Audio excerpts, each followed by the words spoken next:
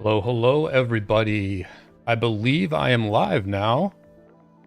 Looks like we are... Yep, looks like we are live, so welcome to everybody as you start popping into this momentous live stream. We are here in Kingsland for one of the biggest KvKs in the history of the game. And I am sharing with you boots on the ground footage from the 60 GT side of things.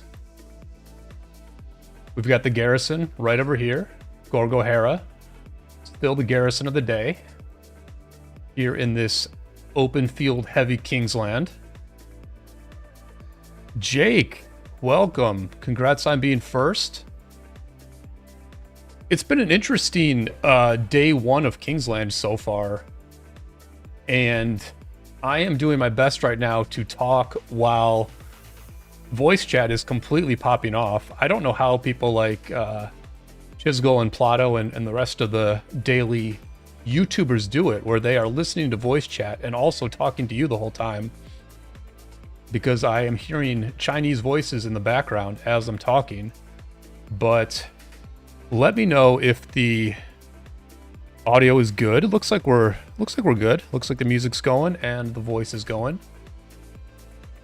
What I have observed so far today is that earlier things were looking rough for 960 at one point, where 60 GT was able to traverse across this this bridge here and essentially bring all their open field all the way across and help out their allies 2377 fight against 1960.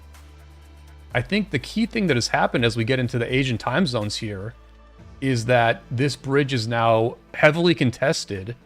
You can see that our allies here from the group of three, they have not been able to burn any of these JST flags, but more important than the JST flags is the fact that they are just blocking the open field from being able to traverse to the right and help out 2377. And what that has led to now is 1960 being on the offensive. You can see that there are many 2377 flags that are burning. This one just healed, so I would imagine our focus is going to be on this flag very soon. But all these other flags are burning, even all the way over here. And, you know, this is going to be interesting. Looks like AO77 just managed to get a teleport in there. And my mouse pad is already falling off my desk, so...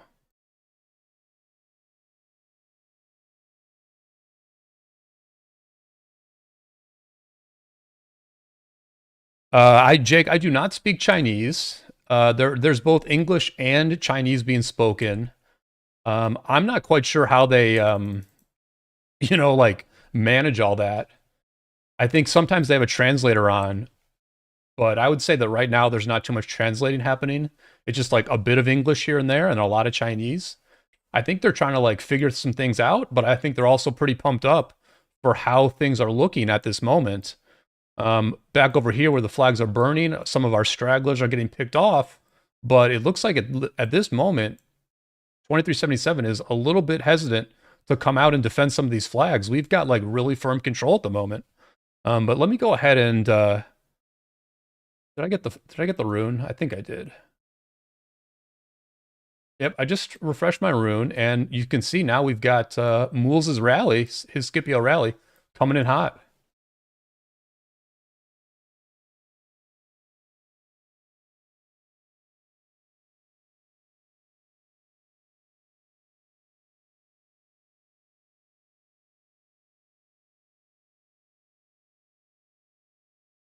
And my double C got picked off on the way home. Not a big deal.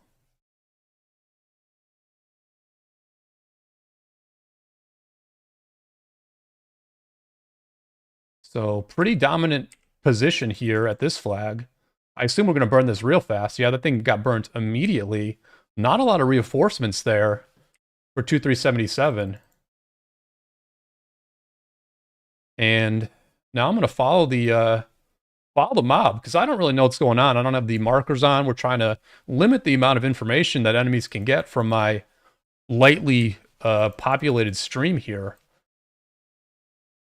But looks like we might be able to get a bit of a pincer move here if we can get here fast enough.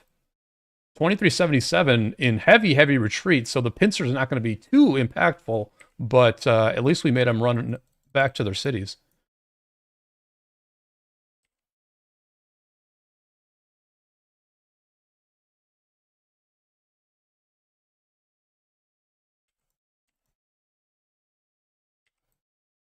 So yeah, definitely a nice moment here that we are capturing for 1960.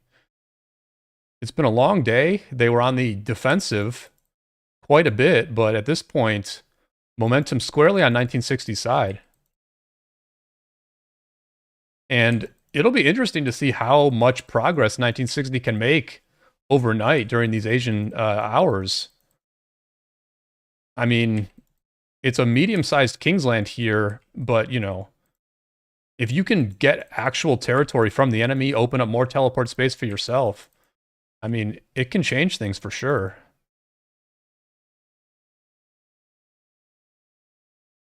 And let's see what if this flag's... Yeah, so this flag is probably going to be next. I was temporarily distracted by these shiny objects over here, known as enemy marches, but let's just stay objective focused. Let's just get this flag down, you know? Jake, you know, they're fine with no delay, so I think as long as I don't show the in-game voice or in-game chat, I mean, I guess I'm showing a little bit of it here, but I'm blocking most of it. And you know, not sharing the voice chat and not sharing the markers. Sharing the markers is the big one. It's like kind of tough to know what's going on, but yeah, we'll figure it out. Let me see if I can let me see if I can be reminded by ChatGPT how I increase the font size. All right, well, so here's the rally coming in. I didn't get to see who is the rally. Oh, there it is. It's a Zoog rally. YY. YY, one of the players that I recognize as one of their main Osiris League leaders. I wouldn't be surprised if YY is one of the Chinese voices I'm hearing right now.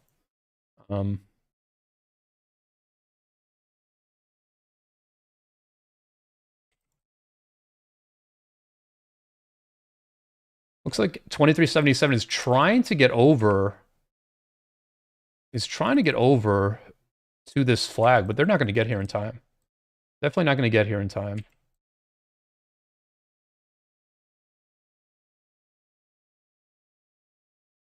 Looks like there's a few swarmers here. And there we go. It's another burn. Another burn. And I'm just trying to figure out where people are going now.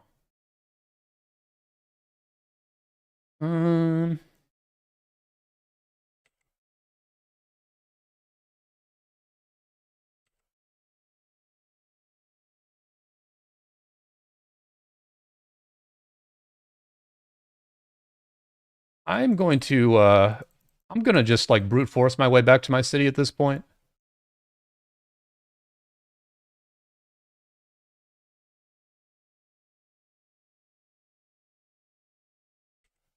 Yeah, so I mean, we've pretty much got everything burning right now. And there's going to be some degree of backflagging that GV77 can do. But the way it feels to me right now, by the way, shout out to Hulky here at the front line. I've been seeing Hulky at the front line all day. Shout out to my old friend Hulky here.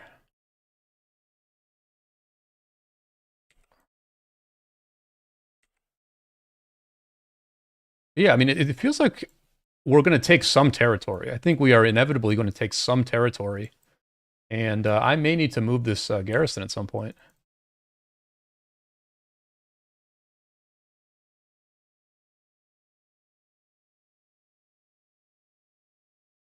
I'm kind of like switching back and forth between having quick command on and not. The reason I'm using quick command is because what you can do is you can unclick the attackable targets. And so the big one is the buildings. As long as I'm using quick command and have all of these deselected, I'm never going to hit one of these off territory buildings on the front line. You can see like this Groot, like Groot, for example, who I fought against Groot before in a different kingdom. You know, if I were to accidentally hit Groot City, I would take a bunch of bad deads because he is off territory and he's essentially baiting us to hit him. But so that's why I've got quick command turned on. And let me go ahead and share this stream out. Do throw a like on the stream if you're enjoying this content. That is a great way to support this action and get more people in here.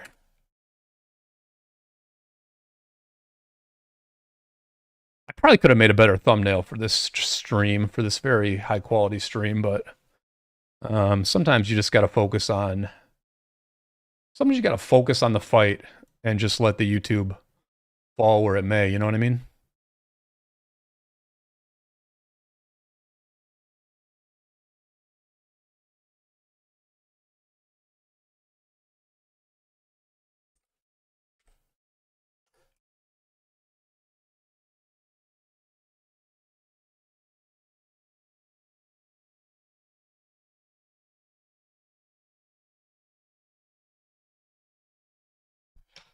All right, looks like the numbers are ticking up nicely. So I do appreciate that. What'd they do? Oh, okay. Final burn here. Final burn on this flag. We'll see if they muster a defense. So let's see. We've got this flag here. And yeah, we'll definitely take some territory here because if they were going to build any back flags, if they could build any back flags, they would have already done it. So this will be interesting. This is going to be interesting, actually. I don't know if they're going to ask me to bring my garrison forward or what. We're ready for it, though. We're ready for it.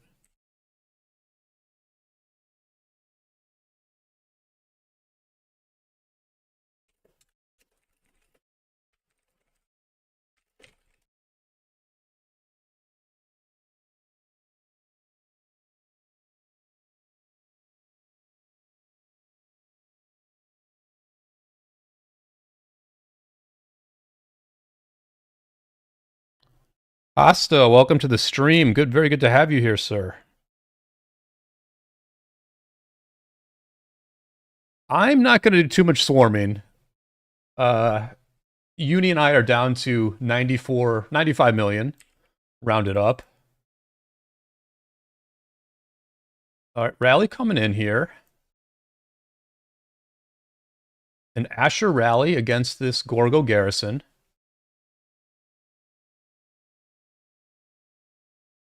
And now the rally, or now the swarm is also kicking off here.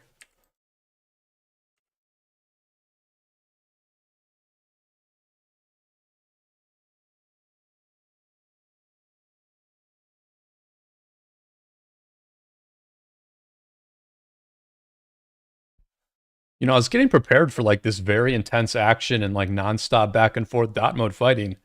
But so far it's been pretty chill. We've just been able to watch some very easy burns.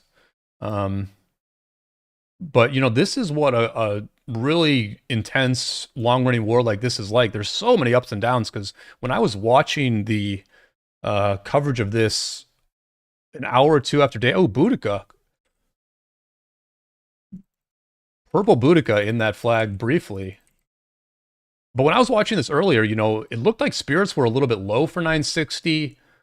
They kept having to deal with JST rotating over, and they were getting burned in a lot of places. I think probably some of this territory, I think a little bit of territory has been lost, but I could be wrong.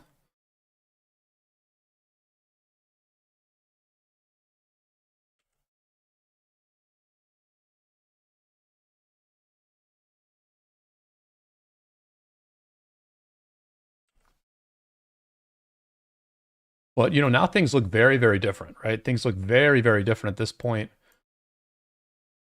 Let's take a look at the other side of this, though.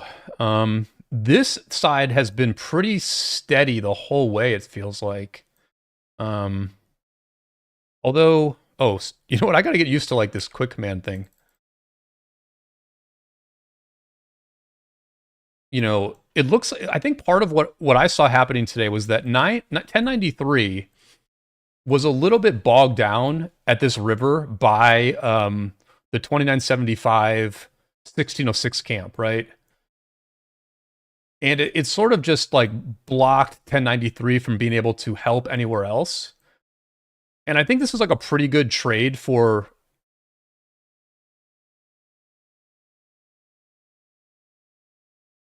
I think that's a pretty good trade for the enemy side, right? Is keeping 1093 locked down and then allowing 365 to possibly lean on us. And that worked for a number of hours today, but at this point it's looking a little bit different. And I mean, honestly, like the lack of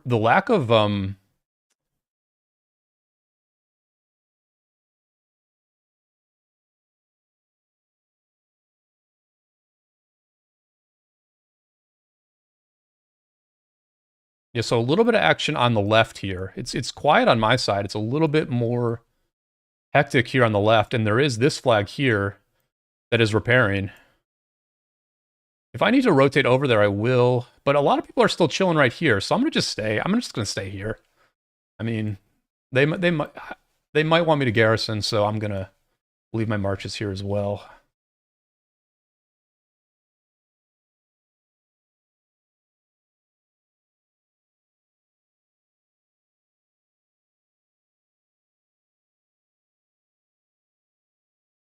Now it's almost like the opposite of earlier. Now what's happened is that the enemy is bogged down here. The enemy is bogged down here in the middle. And then we're on the offense over here on the right. This has definitely been the side where the territory has changed the most, without question. And look at this flag that's right here on the front line, near Andre's city and Don Eng. Addie Lloyd's Attila Subutai rally here. A bit of enemy resistance over here on the left, for sure, but at the moment, not enough.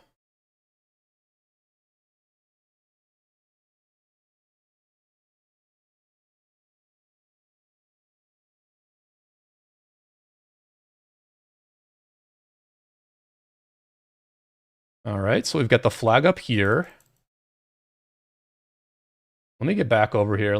Sorry I'm missing this. I just don't want to miss anything I need to do.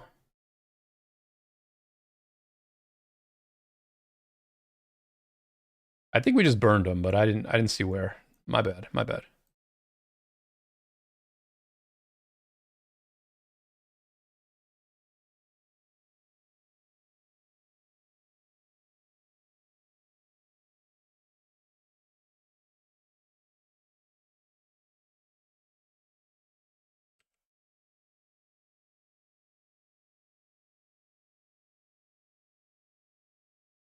I'm just going to babysit this flag while it's building, you know, 17 minutes. We might as well have some degree of babysitting here. And as I do that, I can show you guys the footage of what else is happening.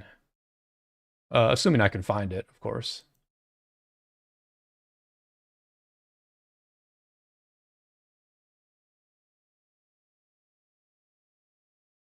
I'm gonna mark this corridor for myself.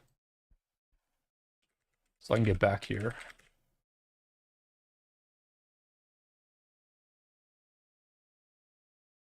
So what do we have to burn over here? Yeah, so we did burn this flag. I could tell from voice that we had burned this thing. This flag's about to go. This is going to be an interesting spot here. Boy, are they going to lose a ton of territory here? It sort of looks like it, huh?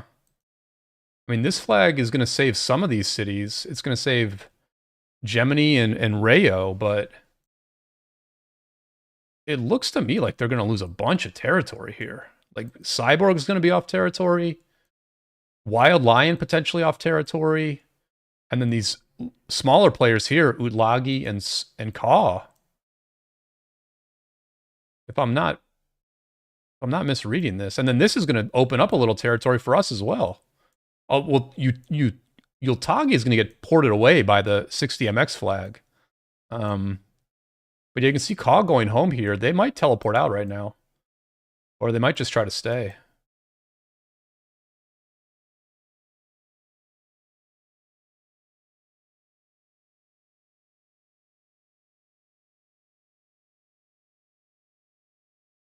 And let me be right back. I need to grab some water.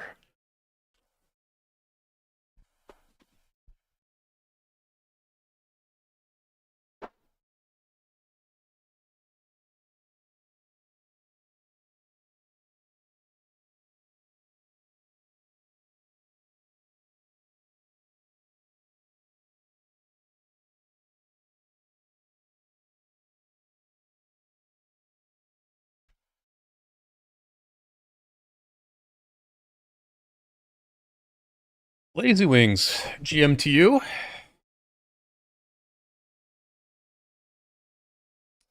How are things with you, Lazy? What kingdom are you in these days?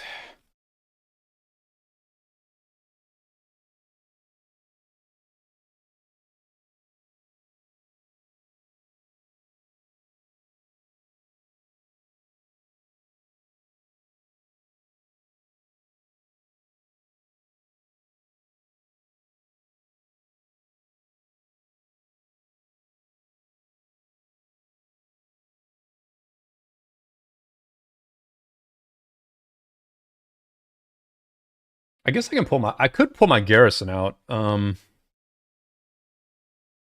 you retired from Rock. Gotcha, gotcha.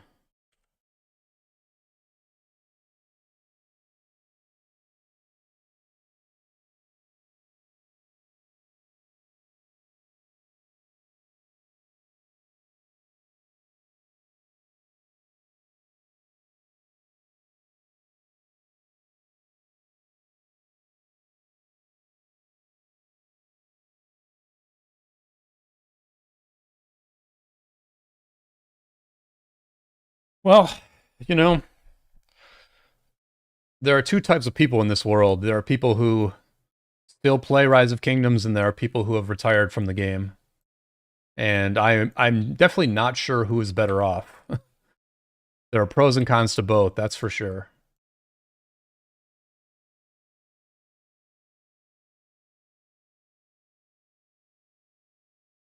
Looks like we just lost a flag somewhere. Let's see where this was. Oh, right over here. Yeah, we're trying to build. We're trying to build where like Wild Lion City is, Cyborg City is. If and when we can get this flag down, they will get teleported away.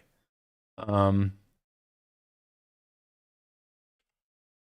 you can see why I'm rotating over here, because obviously, as much as you know, as much as you want to babysit this flag, it looks like it's fine, and this is like a pretty big spot right here. To be honest, getting this flag down would be very, very big.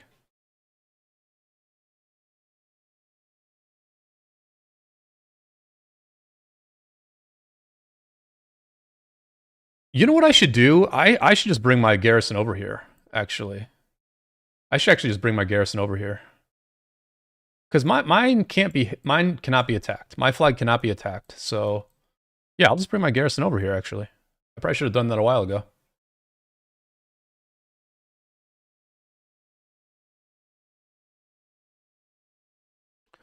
Um, 3, no, I have never been in 1156. I was in 1159. My original kingdom was basically 1159, and my first 4 KvKs were in 1159.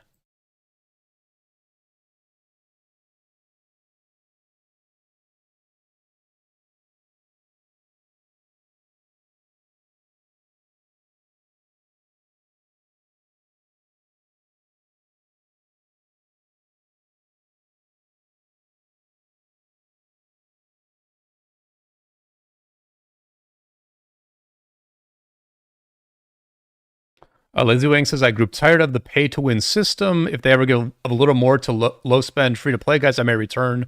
But for now, I don't think it is worth my time. You know, it's interesting, Lazy. I think they've given a little bit to low spending people. Obviously, we had the commander swap a few months ago, which was like a huge gift to low spending players. We've got higher level barbs in the home kingdom, which is like really good for barb chainers.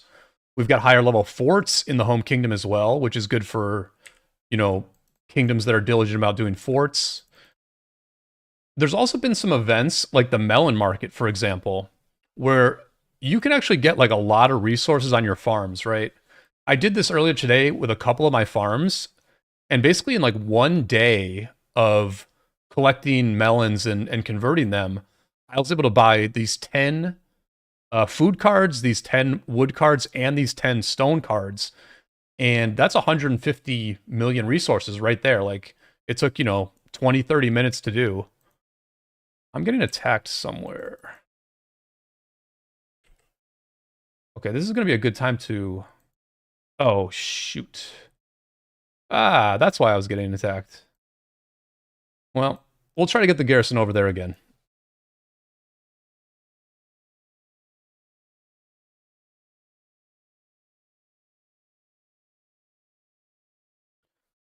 So I think they're doing a few things to help free-to-play players. They've been doing alliance mobilization more often.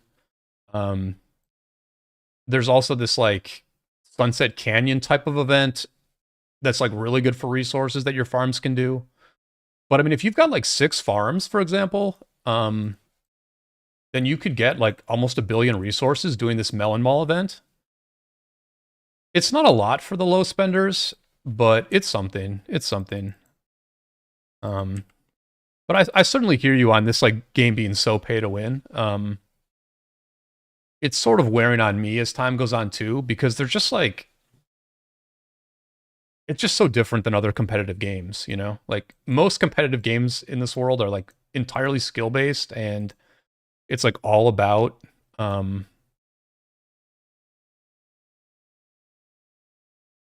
it's all about like how good you are at the game. And then this game is just so different. This game is so different where there is skill to the game, especially from a leadership perspective, but you know, spending essentially means that like the top players and the top teams in this game are just like so they're such different types of people than in other games. Like in this game, essentially the best players are like very successful business people who have a lot of money. And that's just like so different than like the competitive games that most of us have played all our lives. And it's certainly been interesting to play this game for as long as I have, and I've really enjoyed it. But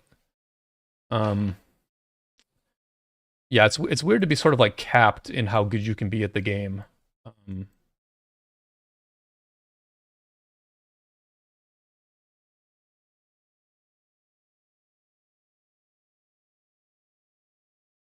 3, yeah, so that's cool. You were the 2-bar alliance. I don't think that was 159. What happened to 159 is that basically everyone left. Like, the kingdom fell apart, and a Chinese player named Jay Feng, he became king, and he's just kept it as like a very, very small, mostly Chinese kingdom ever since.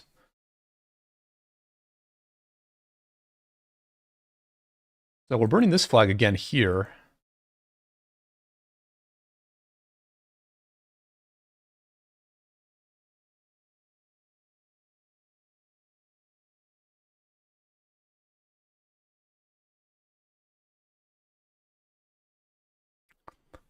Lazy says it's mostly the crystal tech system that I disagree with.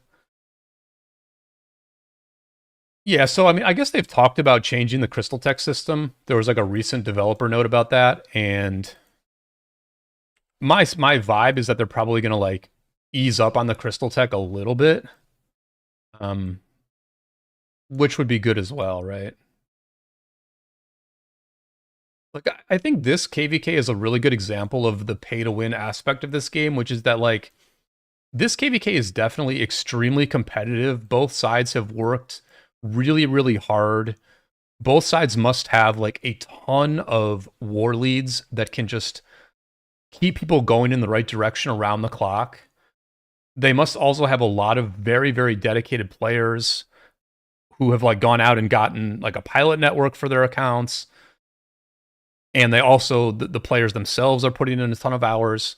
I mean, like a ton of effort and a ton of skill has gone into this war. But like at the same time, you have to realize that like basically every single account in this KvK had to spend, or at least for these like Imperium kingdoms, like every account had to spend at least $1,000, if not like $2,000 to $3,000, to just get the resources they need to fight for this long. And so it's like if you don't have a team that with a bunch of people who are all spending $2,000, $3,000, $4,000, $5,000 per KvK, then like it's impossible for you to compete at this level, right? Which is just weird. It's just weird for a very competitive game like that, like this, or it's weird for any competitive game to be just so pay to win like that. Like it's skill based, but it's also pay to win. It's just like kind of like this weird thing. And it is what it is, and we've all known that this is what it is. But like when you've played it for as long as I have, at a certain point you're sort of like you're just like, okay, like this is what the game is now. Like you just have to spend a bunch of money. You have to like recruit people who spend a lot of money. I don't know. I go back and forth with it basically. I'm not being very clear about what I feel about it because I don't know what I feel about it. When I'm burnt out on the game, I'm like, oh, this is silly. Why am I still playing this? Why don't I go just play some MMO where I can have a lot more skill expression than I have in this game? And then when I'm into the game, like right now, where like this war is like very fun and stuff,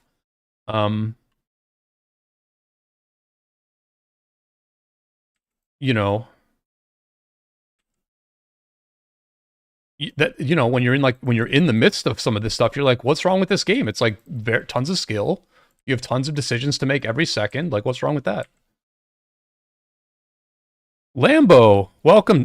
Good to have you here, Lambo. Lambo says, I've said this before, we'll say it again. Give a limited number of crystals for the highest level forts, barbs, and home kingdom. Grinders FDP can grind and get a jump start on KvK. Yeah, that's definitely like an interesting comment, Lambo, because I think what the meta is now, right, is that you save up your AP and then you use all that AP early on in these KvKs so you can get a bunch of crystal tech for like the zone 5 fight, right? And the thing that's burnt me out a little bit on the game recently is just realizing that like people are using pilots to kill barbs for them, right? So like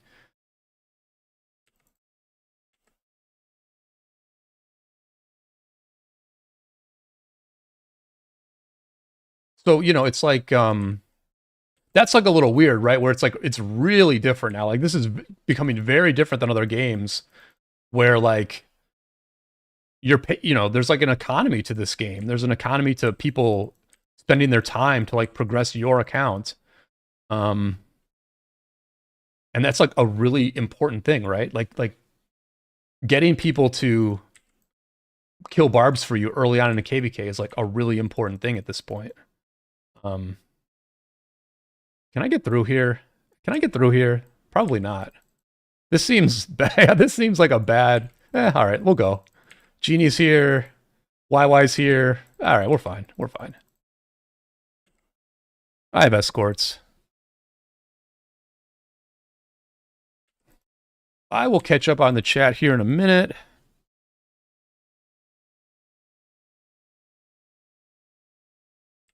Yeah, I think getting a little bit of a head start on Crystal Tech would be pretty cool. But, like, we're at least halfway there, right? I love the fact that there are higher level barbs in the home kingdom. I was actually chaining barbs, like, pretty much all day today on my account. And I was doing it for that 7K gem quest we've got. But, like, basically now you can chain barbs whenever you have time, right? Like, I was super busy for the last 2 weeks, barely played. Today I had the day off, and I just chained barbs all day. So like at least we have the ability now to chain when we have time, and we're not like fully time gated by having to chain only in Lost Kingdom. Um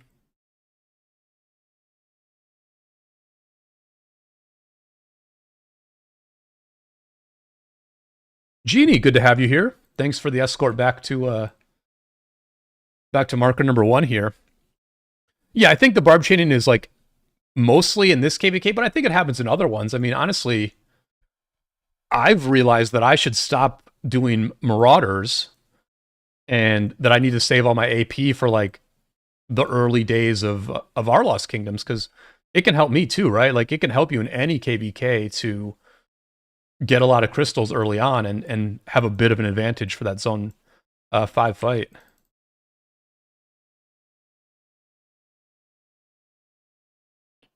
Let's see here. So Piltong's there. Let me get this Gorgo up a little bit closer in case they want to use my Gorgo here. I mean, maybe they want Hera. I don't know. It's pretty mixed, but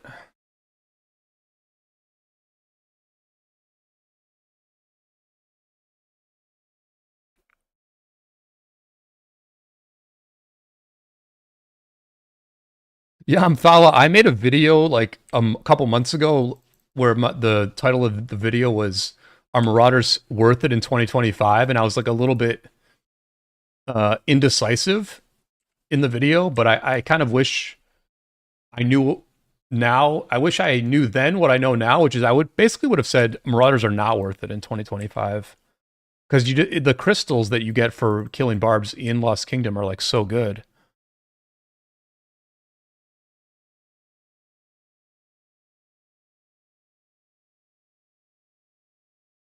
The thing is, I just think the people in this KvK got their money's worth, and so like it's very unlikely to see much changing in the near future because I mean, if you have to pay as much as people paid to play in this war, then so be it, I think, because I'm sure this was like a pretty awesome experience for both sides to play in a war this competitive, this close, that's gone on for this long. I mean, I really I haven't been able to follow it too closely because I've been very busy, but my sense is that people are going to look back on this and be like, money well spent. This was epic. We're going to remember this one forever. And for whichever side wins, they're going to be like deeply, deeply satisfied that they put in this much effort and then got probably what will go down as the biggest win in the history of the game. Thal says, Marauders are definitely high value, but chaining in KvK puts you up 500k crystals a day, which is a big difference. I mean, 500k crystals a day is a lot of chaining for sure. I always felt like if I chained pretty diligently, you know, going into like the zone 5 fight, I might get like one extra skill, right? You know, instead of being like level 8 on my cavalry attack, I might be level 9 instead, something like that. But I mean, if you can get 500k crystals a day, that's pretty sick. I don't know if I should be going in on this. Obviously now I shouldn't go in, but I'm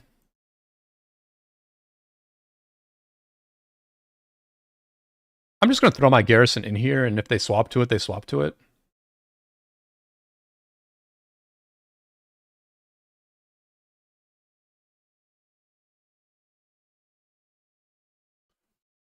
Yeah, there's a bunch of good chaining commanders now. I was like trying to think who my third chaining march should be, so I went back to my own video from a month ago and looked at like the tier list I made, and I was like, oh, I ranked Zenobia like really high. I ranked Zenobia as an A tier chaining commander, and then I used Xeno YSS or YSG as my third chaining march, and honestly, it's been doing awesome. It's been out there all day.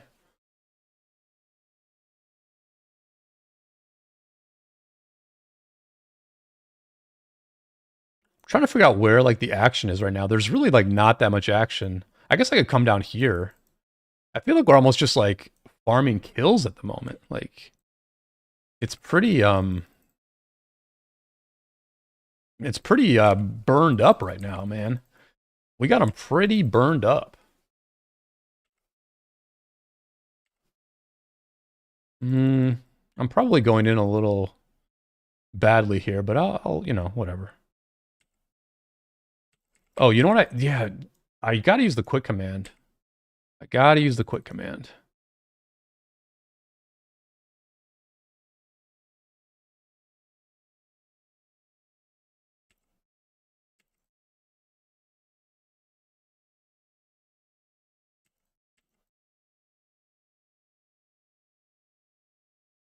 I'm being defensive just because I don't know what my hospital status is. I haven't, like... In all honesty, I haven't healed since I got here, so... I checked the hospital. Yeah. Alright.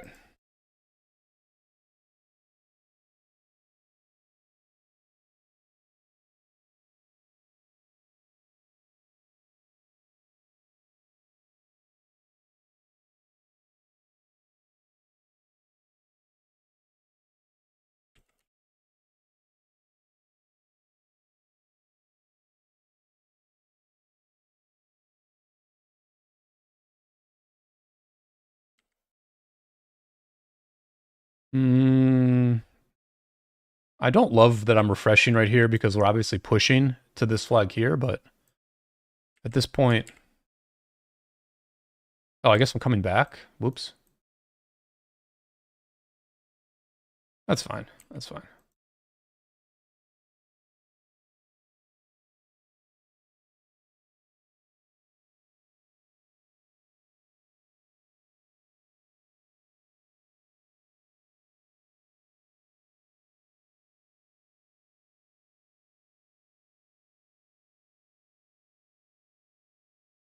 Alright, rally coming in. Raish's Asher rally. Who's hitting me? I believe this is the last burn on this flag. Yep, last burn here. The swarm is now on here. Full swarm, melting this Gorgo. And that flag is going down as well. Hulky will need to teleport out. Let's see what else. What else is... I mean, we're taking some friggin' territory here, man. We are taking some territory. I am going to move this garrison again because we are going to be building new flags soon. And I might as well get ready with one of those new flags.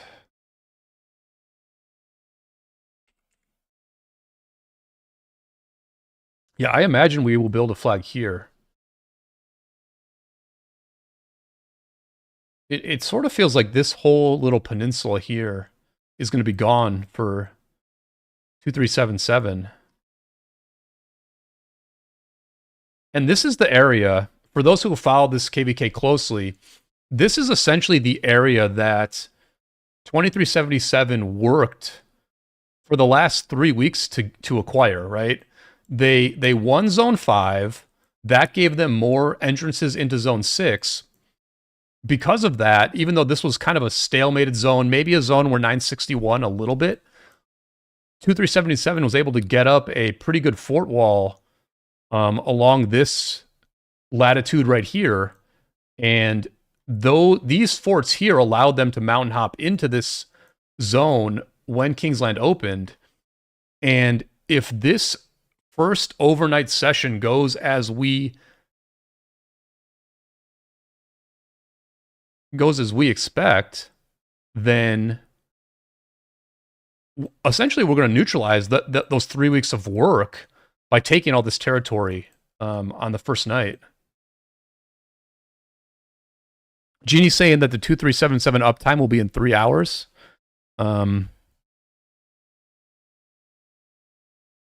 Yeah, so that's going to be the big thing, right? Is when 2377 can sort of like turn this thing to where they can defend their own flags. And at that point, you know, morale can shift and a lot can change.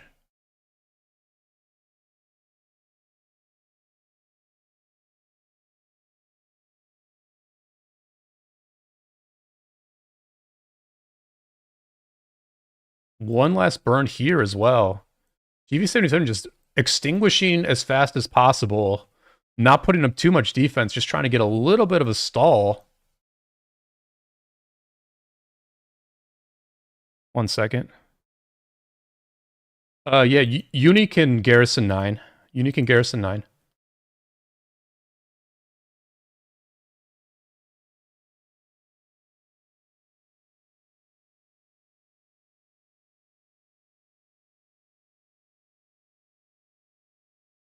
Yeah, number 9's a city right now.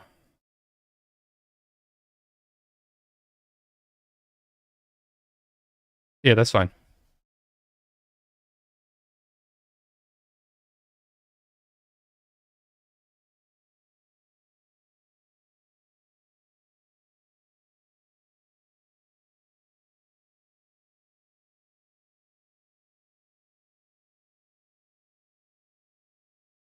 Yeah, I'm just sitting in 18 right now.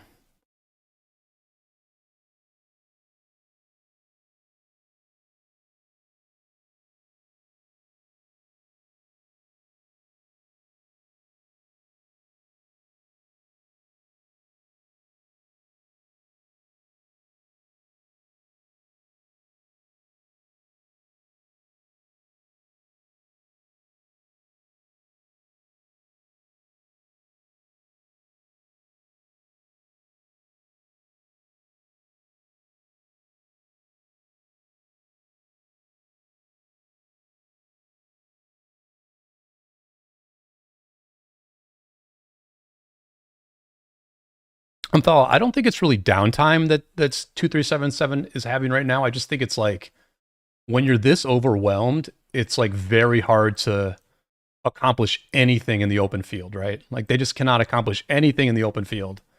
And so like it's just hard to do anything. Like they probably have, I would bet that they have like 70 people online, I would bet.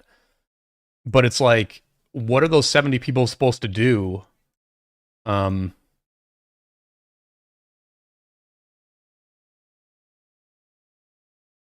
when, when like every time they form a ball, we're probably just going to overrun it. But to be fair, if they do have like 70 people online, then they should just be organized and have a war lead trying to move their ball in a way that like disrupts us at least, right? Like this ball here, for example, is like not doing anything, right? We're just like babysitting this area. At the very least, you could ball up and like crush that ball, and then maybe you're able to rotate over here and do something over here, maybe. But I don't know. I haven't watched this or fought in this KvK closely enough to know if like downtime has really been a thing. Yeah. Yeah, I mean it's very interesting, like normally in these Imperium KvKs, you don't even think about teams being drained. You don't really think that like running out of speed ups or running out of resources could even be a factor. But this thing has gone on for so long. The fighting has been intense for so long that that it starts to become a factor even for these like very well capitalized accounts. Um, so it could be like if a team is running out of resources, it's just going to show up very slowly. It's going to show up gradually where like 10 players can no longer fight, and then the next day 30 players can no longer fight. And at that point, it is over, but it's like not going to be over in a way that's announced. You're just going to sort of like realize it after the fact that like, oh, these people ran out of resources, which is why they're not in the field. I don't know if that's what's happening now or not. This is interesting. Hulky, bro, I would be rallying this city. I'd be rallying this city.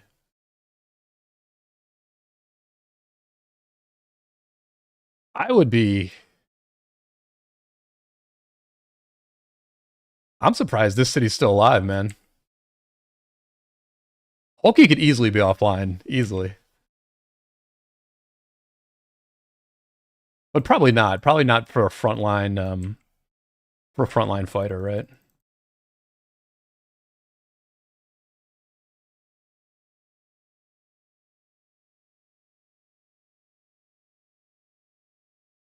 Can I? It looks like it's been bogged down basically all day. It looks like they're still at a stalemate at the river.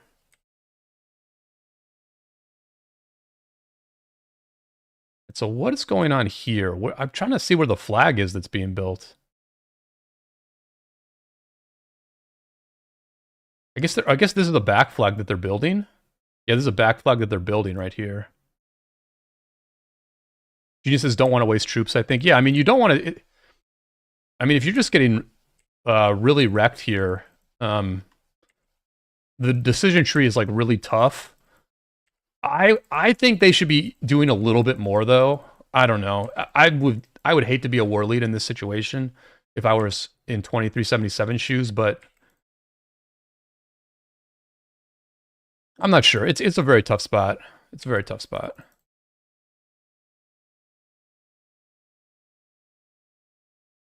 I mean, to be fair, I have no idea like what I'm doing right now. I'm just like standing here getting about to get wrecked, but that's fine.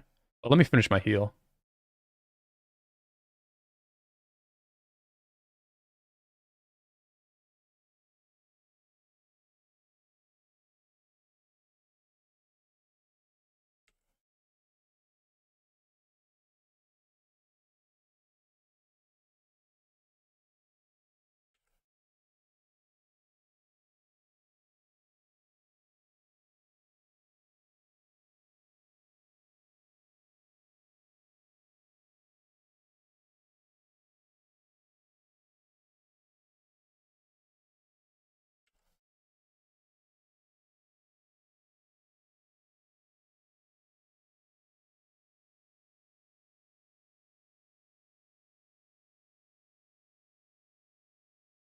Genie says there's no time to rally players.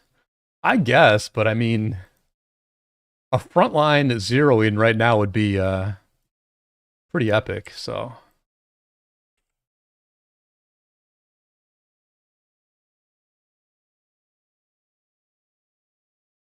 looks like a quick swarm here on this flag. Looks like it. Oh, this flag just got probably just got finished. Instant burn here. Let's see if we can get some kills here.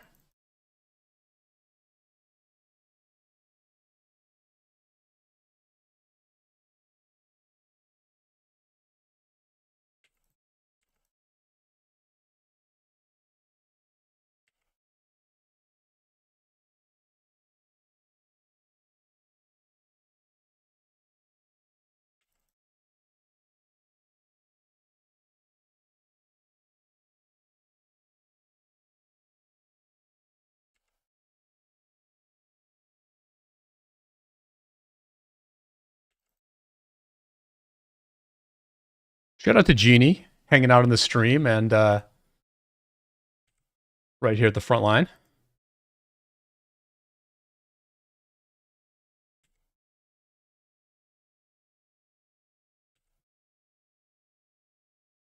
Genie, how are you doing on the Autark standing? Let's take a look. Let's take a look at the top 10 Autark standings here as soon as I'm out of... Oh, whoops.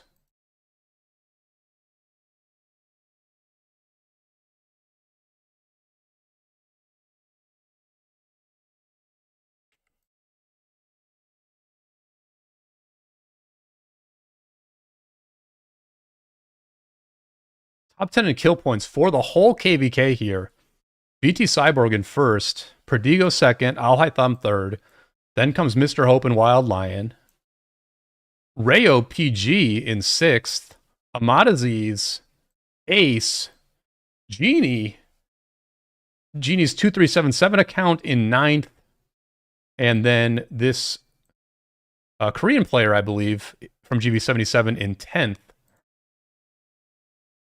Ethan, thank you for subscribing. Appreciate it.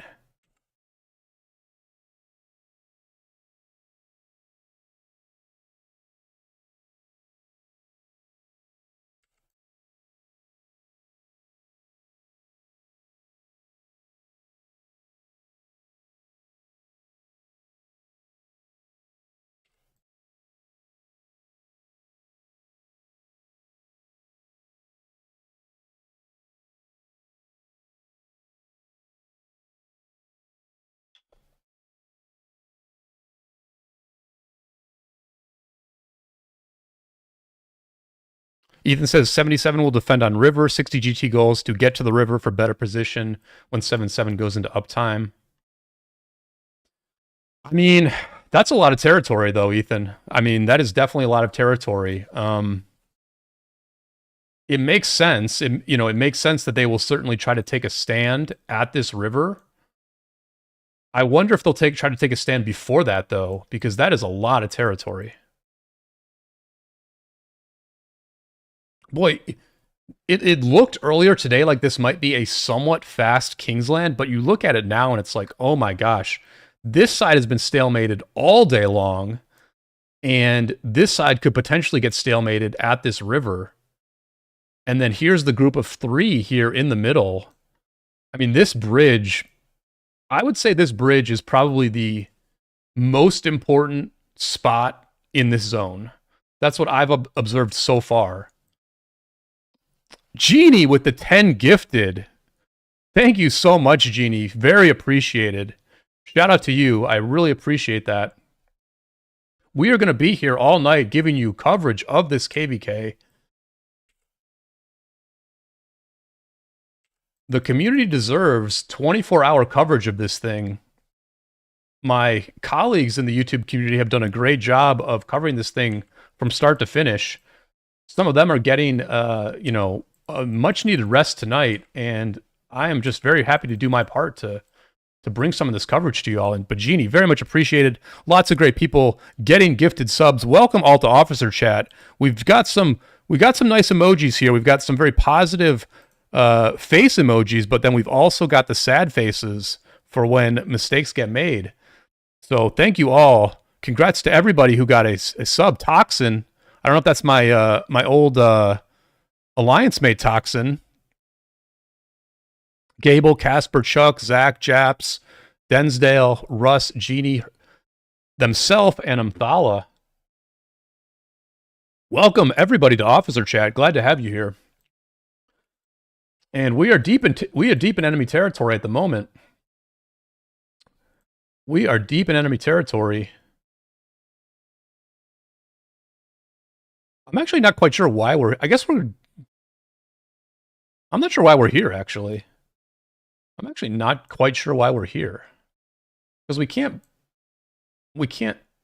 Oh, it's because this flag will soon touch this flag. That's basically what's going on.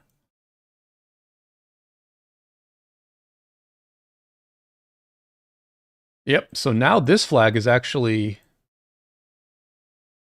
or maybe not. Why can't we touch this one? Oh, no. Yeah, why can't we touch this one? Oh, we're waiting for this one to burn out. Never mind. My bad. Chisgul here. Chisgul getting up very early this morning to do some fighting.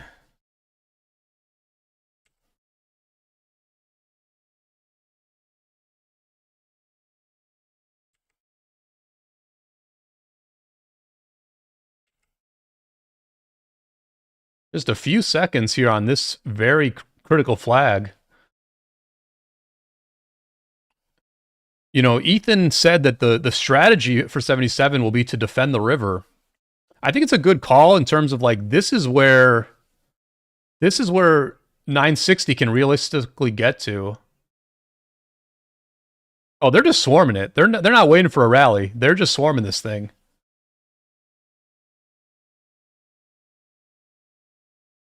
And that Gorgo's going down fast.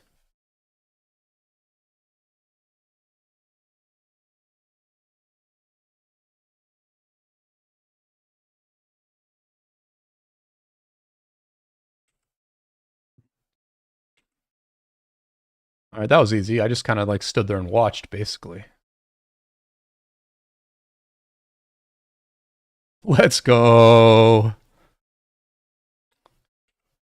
Yeah, AV, I can give you a little bit of a map update. The dynamic portion of the map at the moment is here on the right side, where 60 GT has been successfully burning 2377 flags. A number of 2377 flags have already gone down, and you can see that this entire front line is burning as we just go all the way across. All the way across, all these flags are burning. And the reason that has happened is because JST has no longer been able to rotate over and help in the field with the fight here on the right, because here in the middle at this critical bridge, the group of three coalition, the middle camp on our allied side, they at this point have a decent amount of open field control. They have not been able to burn JST flags. I don't think this flag has been burnt since I started watching this earlier today, but they have open field control, and so JST cannot do anything except fight the group of three here in the middle. And that is what has really opened things up for 960 along this eastern front. Over here on the western side of the zone, it remains a pretty stalemated situation. You can see that 1606 flag here is at half health. The 1093 flags look pretty yeah, they're pretty much full health, although this one is burning at the moment. This very hard to defend flag here is burning, which is relevant, I would say. So, you know, yeah, this has been a pretty stalemated front all day. And this is like kind of a famous part of the zone, I would say. Like, for people who've watched a lot of Siege of Orleans, Kingslands, this river, maybe one of the maybe the most famous river in Rise of Kingdoms here. We've just seen so many KvKs get stalemated at this river for so long, and when one side starts to make progress at this western side river, that means that one side really does have the advantage over the other. Because, I mean, it's just pretty easy to stalemate things here. White says a draining war. Yeah, it's starting to feel that way. It's starting to feel that way. I mean, it's worth noting that 60 GT didn't have a ton of territory when Kingsland opened. You know, like where we are right now, we didn't have this territory when the zone opened, because 2377 could just mountain hop over here. So this might be like a super long Kingsland where one side eventually gets drained, but 1960 is making progress. I mean, like, we're definitely making progress. So I don't know. It might be a draining war. If the most, this is like the most like well-resourced KvK that has ever existed. Like the people probably came into this KvK with more resources and more speed ups than any teams have ever had in the history of the game. So if this thing actually ends up being a draining war, like a war where one side actually does get drained, that would be pretty freaking wild.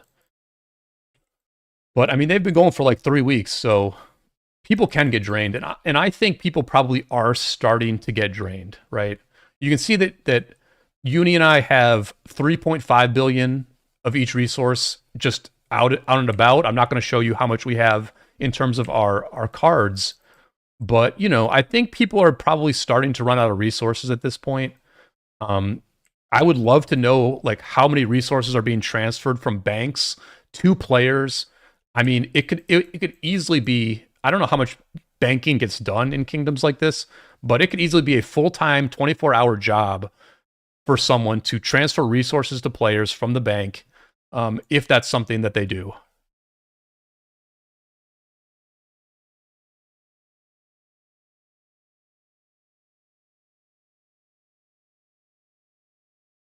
Yeah, but this bridge, man. You know what is really interesting about this bridge is how few ranged marches there are. Like, this will be a pretty great spot for ranged marches to put in some serious work, but we literally see like 2 ranged marches for JST, and it almost looks like there's no more than that for SN41 here. Well, they've got a few more. They've got like 5 or 6, but not a ton of ranged marches. And Val says these KDs don't have banks, lol. Okay, that shows how much I know, yeah. I wasn't sure, but, you know.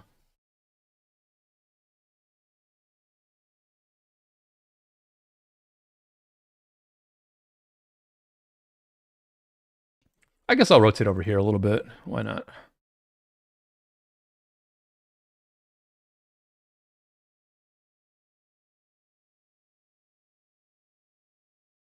Oh, my Gorgo went home. That's what it was.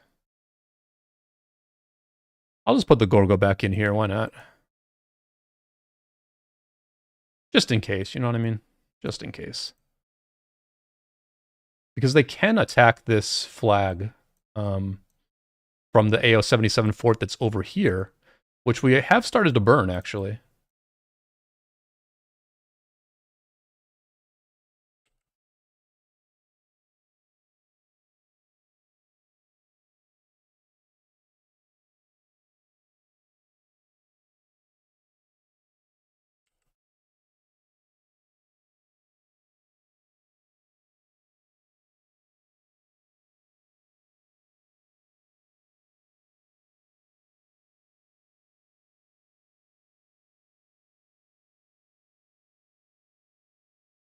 I feel like we can walk them down here, right?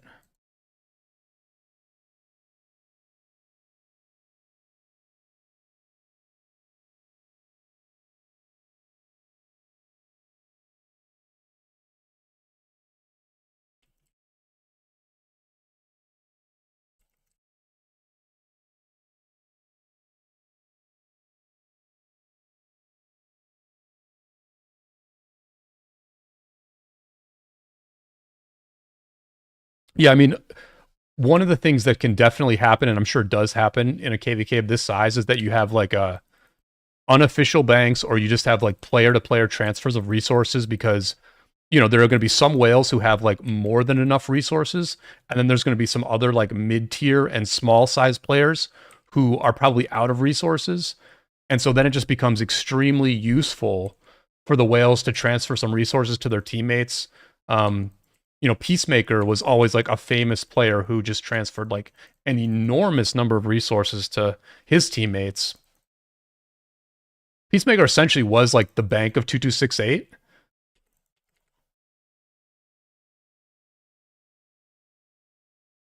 Yeah, I mean, I'm in 9, but I number 1.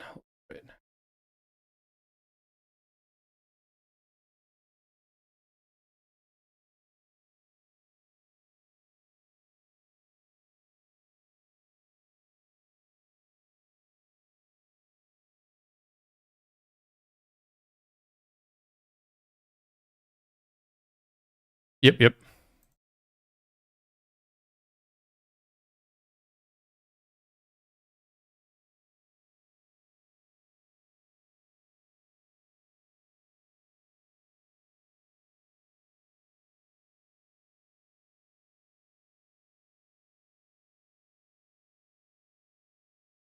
So yeah, I mean, we're progressing here. We're kind of playing hopscotch with them at the moment. We're just gradually hopping one flag at a time. This flag here that we're building and that I am garrisoning, this thing, actually, it's not going to open up anything. It'll open up, what will this open up access to? Probably this flag. It'll probably open up, it might open up access to this flag that they're building here. Their flag has 15 or 10 minutes to go, so they will get their flag done before we do. Looks like Chisgle's out here.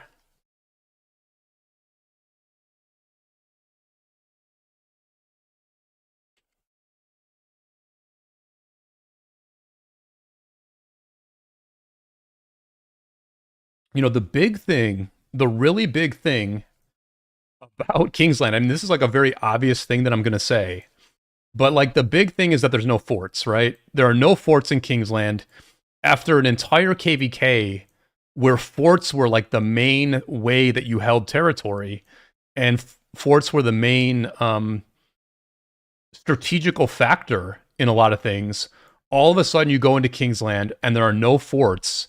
And, you know, this is probably like the fastest progress that 960 has made this entire KvK. I could be wrong about that, but I mean, we're just taking a flag line an hour at the moment as we just get everything on Freeburn. This flag is just getting swarmed over and over again. No rallies are even hitting this flag. It's just getting swarmed over and over.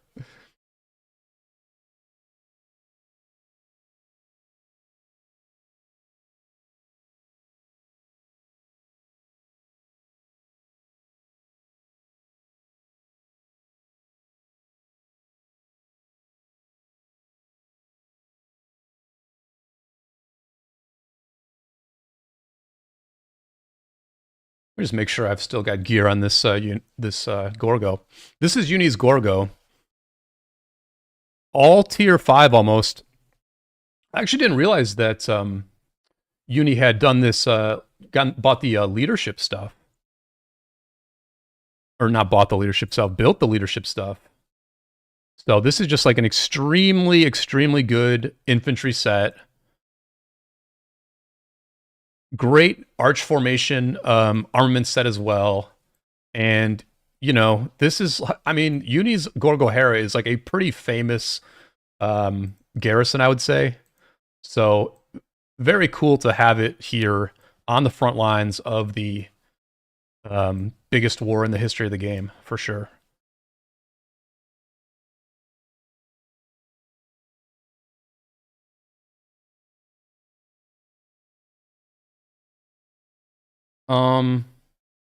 Yeah, no KvK weapon yet. No KvK weapon. Does have the KvK helm at tier 5, but went with the set piece. Kind of interesting choice actually.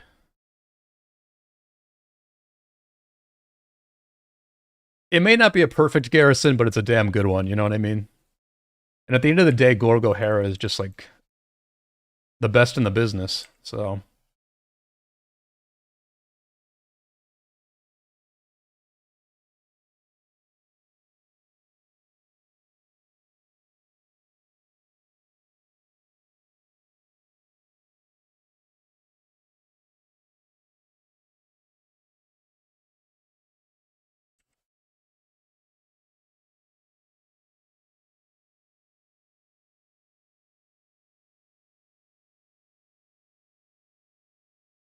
Yeah, White, I'll show you the support skills in a second. I'm going to try to get a couple of kills here, although looks like I missed out.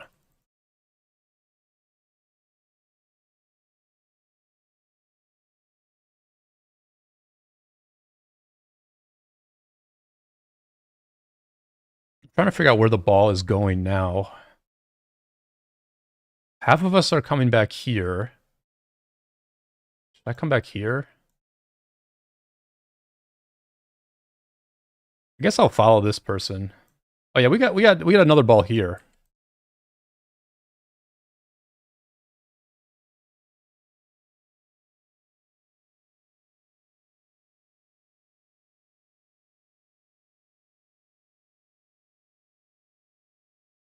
Yeah, this has the marker, so I assume this is where I'm supposed to be.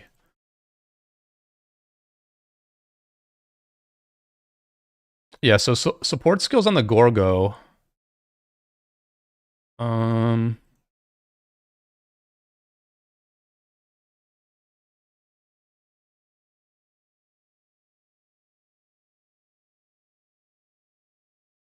Yeah, so here's the Gorgo.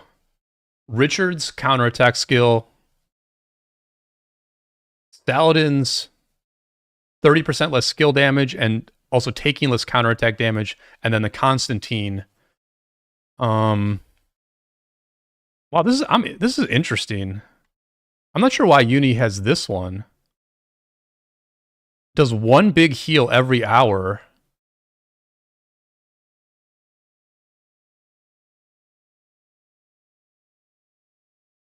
Oh, whenever their troop gains a shield, it takes 40% less skill damage for the next 3 seconds? Okay, so this is like triggering... Heraclius is triggering this 40% less skill damage. So it's essentially... The auxiliary skills are really reducing the skill damage, right? We're like heavy reducing the skill damage, which obviously when you're getting swarmed, which you do get swarmed a lot in Siege of Orleans, you're at least taking a little bit less skill damage.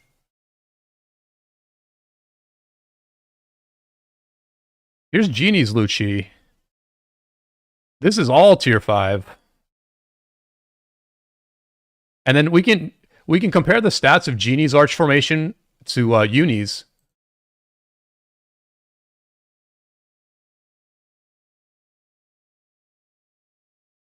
I think Hulky is offline. I'm on the record. I hate to do this to Hulky because he's a friend of mine, but I think Hulky is just straight up offline. But I could be wrong. I'm not tracking the helps. I guess we could track the helps, huh? 102,464.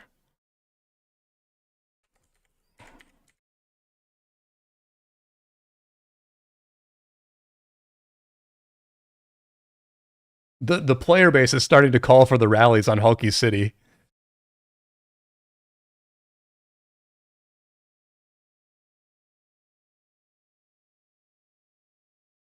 I can't swarm Hulky. I can't swarm Hulky.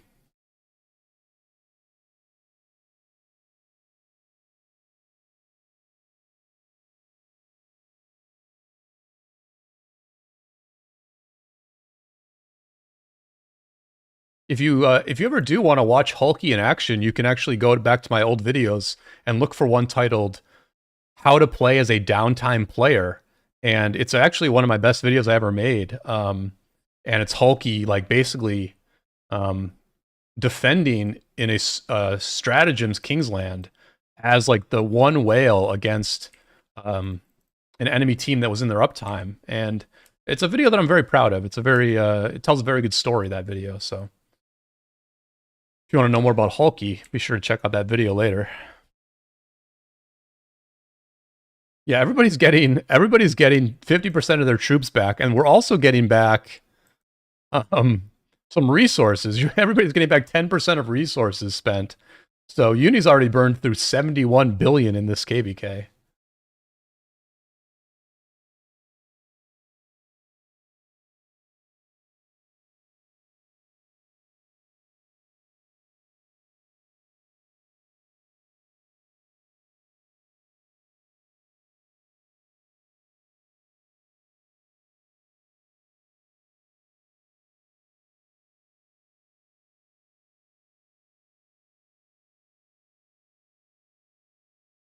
I'm not gonna lie, it's very heavy Chinese talk in Discord. They essentially, switch to English when like they need to communicate something to an English speaking player. So like whenever they've needed to get my attention, I just hear them say uni and say some stuff in English, and I pick up on it. But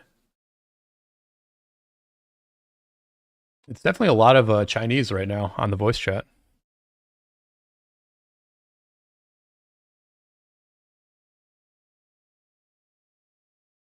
Oh yeah, I mean when this is all said and done, Uni's probably going to end up getting back like about like 9 billion resources. And I think I only went through like 9 billion resources in my last KvK.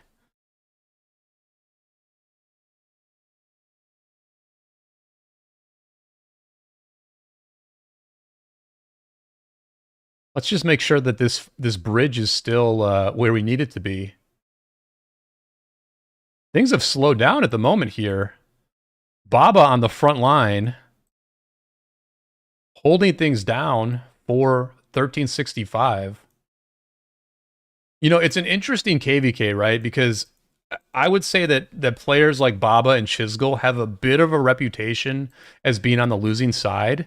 That's nothing to say. That's no commentary on their skill or their level of contribution to their teams. But I mean, for being like the two of the most famous players in the history of the game, I would say Baba and Chisgul both don't have like a great KvK record. And it's been looking so good for them this whole KvK. Like I would say 2377's team has sort of been in the lead the whole time. And you wonder what people like Baba and Chisgul feel when they wake up this morning and see that the tide has turned a little bit. Now, maybe it's only shifted temporarily, but do players like that get just a tinge of doubt that like, oh my gosh, is it going to happen again to us? I don't know.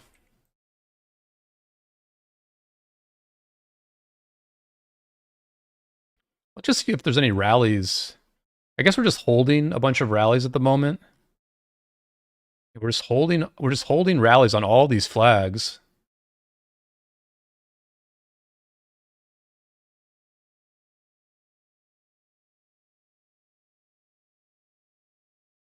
All right, looks like we're pushing down here. All right, we're going into an actual ball, boys. We got an actual fight. We're gonna get some actual KP. Obviously, the streamer and me did not refresh this Huo, so my Huo is at red health, but that's all right. Let me just quickly check where my hospital's at. Yeah, I'm gonna. Uni told me that I should empty hospitals before the fight starts because you can die really quick. But I'm going to dance for a bit. I'm going to dance for a bit, then heal, and then I'll go back in.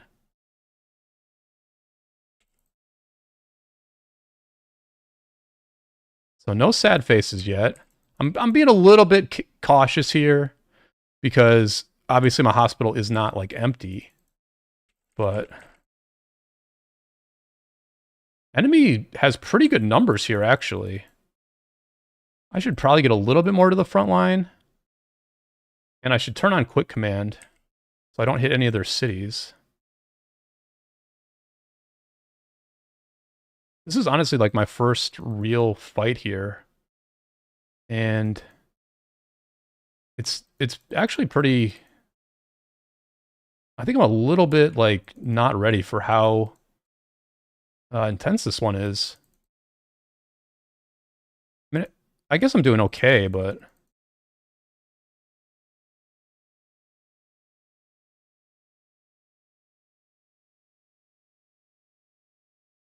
I think I'm just being like very like safe. I'm being a little bit too safe here.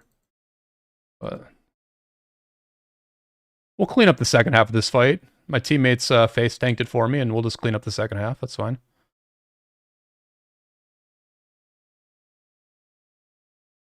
You know, we're trying to just clear this field so we can cleanly burn this flag over here. But, you know, we're already seeing signs of the enemy waking up, right? Like, this is a pretty...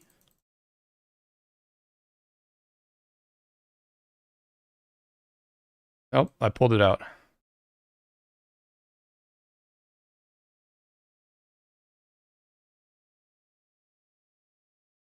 Thank you to whoever on voice told me that my garrison was getting pulled. I don't even know how that thing got pulled. Like, how'd that happen?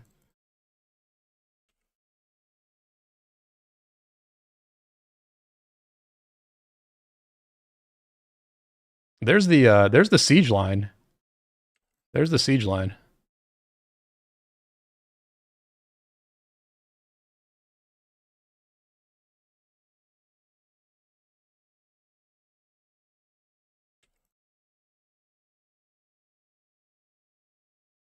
I would love to... I'm going to have to look back on my stream to see how that Gorgo got pulled out. That was pretty weird.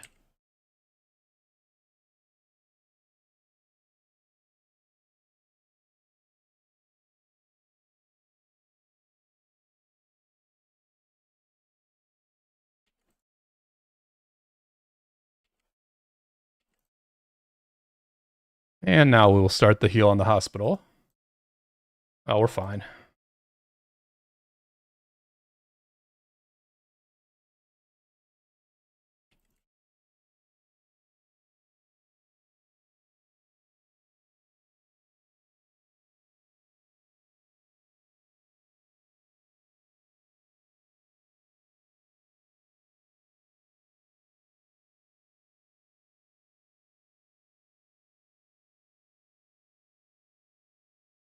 All right, so enemy has definitely been pushed back. We've definitely have the clearance now for this rally to go.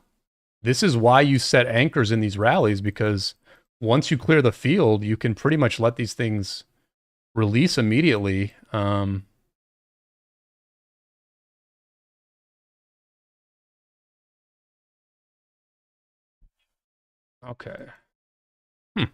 I still don't know why that Gorgo got pulled out.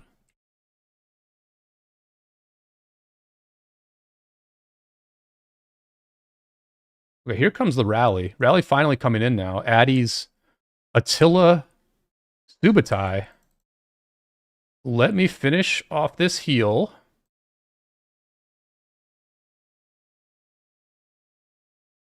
And then we can just get very aggro here.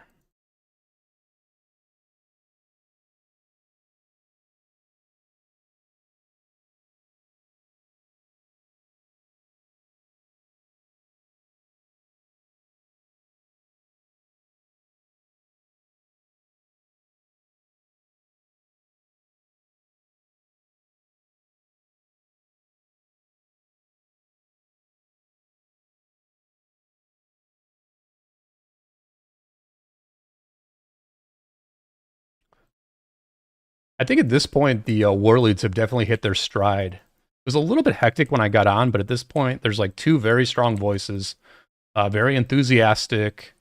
I assume they're being clear. I mean, they're using markers, so like I don't exactly know always what's going on, but you know, I think like the last few minutes, as much as I was a little bit flustered, was basically a very smooth operation by us, as we now really like clear the enemy out.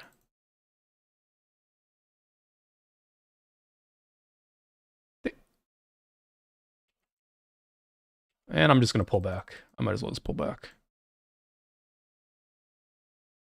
I don't think I did a lot of damage there, to be honest. Yeah, I didn't do very much damage at all. I did like no damage in that fight, to be honest.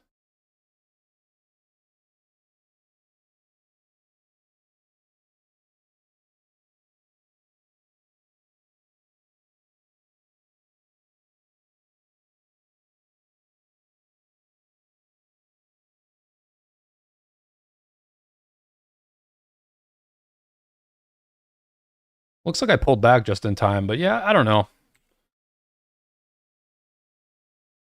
Good fight for the team, not great, not a great fight for Uni. I was like very, very defensive there. I do sort of see the point of like emptying the hospital, so then you're just like not worried about it for the whole fight.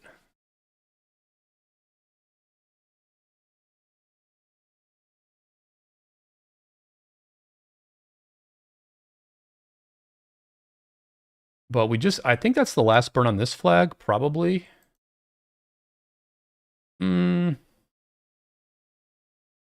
Probably the last burn on that flag.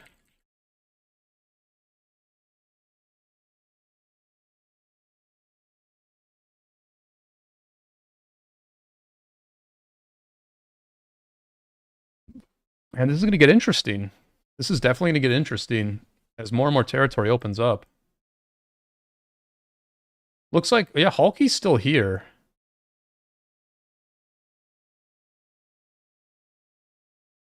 Yeah, Hulky's offline. Hulky's honestly offline. Unless Hulky has run out of... Yeah. I'm surprised we have not zeroed this city yet. I'm actually very surprised by that.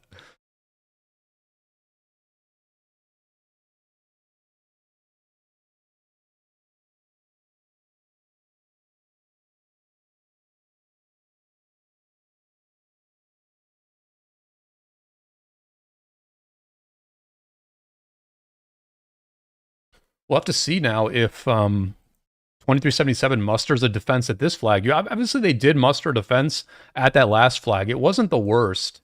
The numbers were not terrible for them, and they are balling up again here. You can see that 2377 now is balling up over and over again. New Jaka, glad to have you here.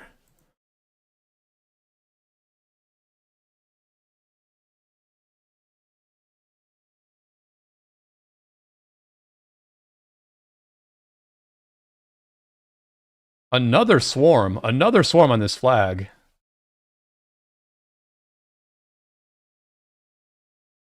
Looks like they might have a couple of farms here. Or at least they've got people who are shielded. Clearly, there's some reinforcements on this flag. Clearly, this flag is getting reinforced a bit here.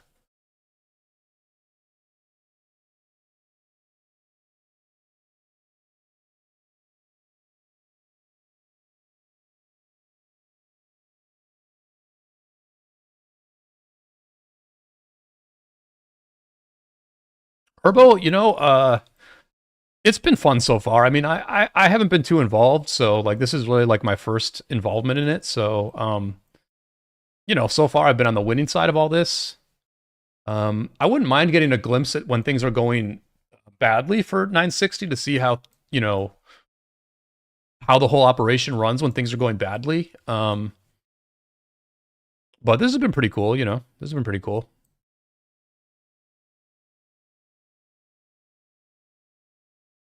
I mean, these overnight hours, man, a lot of times KvKs are won and lost during these overnight hours. This is typically when there's like less people on. Um, so I'm looking forward to just grinding on them tonight. You know what I mean? I am well rested. I can definitely go for many hours here. So I'm just going to grind on him and hopefully do a little bit more damage than I did in that last fight.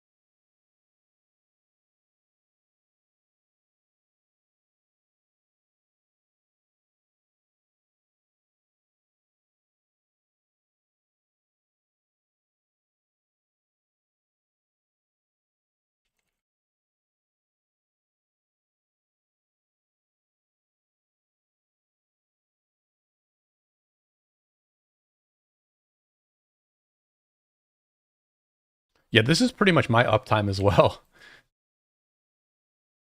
But I've just got like a really messed up sleep schedule, Genie. Um, but you know, yeah, there's like a lot of like, you know, uh, downtime specialists, like Yar, for example. Um, you know, this is like when Yar plays, right? And so Yar is like a super valuable player. Oops, I changed hit the wrong button there. You know, Yar is like a super valuable player in any kingdom he goes to because he's like, this is his uptime, and so he can put in work when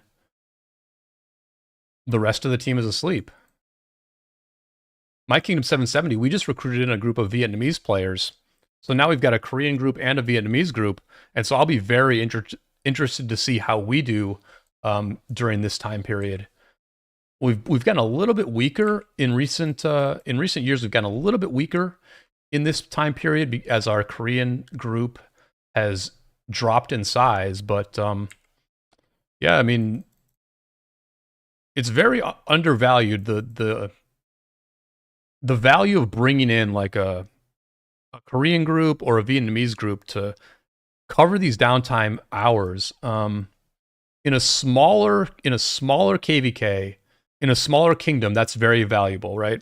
Because in a smaller war, teams don't have enough firepower to just like swarm down flag after flag after flag, right?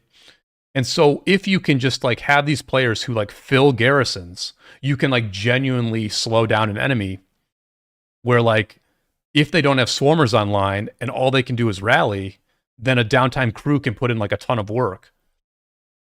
It's like a little bit different here actually. At this moment,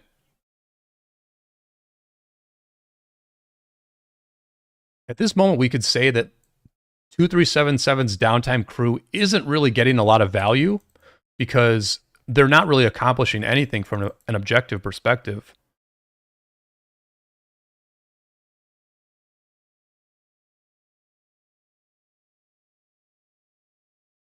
Because like A, this is Orleans, and B, 960 can just swarm everything down, right?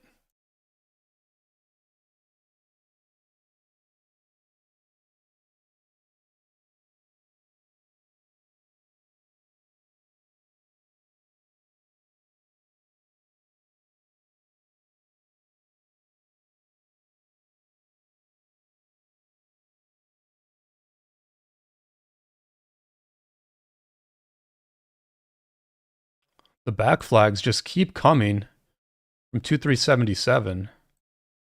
Oh, man. I gotta be honest, man. Quick command is rough for me. Because I love clicking on stuff. But when you turn quick command on, it always sends your marches to wherever that is.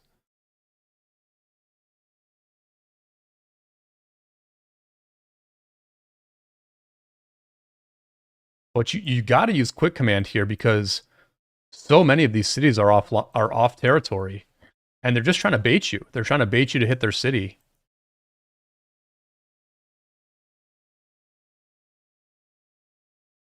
So this flag's about to go. Penny will be off territory. Penny will be off territory here in a couple of minutes. 960 has not really shown an appetite to zero cities that are off territory. Halki has been here for an hour. Halki City has been here for an hour, and we have not touched this thing. Which, far be it from me to chime in about what we should be doing, but I would have zeroed this dude by now.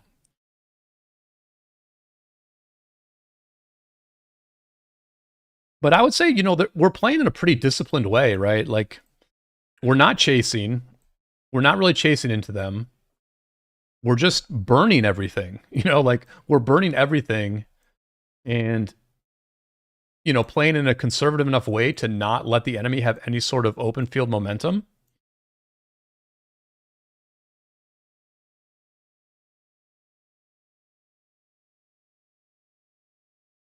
Monsters, thank you for the sub. Appreciate it. Thank you all for all the new subs tonight. Thank you again, Genie, for those 10 gifted. That was awesome.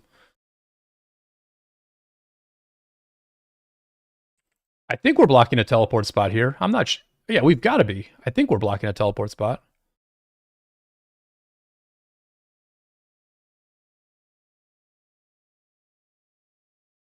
You can see that Mr. Hope here is offline, or off territory. So, like, if you don't use quick command when you're fighting and you accidentally tap Mr. Hope's city, bye-bye, like 500k troops, just like that.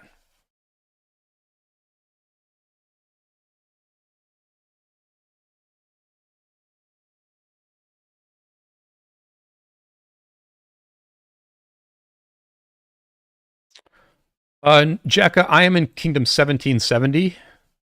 Monster says that Halki is baiting a rally.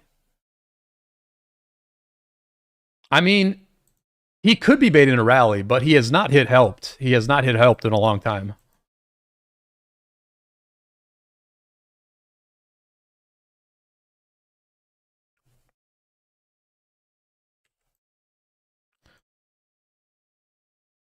So here's the 1093 side. Let's get an update on this very crucial bridge here. So this flag, 1093 is holding this flag. We saw it getting burnt earlier.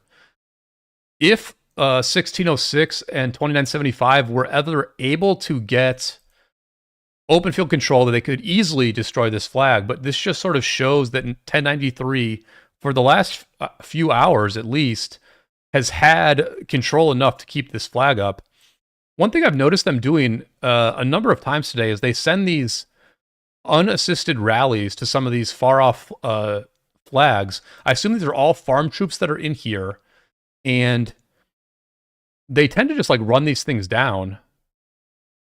From what I watched earlier, they were just running these rallies down to nothing. The enemy was swarming it to a degree.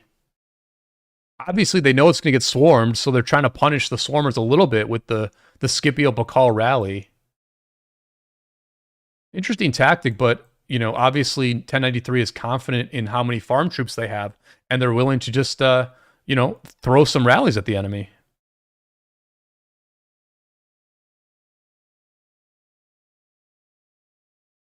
Monster says he's been doing it all KvK. I saw somebody different doing it earlier. I think I saw Monster Moki doing those AFK rallies earlier.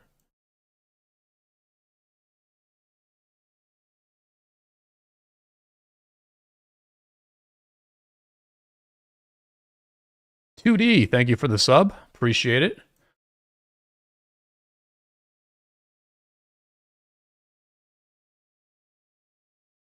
look at this interesting territory here, where it looks like 93 is at least blocking some degree of flagginess here. This is a pretty nice teleport by Nico's farm account there. Now over here, though,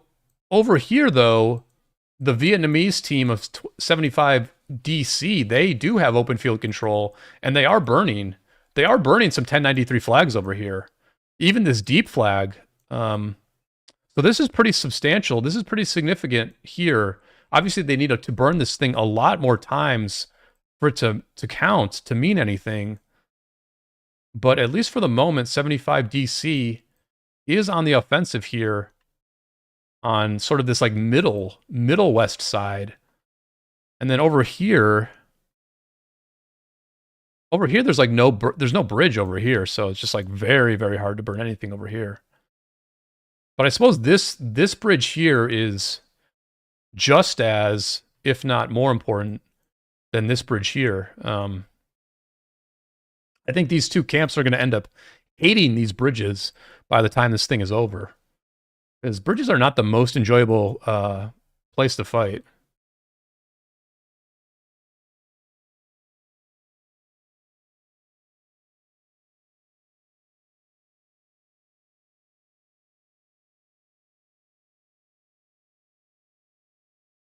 Yeah, I don't know if that's a lucky random, or like it's possible that I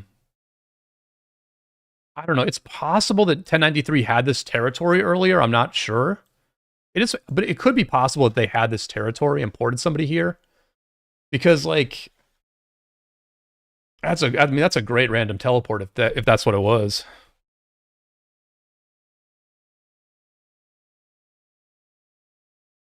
Yeah, so the JST line is here at this bridge. And this thing has been back and forth for a while now. Wow, look at this. This flag finally burnt. The group of 3 has finally burnt this JST flag here. Pretty incredible. Pretty amazing that the traditionally Korean-focused JST, they were more successful during like American prime time than they are during the Asian hours here. Although I believe the group of 3, at least 2941, they are an Asian kingdom. Answer says that's random. They never got territory there. Interesting. Interesting.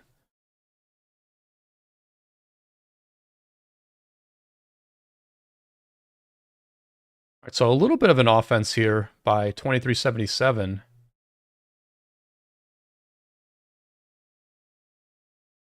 We're just sitting here. We're just chilling. So can we touch this flag?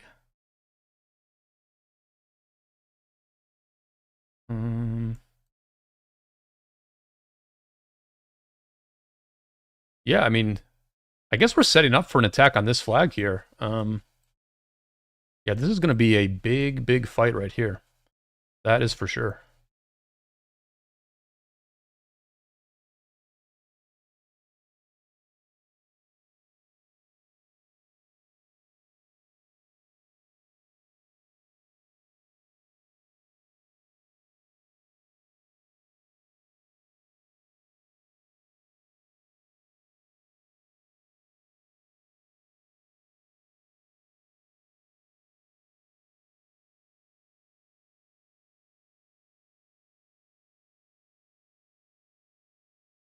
Mr. Hope.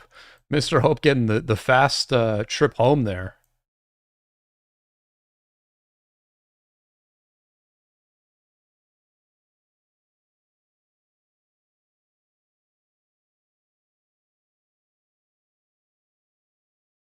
But looks like both teams are balling up here at this this really important 2377 flag here. For one thing, this is their last flag before they're pushed back to the river in this spot. For another thing, I mean, look at how many cities they have on this flag. They have so many cities on this flag.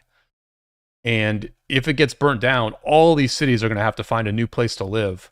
1, 2, 3, 4, 5, 6, 7, 8, 9, 10, 11 cities on this flag. Now, obviously, Andre, Wild Lion, and Arvix, they will be protected by this other flag. So it really, but it does look like 8 cities could potentially get teleported out if they lose this flag. It is at full health. Our flag is deep, but we got a deep flag here. So our flag is relatively easy to defend, although it's worth noting we don't have a lot of cities around this flag. We can probably put a city here, I would imagine.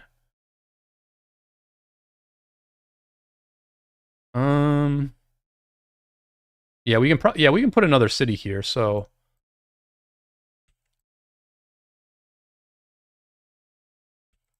but I don't think I'm giving anything away to say that we are moving in. Popo, let's go. Let me just quickly check the hospital. I'm very low.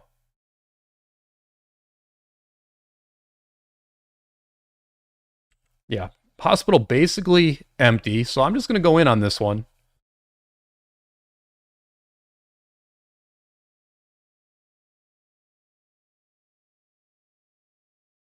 Who's going to win this fight, chat? Place your bets. Place your bets.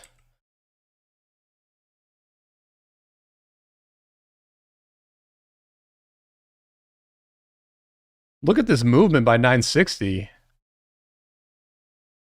Look at all the stragglers. We got a lot of people who need to wake up.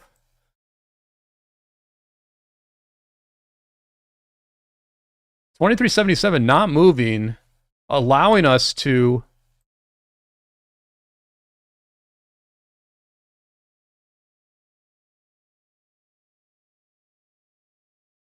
And we're going in. We're going in with the flanking maneuver here.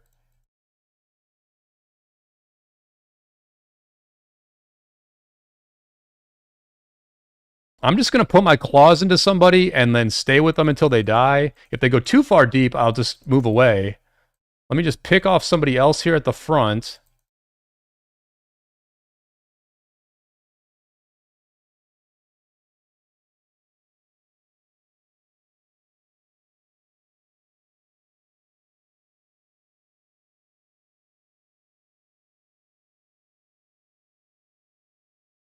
We're doing pretty good here. We're still at white health on basically all of our marches.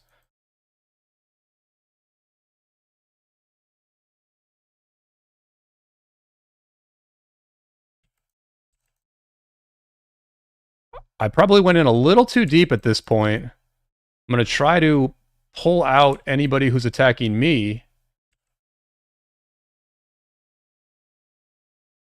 We've only lost one. We've only lost the Huo. We're just clearing the heck out of them right here.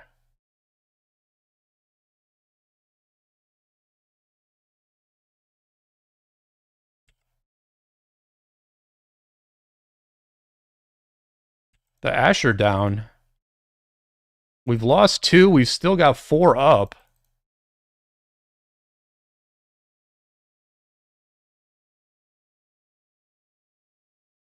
Yeah, we gave him a bit of a pincer there, for sure.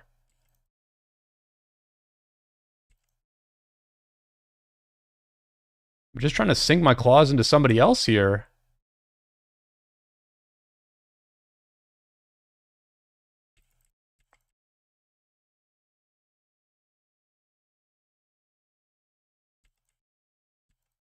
We are deep. I don't think we have I don't think the rally's hitting yet. Nope, no rally yet. They're going to have us full clear this thing before we let the rally go. Which is fine, because we are full clearing these dudes. You can see I still have 4 of my 6 marches up.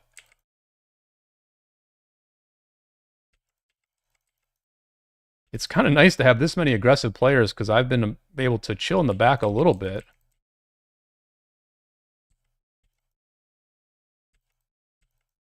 But it's just like laggy. It's kind of laggy, so once I'm hitting somebody, I just kind of stay on them.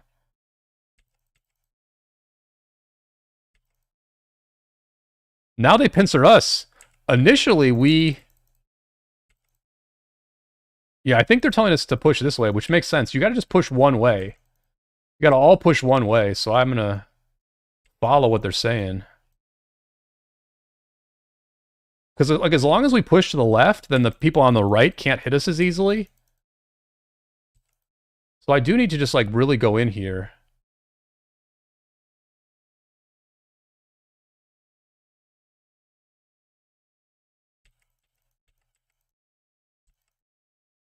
We're gonna find safety by clearing this ball on the left. The only way we find safety is by killing the ball on the left. But to be fair, 2377 is doing enough to defend this flag right now. I think they will probably wipe us. But I could be wrong. I'm just going all the way to the left here. I'm going all the way to the left.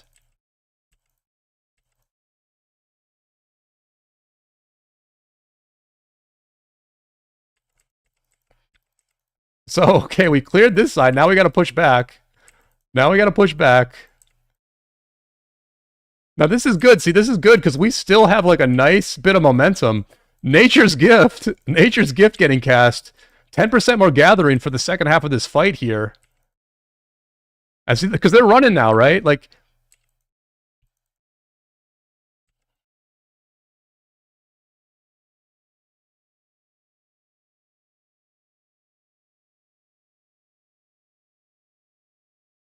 dude, they are going nuts on voice, man.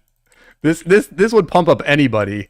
This would pump up the calmest heart out there, man.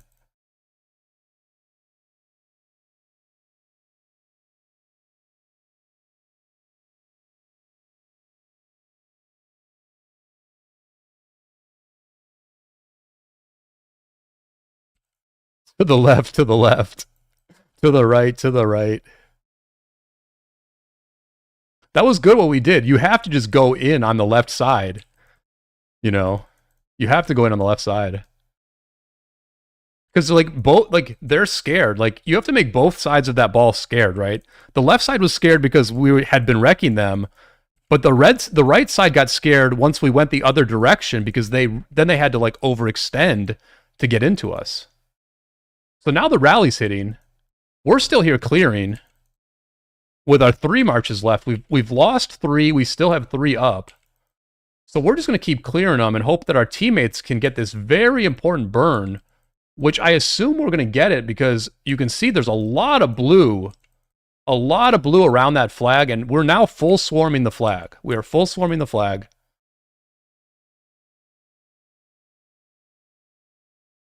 Very low. Flag's very, very low. We don't want to overextend over here. Watching the fireworks.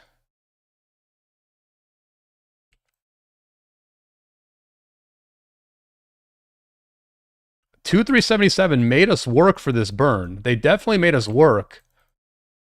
But 960 made enough of the right movements that I think we're going to get this thing burned. They're raining it well because we've been full swarming this thing for like 45 seconds and it's still not down. This flag is still not down. They've been calling for the full swarm for quite a while here. Maybe we're overextending at this point, but you know. Adam says Wild Lion is feeling like crazy. Yeah, Mr. Hope and Wild Lion both have cities there.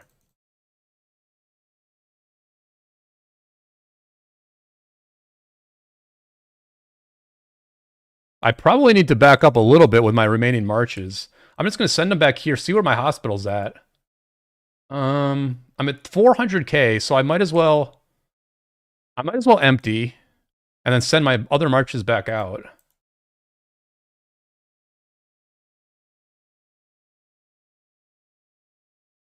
I mean, Lion was at like 1.7 earlier. We'll check his power later. I'm not going to turn off quick command here. There it is. Wallace Garrison. Let's see if we can get the rebound kills. Let's see if we can get any rebound kills here. Big burn. Big burn there for 960. Big burn.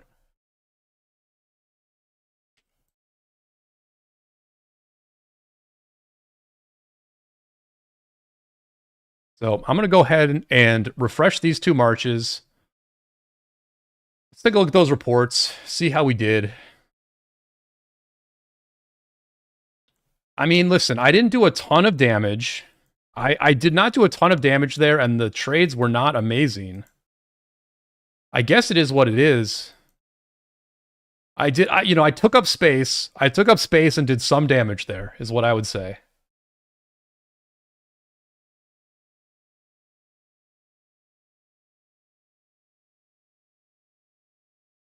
I imagine we're going to go for this flag next. I imagine we'll go for this flag next.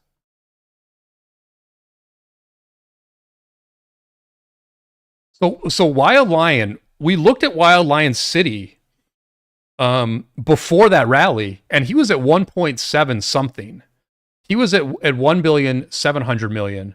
So he dropped at least like 30 or 40 million power there, filling this flag. Yeah, looks like we get the report here. Here's the report from Addy. There's that report.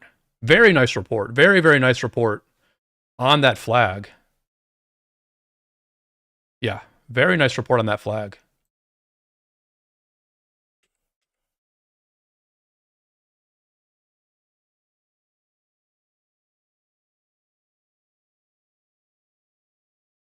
And then here's this flag. This flag's healing again. This flag that we have just swarmed down all night. This flag has not been rallied all night. It's just been a swarm every single time. Adam, I mean, I'm not complaining about the trades. I just wish that I was doing more damage. That's all. I just wish I was doing more damage. But you know, it was okay.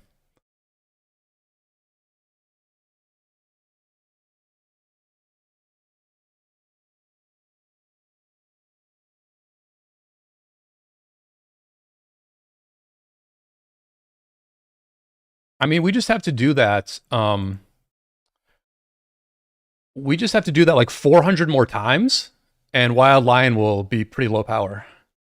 If we just do that 400 more times. No big deal. I mean, honestly, that's like a really good use of power by Wild Lion, right? Wild Lion has more power than they ever will need. That's a super key flag. His team was defending it very hard. And so you give yourself the best possible chance to defend the flag. And that's what Wild Lion did by just filling that thing.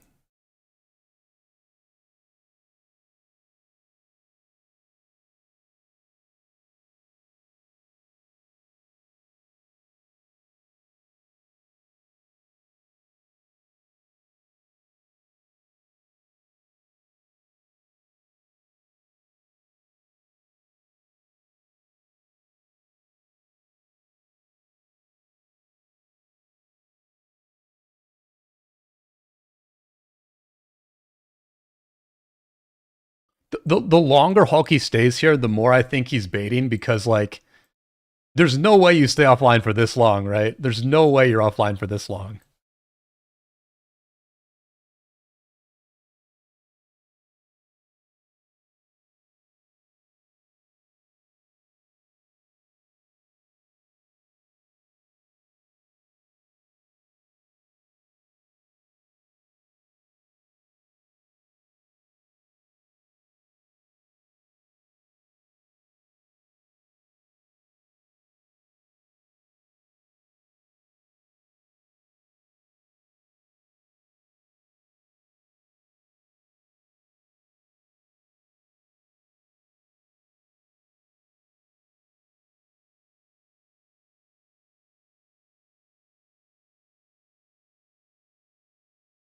Dutone, yeah, glad to be streaming again. Been a little bit busy lately, but glad I got this opportunity, right? Glad I got this opportunity to give you guys the overnight coverage of one of the biggest KvKs in the history of the game, 1960, 1093, and the group of three against 2377, 1365, 1606, and 2975. I had to come out of hibernation for this one. All right, looks like the ball's coming over here.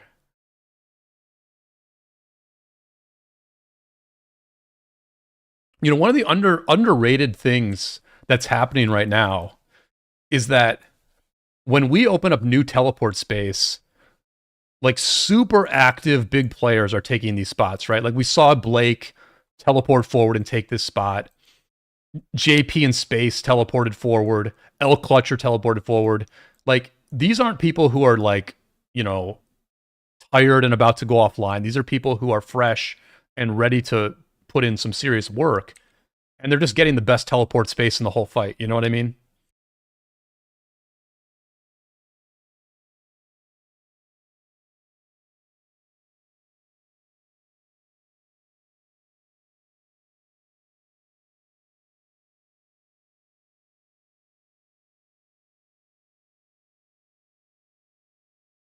Look at this. We've got a huge numbers advantage here. I love this push. I love this push.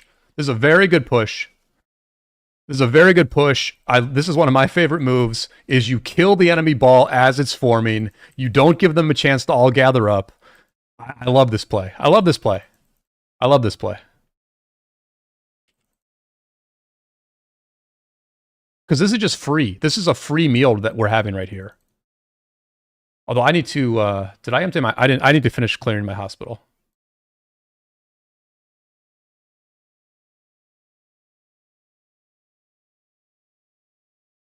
Wait, what? Dude, now you guys are seeing why why I take deads. I don't finish the hospital heal.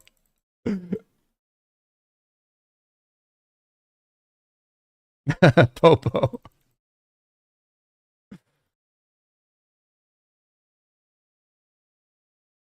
Popo has seen this all before where I'm just like, you know, totally focused on the macro strategy thing. And I just like ignore the hospital.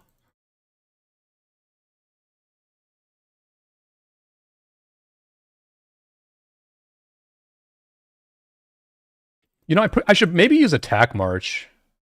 I'd probably have more success with attack march, but I don't know. I'm gonna kill this AFK guy.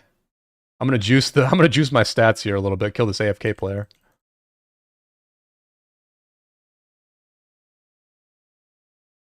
Yeah, Ethan, exactly. You just don't let them breathe. You don't let them breathe.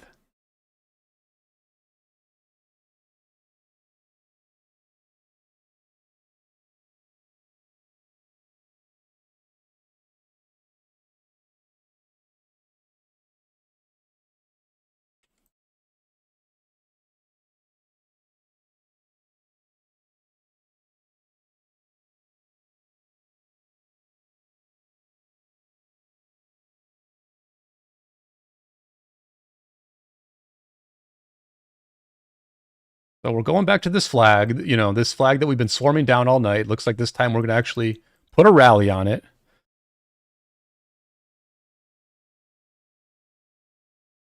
Yeah, it was a good attack by the war lead, and then it was a good retreat also, right? We didn't overextend. We just pushed them off, created space for the rally here. And that's how you do it, man. You know what I mean? You just pile one good decision on top of another good decision, and then you make things maximally difficult for the enemy. You make it as hard for the enemy as possible. You annoy and frustrate them as much as possible. That tends to cause people to make mistakes. And meanwhile, you're just smooth riding from one good call to another, one win to another. This is what you live for, honestly. This sort of slick operation that leads to victories is what you live for in Rise of Kingdoms. And I'm just trying to do my part here.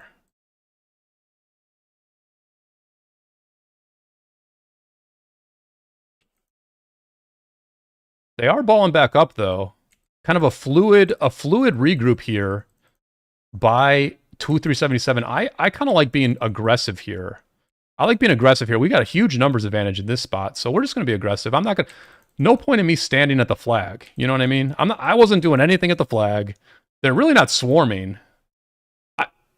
They maybe should be swarming these rallies a bit more. I don't know. So I'm just going to come down here and push them back. This is a little bit kill chasey here, but who cares?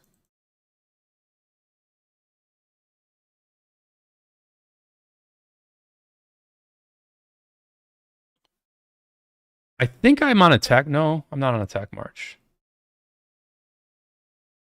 No. I guess there's some sort of way that you can do attack march while using quick command. I'm not quite sure what it is. But a burn here, another burn on this flag. This is a pretty big flag here too. A pretty big flag here too.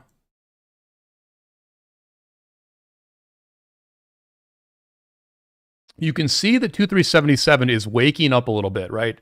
They have much more presence than they had 90 minutes ago. They have much more presence. But so far, that presence has been punished by 1960. So far, this overwhelming force is making it difficult for the resistance. But listen, they're doing what they need to do. You gotta bring people out. Like GV77, they have to bring people out because at a certain point, you get enough to win a fight. If you never pull your marches out, then people like sort of look at the game. They're like, nothing's going on, and maybe just maybe they log back off. Obviously, this is like a huge Kingsland war, so maybe people are going to stay online anyway. But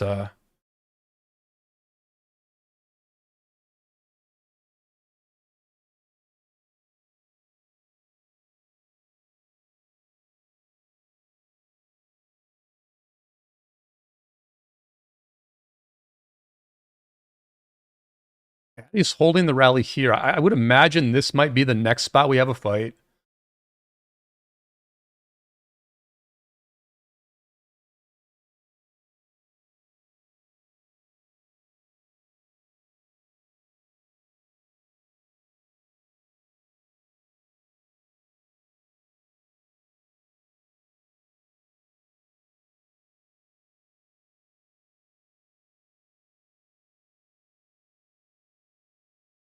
Someone was swarming this flag. I think it was Wild Lion, maybe? Yeah, looks like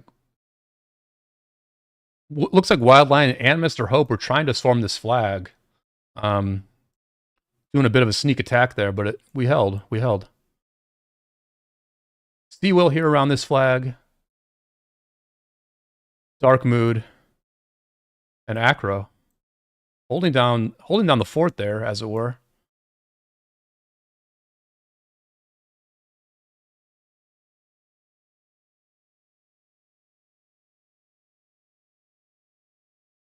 Some good reports there, but I'm doing very little damage. I'm doing very little damage.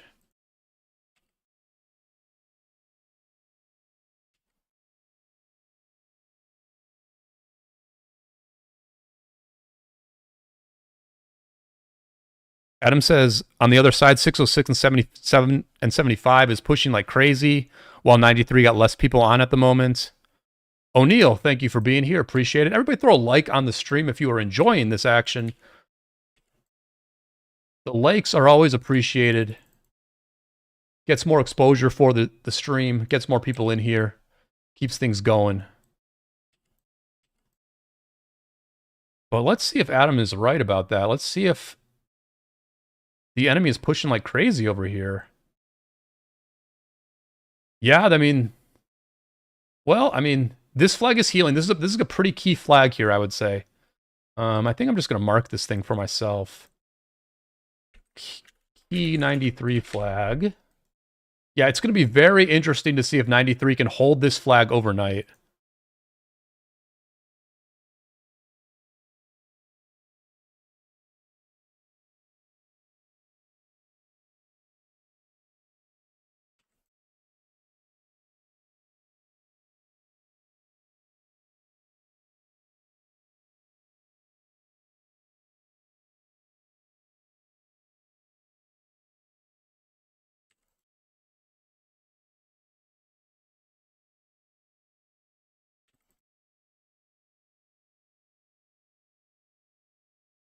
Is 606 also pushing at this bridge?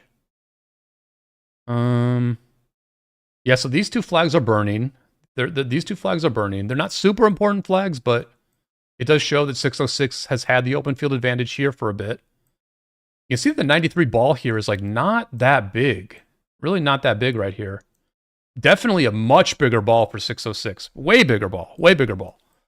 So yeah, 93 is going through it here a little bit. Even this flag here is burning this very deep flag. This very, very deep flag. So yeah, 93 definitely being tested right now. As much as things are going well for 60 GT, 93 is being put through the ringer by this Two Kingdom camp, this very, very strong Two Kingdom camp.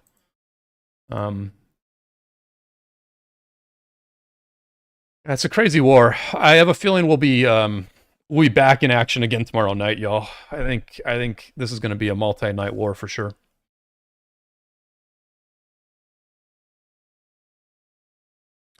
That I kind of feel the same way. I'm saying 93 are the best strategically defensive KD in the game. I expect they can hold that river indefinitely.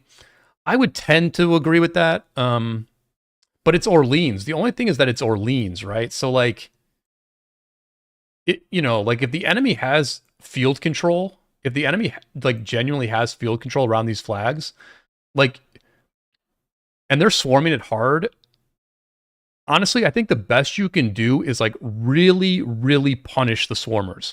Like if you have people who are hard filling, who are filling really, really fast, and you're getting those captain swaps in. You got to get the captain swaps in as well, so your captain doesn't get popped.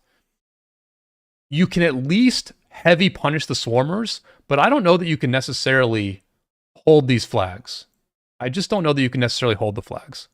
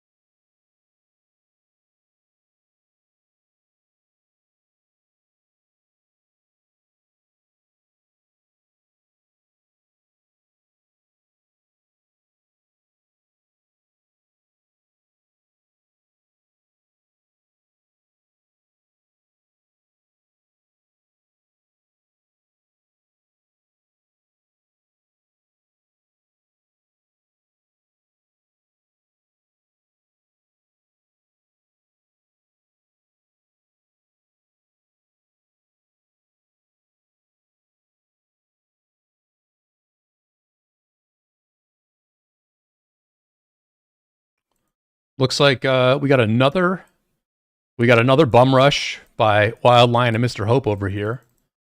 Am I close enough to help? I might be close enough.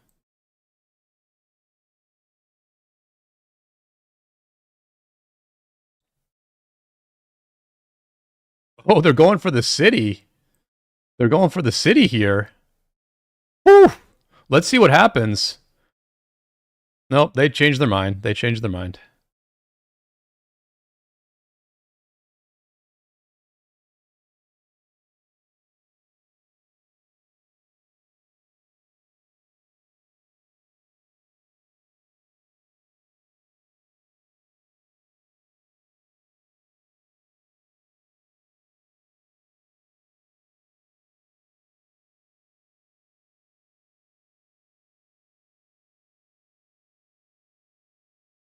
Wildline and Mr. Hope, I think, are trying to figure out what they can do with their accounts at the moment.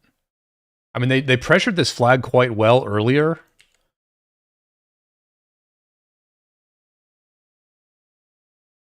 But they're just like trying to figure out like how can we be the most productive here with all this power and all these really good marches. How can we be the most productive possible?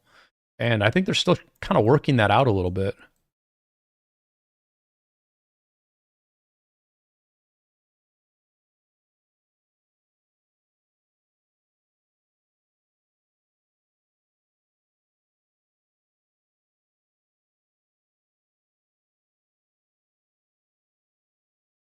Looks like we're building another flag here with the Eleanor garrison. So we're continuing this game of hopscotch. Half a flag at a time. And looks like the enemy is breaching us here.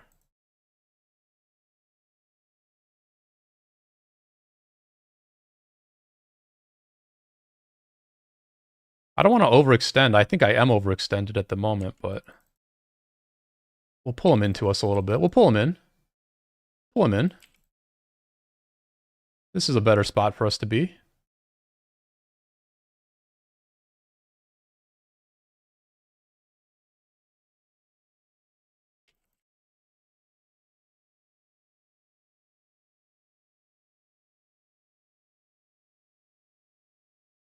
I'm surprised I'm not getting wrecked here more.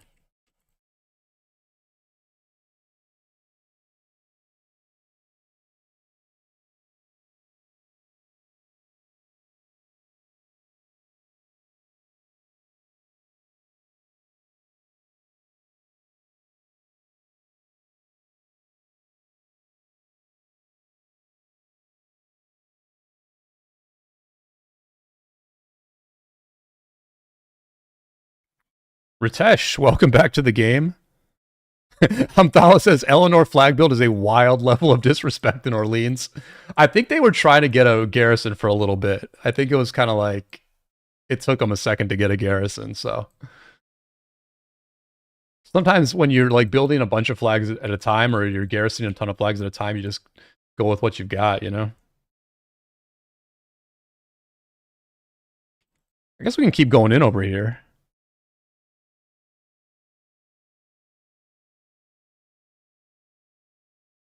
I guess we're still going in. I'm not sure if we're supposed to, but...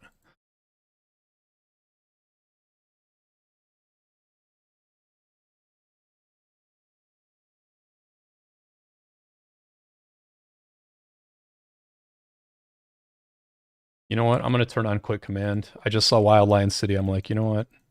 Even though I don't like quick command, I don't want to be messing with Wild Lion City.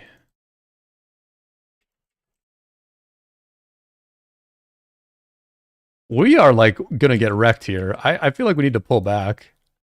I feel like we need to make a strategic retreat here.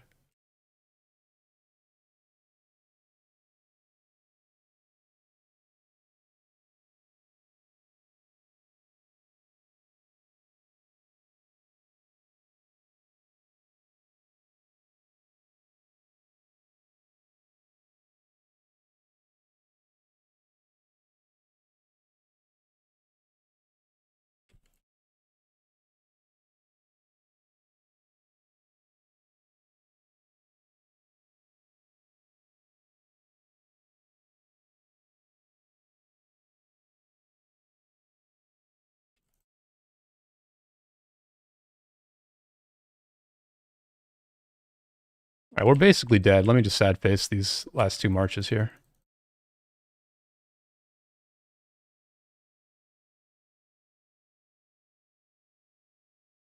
You can definitely sense that 2377 is waking up. You can definitely sense that. So I think things are going to get very interesting in like 2 or 3 hours.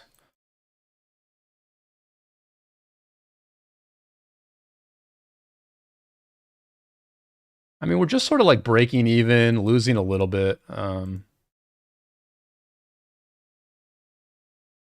Which I think is below what Uni was doing, because Uni has a positive KD ratio in this KvK so far, so I could probably do a little bit better than I'm doing.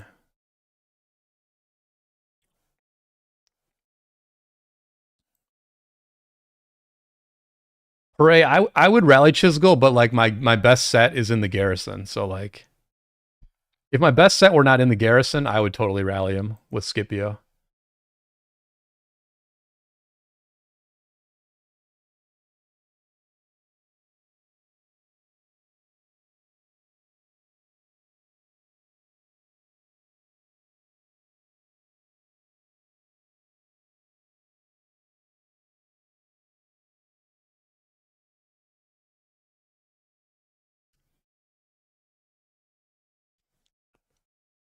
So people in the chat talking about how if we do take some of this territory, like if we take all this territory before the river, then how would that open us up to JST? Because JST is over here. I mean, I guess we could redirect. We could like move.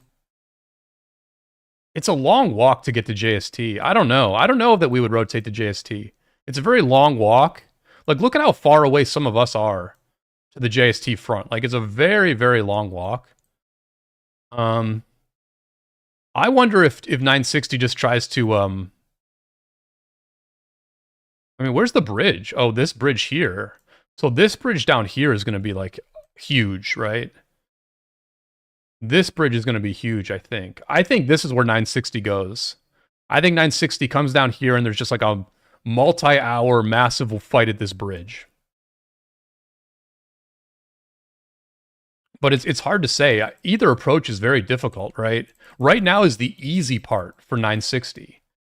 It gets much more difficult when you start having to either cross this bridge or come over here, you know, and try to like burn. You'd have to like walk. You'd have to walk all the way around and burn like this flag, right? Now you could do it, right? You could burn these flags because there's no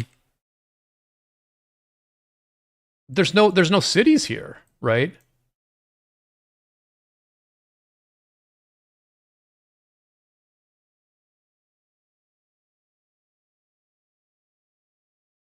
You know, like if we have the field, we could just burn these flags, right? It's not that big of a deal. So I think you probably do that once you reach the river. But I'm talking while we're gathering up over here. I guess I, you know, faked out any stream snipers a bit there, but yeah, we're balling up here to kill this flag again. And actually, the rally's already hitting, so I'm like very late to the party.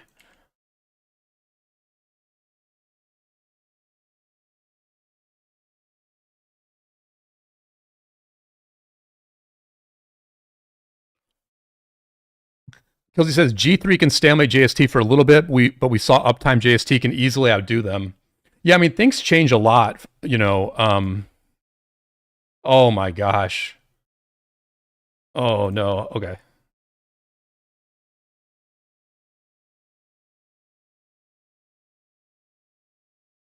We just ran through it. We just ran through it. I mean, it is what it is. It is what it is.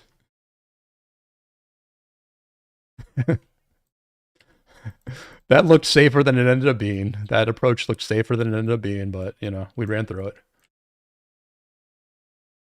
But yeah, I mean, this war looks so different 12 hours from now. But I mean, 960 is putting in work, man. This is very valuable territory that they're gaining, right?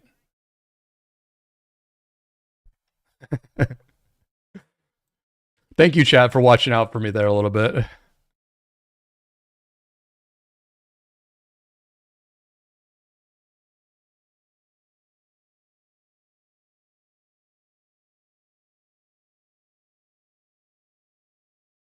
I don't want to get too close to this river because look at this. Look at all this. Look at all these pew pewers over on the other side, man. They're probably pew pewing me right now.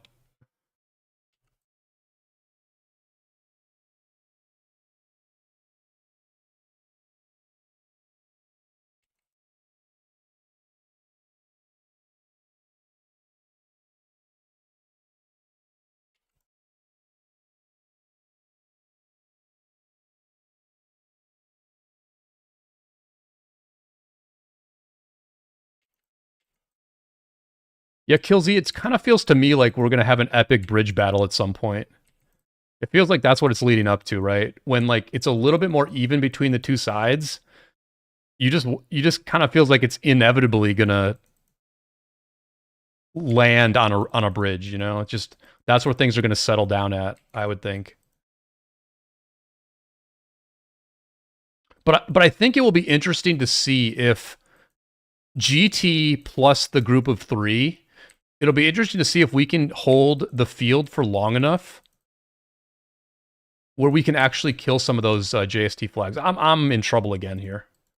I'm in deep trouble. I'm in deep trouble.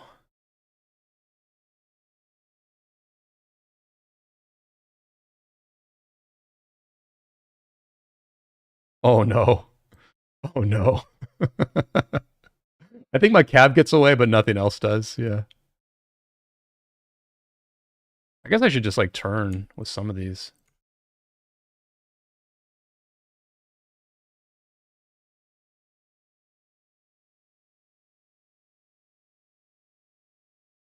I guess I should just turn with this Arthur.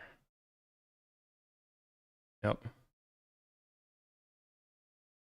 All right. My movement is not great. My movement is getting me caught out here.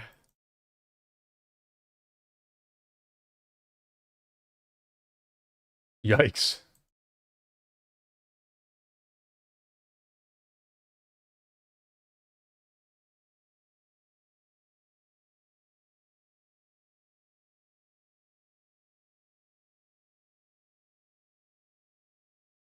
Thala, I think that if I take no deads, that Uni will be okay with it.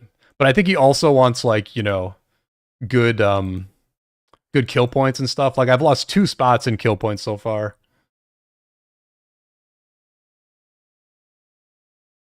I was doing good until the last 5 minutes. The last 5 minutes have been rough, though.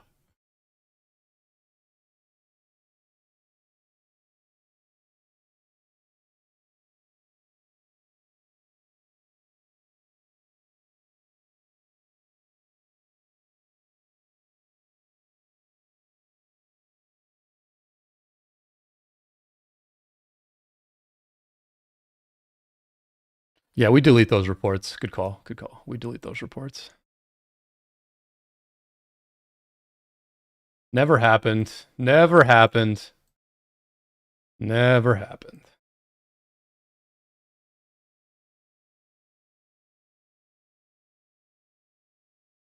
We delete them so that Uni can't see them, but also I didn't really look at them. Like, I just sort of like, I didn't see the full numbers. I saw the ratio, but I didn't really look at the kill points. So, like, I also didn't really see those reports.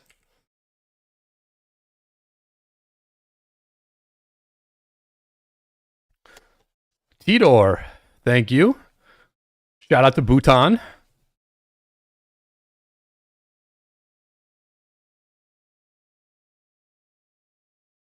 I'm going to hide in the safety of the ball for a little bit here.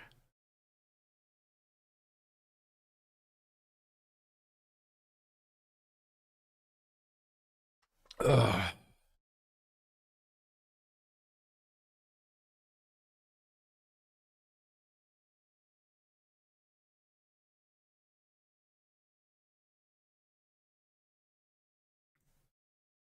Thank you all for the subs. Tutong, thank you for the sub, and whoever subbed before that, appreciate it.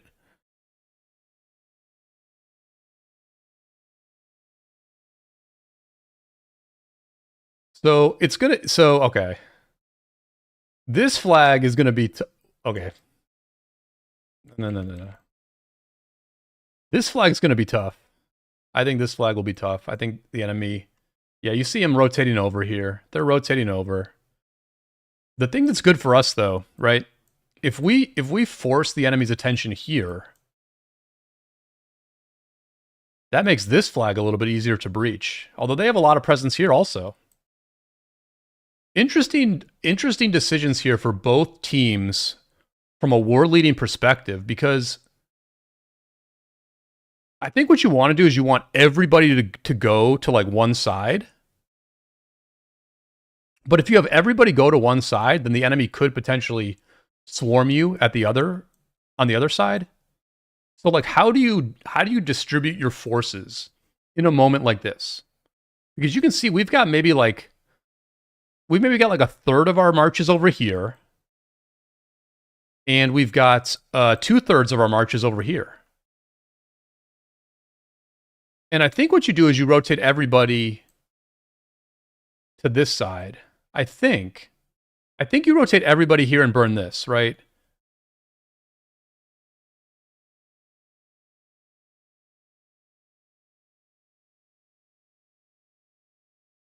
And it looks like we're moving in. It looks like what we have here is moving in. I'm not sure if we're going to rotate over more or if we just feel like we've got enough. It kind of feels like we have enough, to be honest. Let me pop on quick command. I'll go ahead and go into dot mode.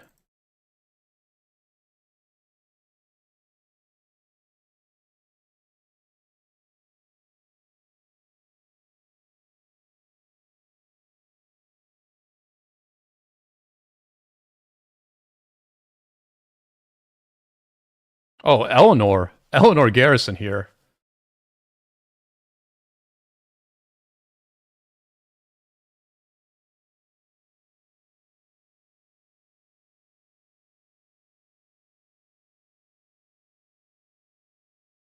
Kolikin, thank you. I'm chill because you know I'm just a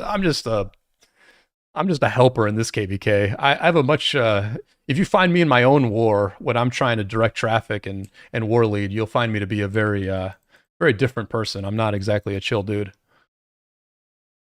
But this is fun, man. This is so fun. Doshi, well, thank you for the sub. I assume we have a rally here. I don't know if it's Addy. Yeah, Addy's rally is coming in right now, so we're fine. I will I'll protect against any swarmers. Doesn't look like anything's really going to happen here. Yeah, maybe I'll just give you all a footage of this this rally. Oh, it's already burnt. They emptied it, I guess. I guess they emptied it. Doshi, they're waking up. GV's waking up. I mean, they've got a bunch of people. They got a bunch of people over here, right? Bunch of people over here. They're trying to hold this flag. This is a very important flag right here. They've got about 8 cities. If this flag goes down, they're going to lose about 8 teleport spots. You can see that they're redirecting some cities at the moment for their next defense, but yeah, they're getting more active. They're getting more active for sure. And I'm walking somewhere.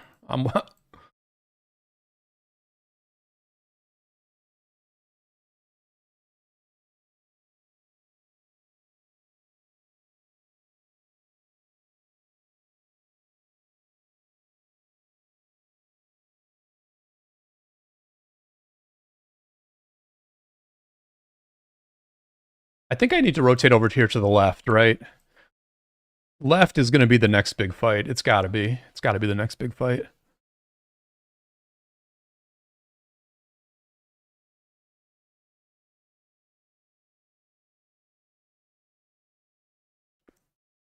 I would say this is the main ball over here. I would say we were the second ball. I think this is the main ball, honestly. I mean, look at this. This is our main ball. There's no way this is not our main ball. I mean, we had like a very big fight here about 15 minutes ago, and I think we're just about to have like another very big fight. Now, the thing is, 2377 is being very aggressive right now. They're being very aggressive. They're not really like forming up in a disciplined way, right? They're being very aggressive. You can see there's no discipline in the ball that they're forming, and I think that's going to play into our hands very, very well because like we're full on rotating. Now we're pushing down. To be honest, there isn't even a call. Or maybe there is. Maybe somebody set a marker. I guess somebody must have set a marker. But we're just probably going to push right into these dudes because they didn't really ball up. They didn't really ball up.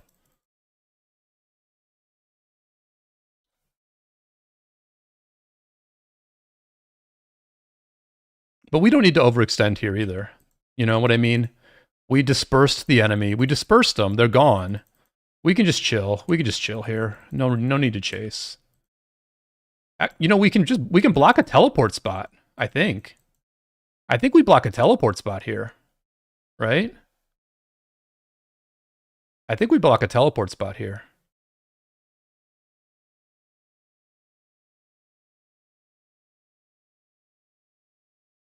I'm not going to stand here alone, though.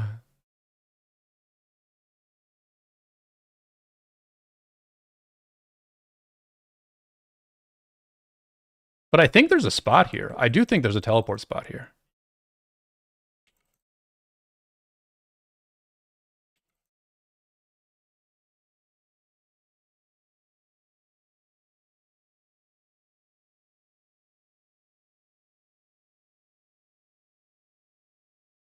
Oh yeah, there's definitely a spot here. There's definitely a teleport spot here. See, I would put the ball right here. I honestly would put the ball right here.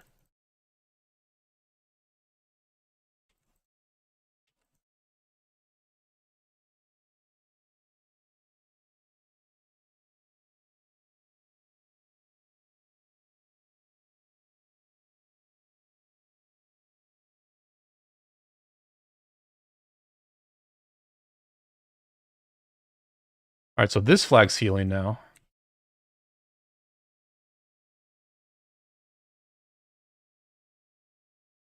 Yeah, not a lot we can do over here since the flag is burning.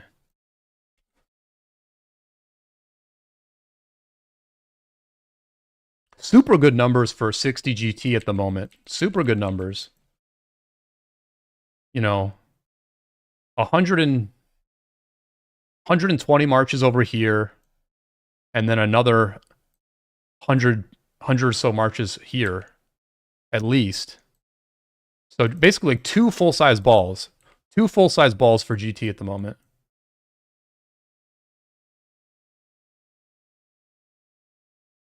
We're going with that 2-ball strategy. They're hanging kind of low. They're hanging kind of low on the map right now in enemy territory. Both balls. Sagging a bit. Yeah, Adam, I was thinking put the ball there and wait for them to repair, but we're kind of rotating over to here instead, you know? Which is fine. Which is fine. John Wicked, glad to have you here. Glad you're enjoying it. I'm going to pop open the Celsius soon. Another swarm here. Prodigo just going to swarm this thing down. I mean, yeah, tough spot for 2377. They were trying to rally things together.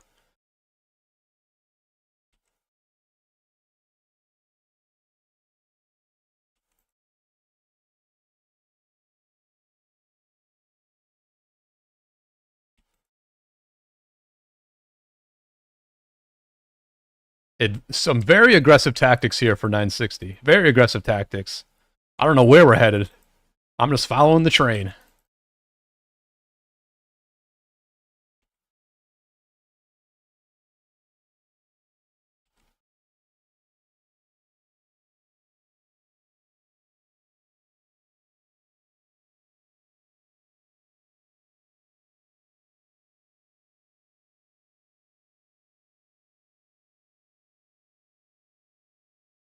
Oh, I need to turn on quick command here.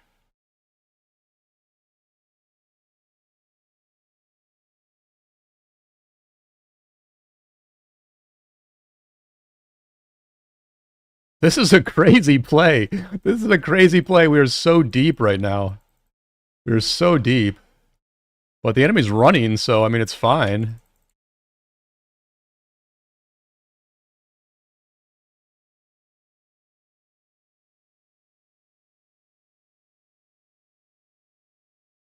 I think we're rotating north here. I think we're rotating north. North looks good to me. Nice play, nice play. We went deep over here, and now we're actually going to surround these dudes. Now we're going to surround these dudes. Hopefully I can get a bit of this. I'm late, but hopefully I can get a bit of it.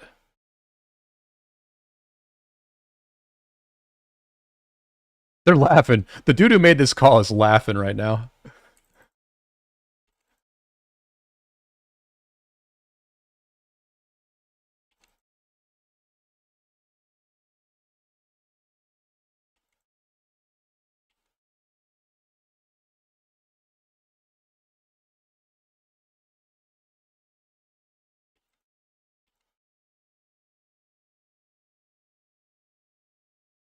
This is the joy to see. This is the prime GT kind of moves that they used to do. You know, the day that Leopard came back, or the day that Leopard sort of like revitalized 960 and they did that mountain hop, one of the plays I saw them do was like they pushed really far into 77 territory, and then they did like an obvious organized retreat. Like it was clear that they had called for a retreat. And then halfway through their retreat, they turned around again, right? They sort of like baited 77 to like slightly overextend or slightly chased, and then they like called the retreat off and did like a full turn on them. I thought that was a very cool play. Because, you know, you see unorganized turns, right? Like 2 or 3 players might turn on people sometimes, but this was like a full team turn off of a retreat. And it was just very cool moves. And that was a nice little move right there as well. You know, listen, when you're like dominating the field, When you're dominating the field, you can style on them. You can style on people when you're dominating the field. And, you know, yeah, that is kind of prime GT. But I think the other thing that's prime GT, and I think we see this more in like Osiris League, right? In Osiris League, GT is like a very conventional team, right? They play defense and then they win mid, right? They don't take anywhere near the kind of high flying risks that 1093 took at times, that GV77 took at times, and even 2489, right? Like when GT fought 2489 in the last Osiris League, 2489 was very dynamic on the sides, and 2489 was like trying to win the sides. Whereas all GT did was they just played defense and won mid. They played very conventionally, and one could say they played conservatively. And there's a bit of conservativeness in what we've been doing for the last few hours, right? Like, I don't think they like this push. Like, I'm going in on this. I don't think they like this push. Yeah, like, they're literally calling for us to come back. Like, they're literally calling for us to come back, right? Because it's like, we're just chilling here, right? We're just chilling here, and we're going to take this flag out. This was a TP spot that I was trying to block. Cyborg did take it, you know.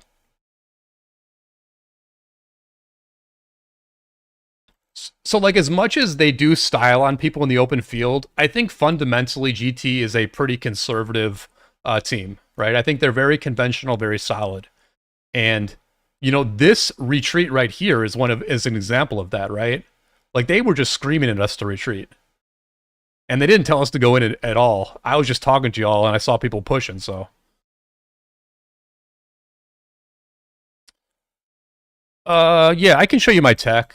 Yeah, I can show you the... Well, they're pushing in. I'll show you the tech later.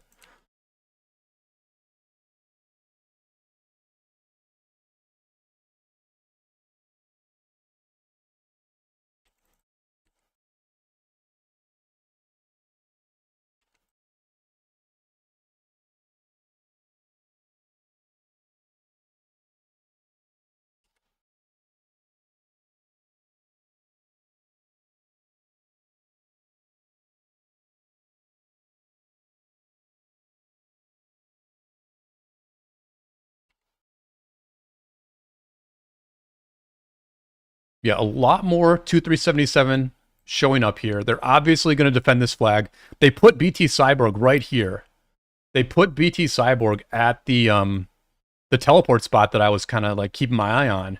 And so Cyborg is going to be able to hard fill this flag. They've got Wild Lion here as well. They have two people who can 7 March fill this flag. This is going to be a crazy fight right here. This is going to be a crazy fight. Let me show you the tech real quick.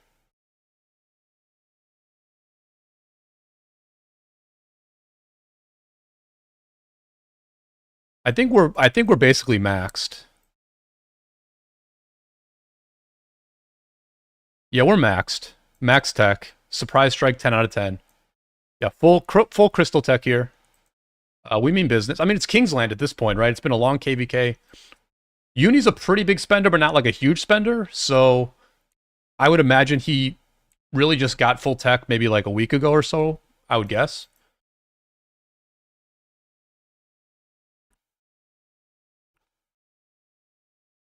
Yeah, I mean, I'm a conventional person in this game as well. I believe that conventional works very well because at the end of the day, I don't know if they want this or not. I don't know. I mean, it's okay.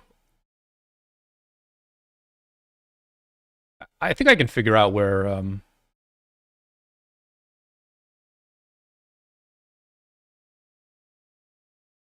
I'm chilling. I don't know. I mean, we just cleared them. We just, like, unofficial cleared them. This unofficial ball just, like, cleared them, so... Oh, there was an 8 to 10 in the middle of the tree? Let's see what that was. It's probably like a barb. It's probably a barb thing or something. Oh, treaties 9 of 10 and cultural exchange 8 out of 10. That's kind of crazy. Why didn't he max these? Damn. Uni spent a lot in this KvK. I mean, to max everything except for treaties and cultural exchange, that's like that's a whale move for sure.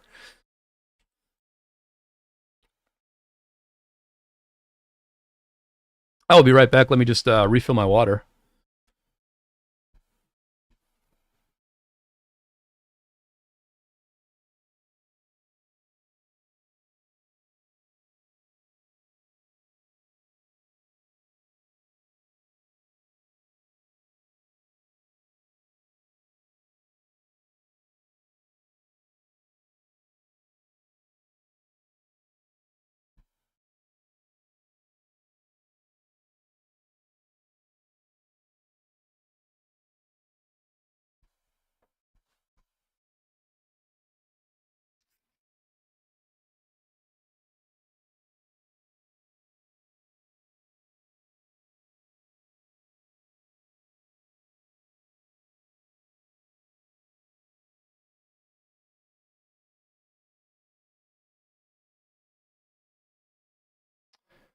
I think this flag could have been extinguished by now.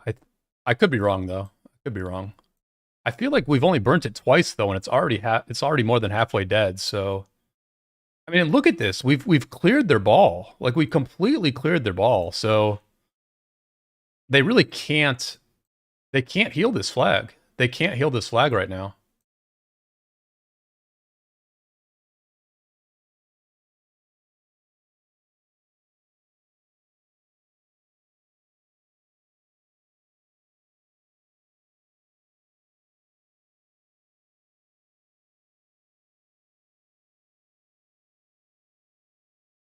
Oh my gosh! Look at all this siege now.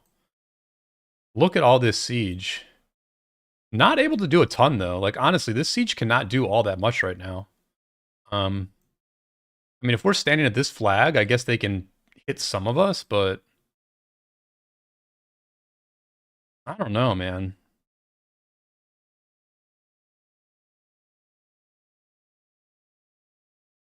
Oh, expansion. Thank you. Thank you, Adam. Appreciate it.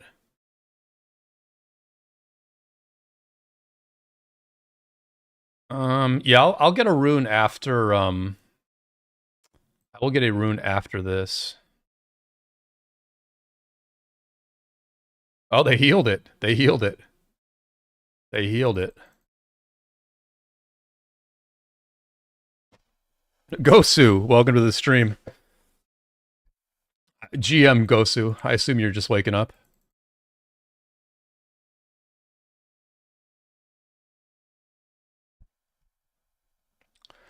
Yeah, it seems like it's a bit of it's a bit of 77 downtime.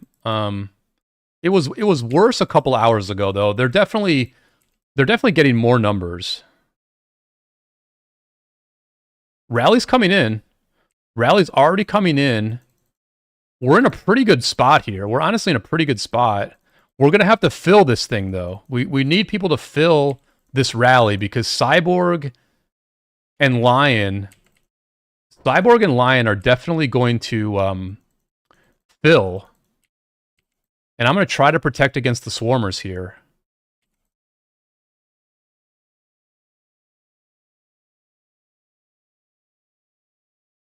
This isn't bad for us. This is a very good start to the fight. But I think this is going to be a long rally, so we're going to have to hold them off for a while.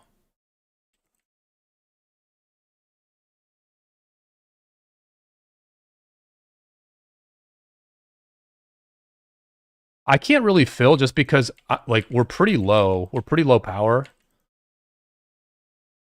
And I basically got instructions to not fill, but this is the kind of rally that you do fill. I mean, maybe I should fill this thing.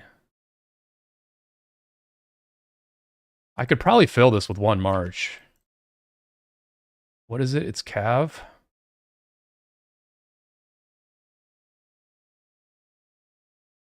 I guess we're okay. Yeah, we're full swarming this now. Oh, I got in.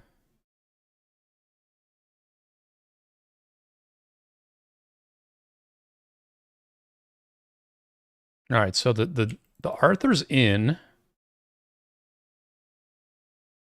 We just protect against the swarmers, I think.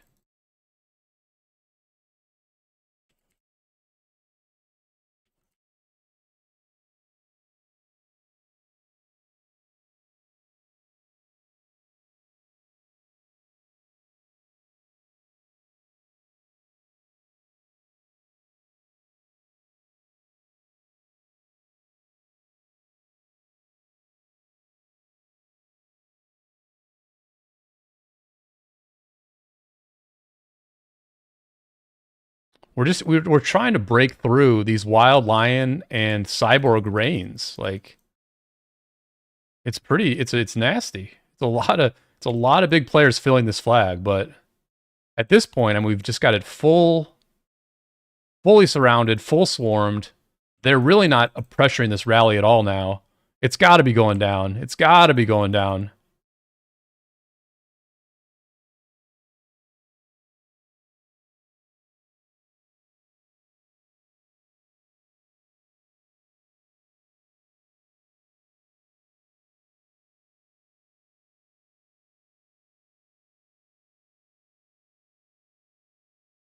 They're saying the flag is at 900K right now.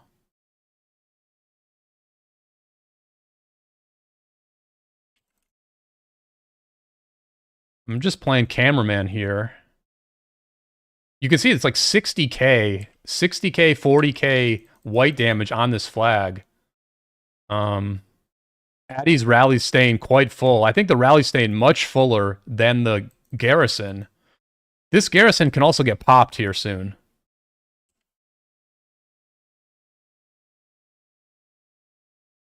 This garrison probably gets popped at a certain point.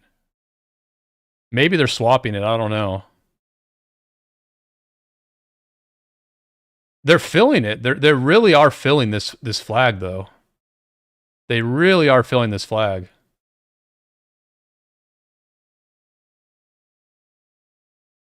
All right, I need to help in the field here again.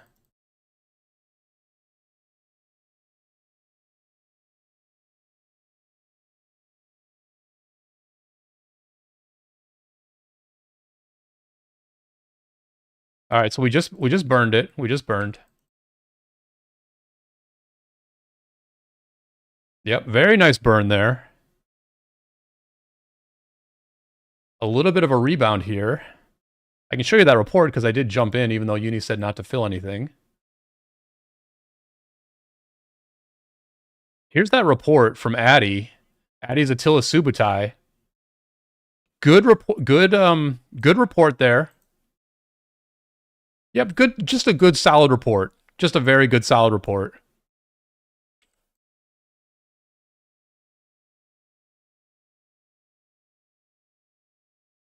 I guess I should have kept pushing. I guess I shouldn't have. I guess I shouldn't have retreated there.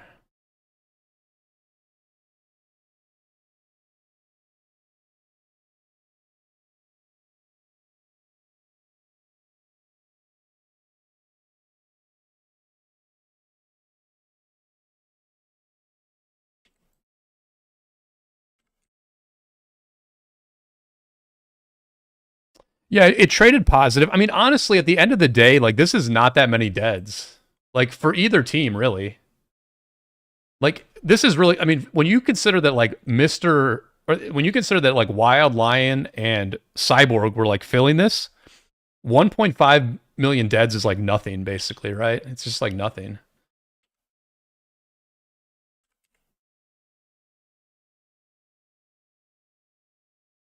I'll restart. I definitely think Attila Subutai is the best rally. I definitely think so. I'm surprised we're not using Attila Subutai like all the time. Like, I've seen a bunch of infantry rallies. I've seen a bunch of archer rallies. I'm surprised we don't see Attila Subutai like 24/7 all over the map. But maybe people don't have Attila in arch formation? I'm not sure.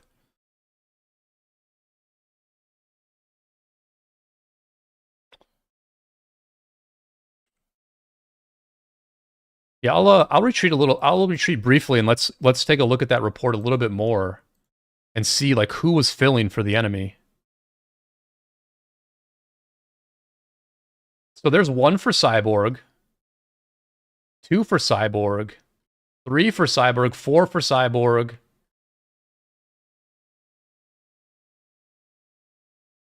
5 for Cyborg. Min Tam filled it the most. Min Tam filled it a ton. That's like 7 for Cyborg, 8 for Cyborg. Hope's had about 10. Min Tam filled this thing with like 15 marches. BT Cyborg 11. Min Tam's at like 20 plus marches at this point. Mr. Hope's at like 15 marches. Min Tam's like way over 20 marches. Cyborg's at like 13, 14, 15, 16, 17. Wow. This guy filled like crazy, bro.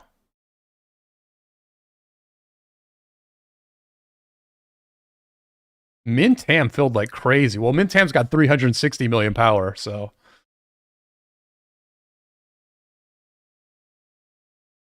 I mean, Cyborg maybe lost like 10 there or something.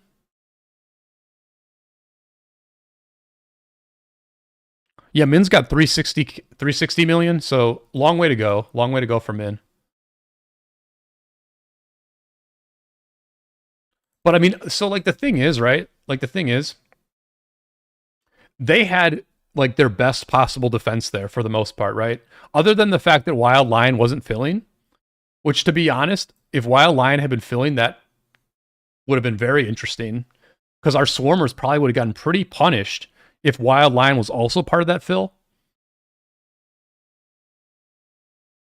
But like overall, that was like a very good defense for them, or like a good defensive setup for them. And like ultimately we had like a pretty easy time of that burn, right? Good trade, not honestly that stressful. So it's like they have to have the field. Like they just have to have the field, right? That's a perfect example of the fact that if you don't have the field, you just can't defend, right? Because they had 3 really big players filling there. And honestly, Mr. Hope did a great job of filling. Because the thing is, Mr. Hope had to hop. Mr. Hope had to hop a city to get in there. But Mr. Hope still managed to fill with like 20 plus marches, right? Like we saw a ton of Mr. Hope marches in that report. So Mr. Hope did a really good job of reinforcing that one for sure. It's way harder to like hop a march and then fill than to like just target the flag and send your march in. It's way harder to do that. So like the actions per minute of Mr. Hope there was like super good.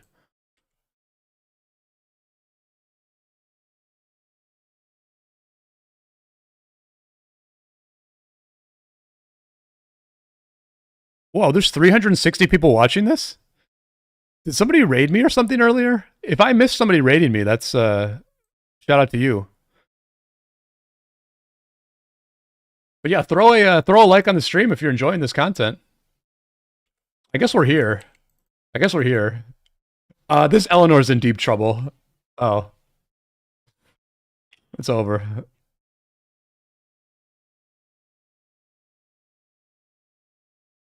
Have I seen how Yoda fills his garrisons? No, I have not. I have not seen that actually.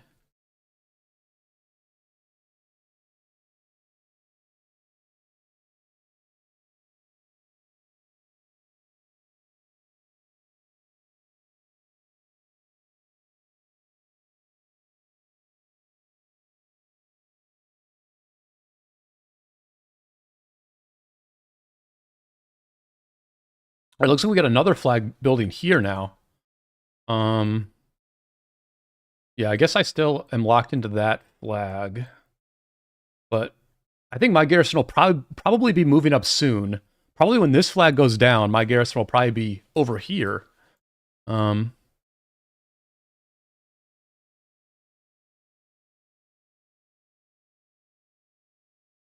But I think what we're anticipating is that they're going to extinguish this flag next. This is another super key flag. I think it's inevitable. It's really inevitable that these flags are going down, right? This flag's going down. This flag's going down. And very critically, I think this flag's going down as well, right? Like this very important flag over here is going to go down. So, yep. Roberto, thank you for the sub. Thank you all for the subs on this stream. I appreciate it. Toshiro. Thank you all for hanging out. I am glad to be playing my small part in this historic war. If you are not familiar with my content, I am a longtime leader of a kingdom in this game. I play at a lower level than this generally, but you know, we have fought against some strong kingdoms in our day. We've had some big wins in the past. And I'm playing an account that I share with my friend Uni. Uni, a former member of my kingdom, he migrated to 1960 before this KvK, and I think he's probably putting in like a better performance than they even expected. Uni is 149th in autarchs. He's also one of the main garrisons, and I assume he's been giving some pretty good advice about territory building as well, as the KvK has been going on.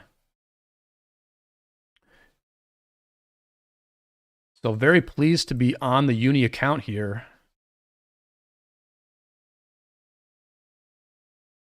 In a smaller kingdom, Uni would be tanking. Uni would be like right in front, making first contact with the enemy, the point of the spear.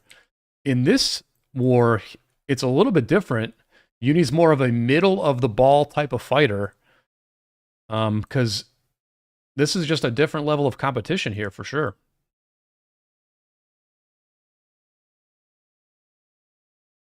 Yeah, the map, you know, the dynamic part of the map, the ever-changing part of the map is over here on the right side.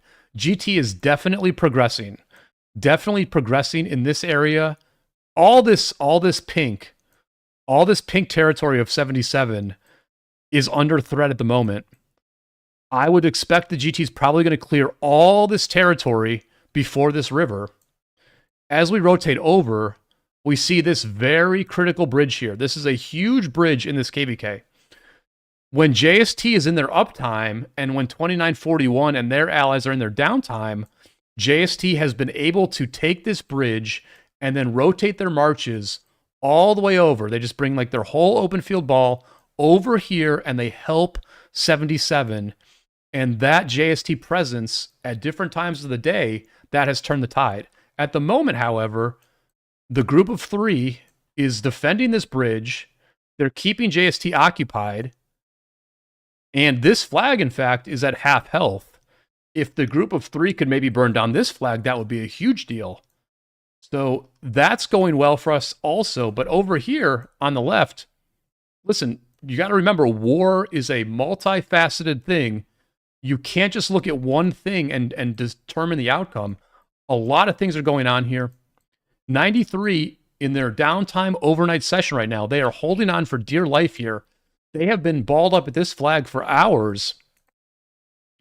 75 DC has been able to burn them maybe once, just once, but this flag is healing back to full health right now.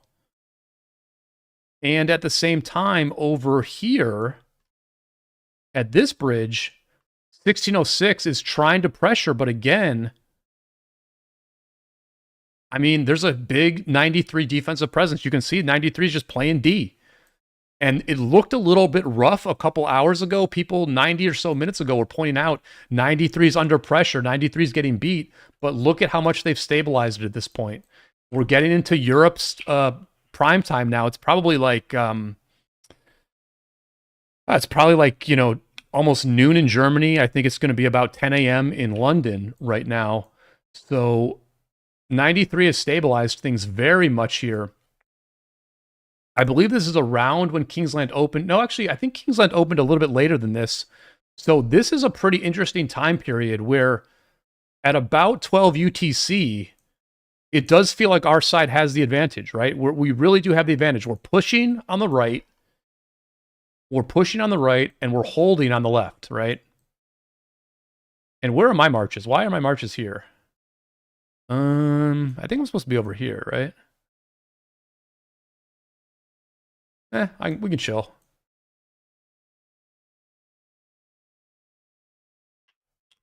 Lucky, how do I feel when I play this KvK?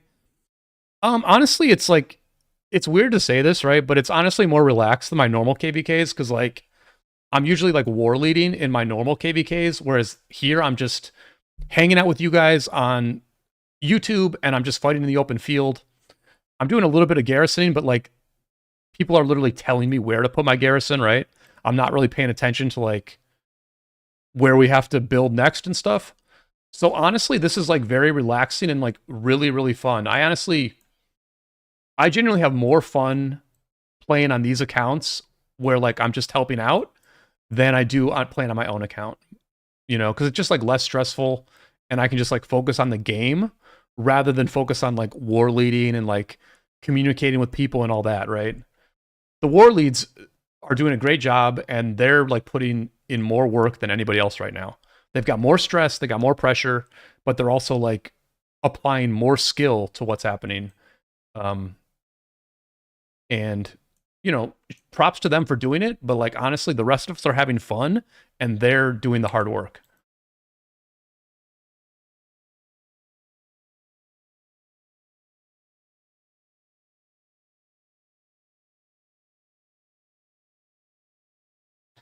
See, I just follow people because I can't see the markers, but like they're yelling at us to push back. As soon as we push forward, they yell at us to push back. Francesco, I'm glad you enjoy it. Yeah, yeah. I should stream these wars more often, honestly. I'm kind of a weird, lazy dude, but this is great, man. I'm so glad that people are enjoying this content. I'm so glad so many people are watching. Yeah, definitely enjoying it. Yeah, so it's like after it's basically early afternoon in Europe now, so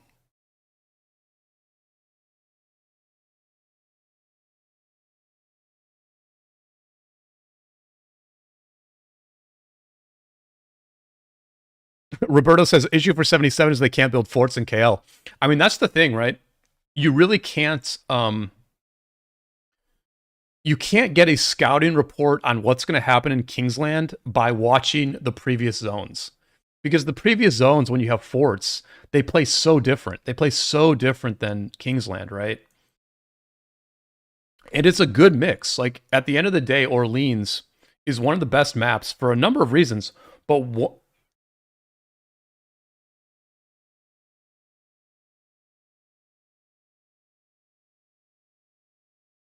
you know, because if you're good at the fort game, if you're good at the like, you know,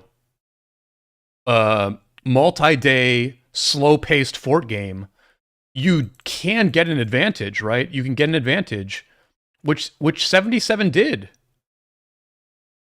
77 had these two forts here and got all this territory by being good at the fort game because they mountain hopped into this area. But Kingsland is different. Kingsland is different. Kingsland is more of an open field endeavor, and it is worth noting. It is worth noting that and we're pushing, by the way, here.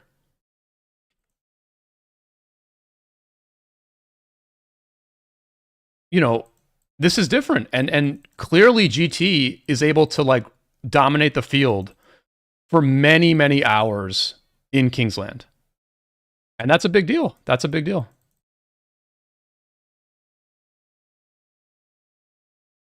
I think my hospital is pretty empty.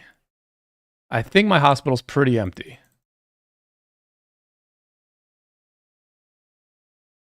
I don't have too much left. I'm gonna just pull the enemy a little bit.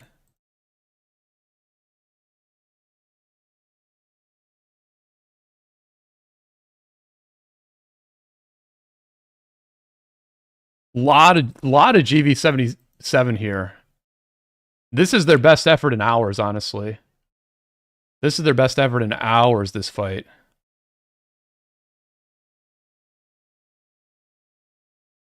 I've only lost one march, but I'm very low on my other marches.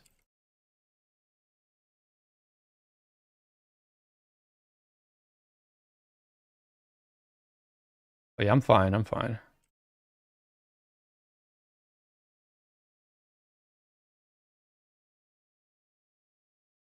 They're calling for no back. They're calling for no back. I'm not backing, but I'm not also not face tanking this. I'm down to 2 now. Down to 2 marches.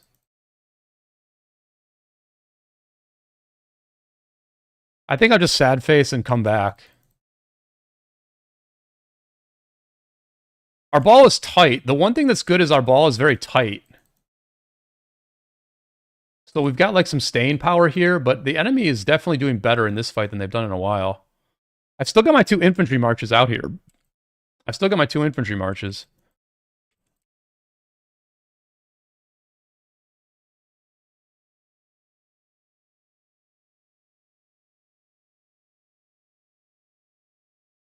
I'm not hitting anybody. There we go. Okay. I'm pretty deep here. I'll probably just die. That's fine.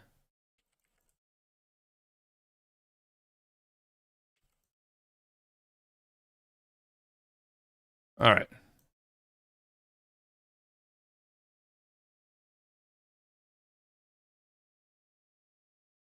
I think those reports are not going to be too good, but we'll see.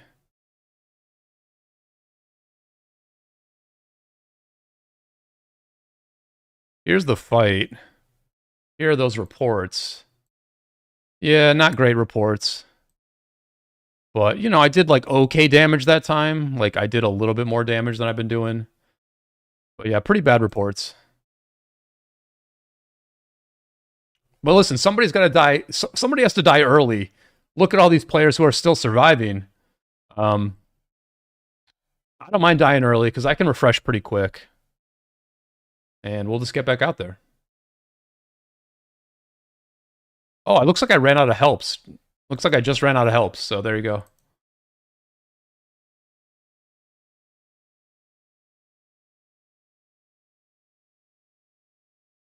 So yeah, this flag is almost down, but it's getting a little bit... It's getting a little tougher. This one's getting a little tougher to burn here. Those siege, yeah. I mean, Adam, I don't think we were super aggressive there. I think we were tight. I think the ball was tight. Oh, this flag's going... This flag is, like, almost dead, bro. I don't even know if we had to... I don't even know if we had to do this push. I actually don't even know if we had to do this push, but we did it. And it looks like we're winning. It looks like we are winning.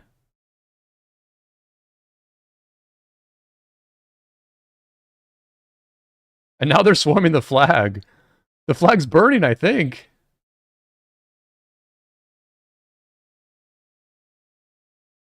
Yeah, the flag's burning.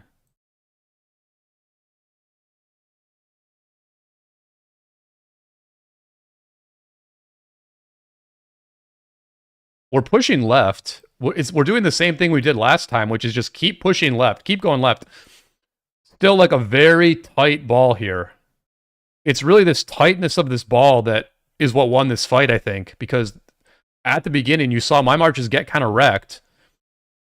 It was pretty even at the beginning, but we just stayed very tight and we're collapsing them in the same way we collapsed them about 20 minutes ago.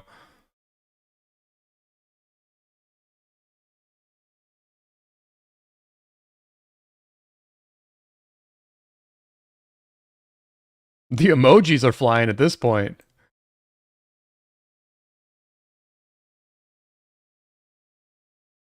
We're being a bit OCD at this point. This is a bit OCD to keep clearing these guys. I think you rotate at this point. I think you rotate.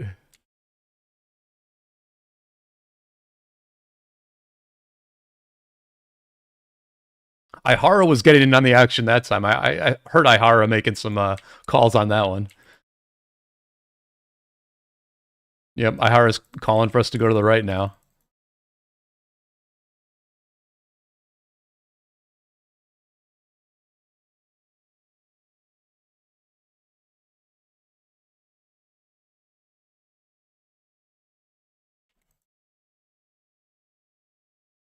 All right, I'm going to clean up. This is why you refresh quick and come back. You got to get a bit of the cleanup.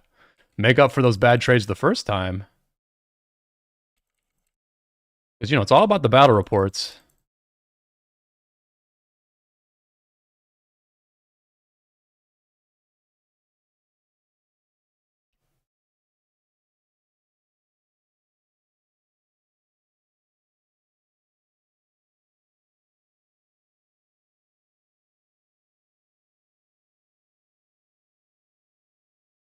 I think we might be chilling. I think we might be chilling right here. Because we're going to have to build a flag here, right? Like, this flag's going down. We're going to have to build a flag.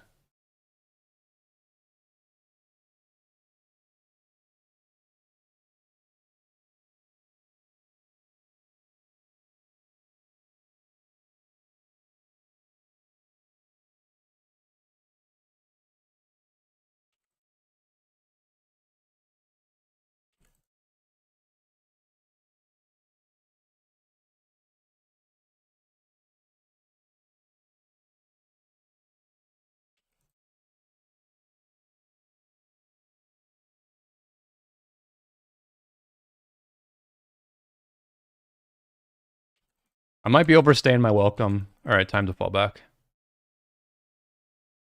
I think they healed this. Yeah, they healed it. They healed it with like nothing left on it.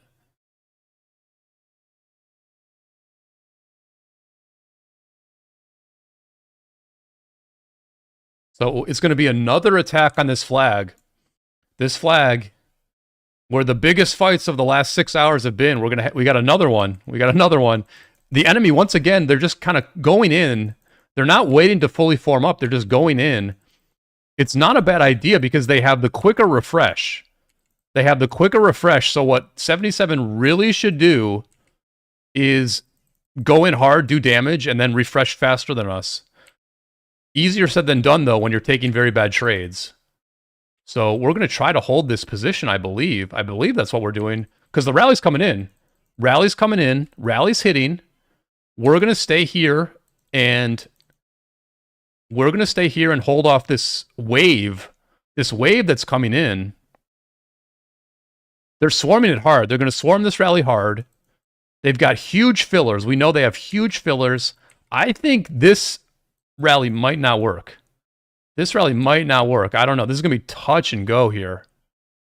But I just need to focus on good open field performance here. Somebody's getting horses.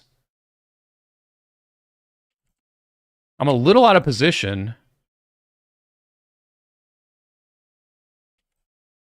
They're kind of overwhelming us here a little bit. I believe I have an empty hospital. Yeah, I do.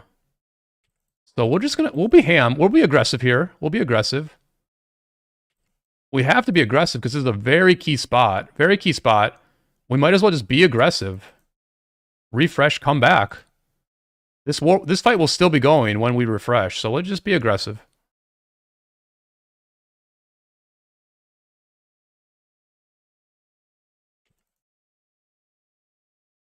Once again, no, it's one infantry. Lucci is always like the last one to die. Asher's outperforming, staying alive this time. Good on Asher. But I really just need to kill off these marches and refresh. I'm not doing a whole lot at the moment. You see that the enemy has massive presence. Massive presence. They're swarming the rally. We're trying to swarm the flag. But I don't think this is going to work. I think the enemy will defend here. I could be wrong, though. I could be wrong.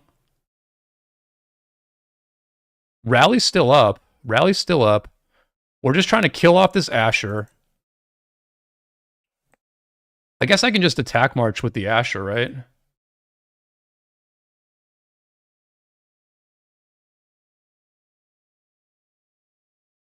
Whatever.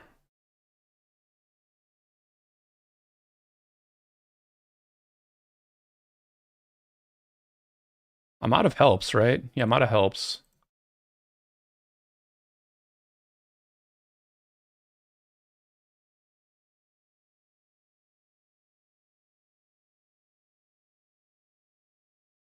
In a spot like that, it's really about damage per second, right? It's about damage per second. So if you die, you got to get back fast and do more damage.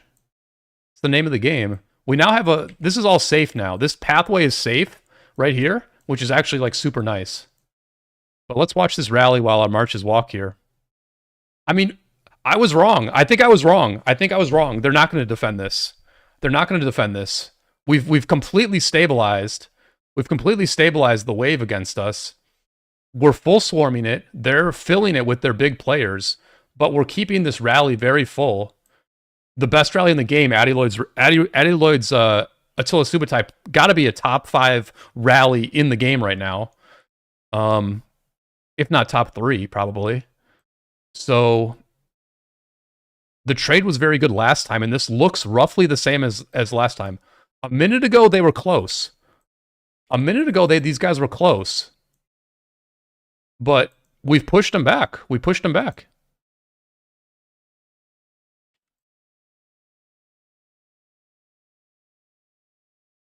I mean, 50k whites. 50k whites for the enemy. Now, obviously, Attila and Subotai mainly do white damage.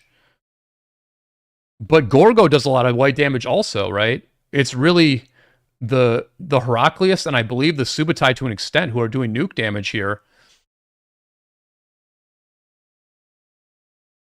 You see the enemy, they don't have quite enough. If they had like 30 more marches, I think they probably push close enough to this to really disrupt our swarmers. But they just don't have quite enough.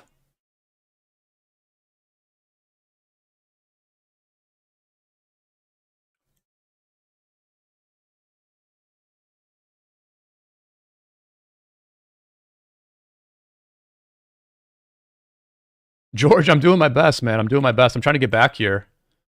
My Cav got back here. My Cav got back here. We can just start going in with the Cav, and everybody else will join later. So, see, they're swarming. You can see that there's like a bit of a swarm on the rally. You see, like, down here, they're getting close. Like, they're getting close. They really are getting close here. So I've got to come over here to the left side. The left side is definitely big.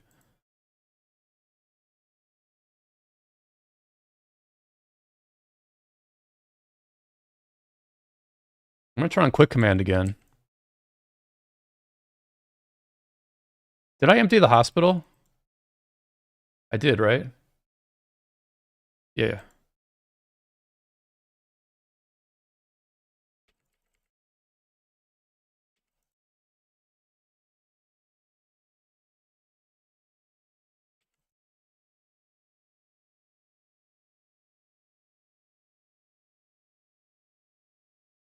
I mean, we're keeping the rally safe. Like, at the end of the day, as much as there is, like, pressure on us, the rally has been safe. The rally has been safe. And that's the key. Beyond that, the swarmers are also safe. Like, if they could get to the flag, if the enemy could get to the flag, they would want to attack the swarmers. Because then you just massively, massively punish the swarmers, right? But they're not able to get there. They're just not able to get to the flag. And my last two marches are finally getting here.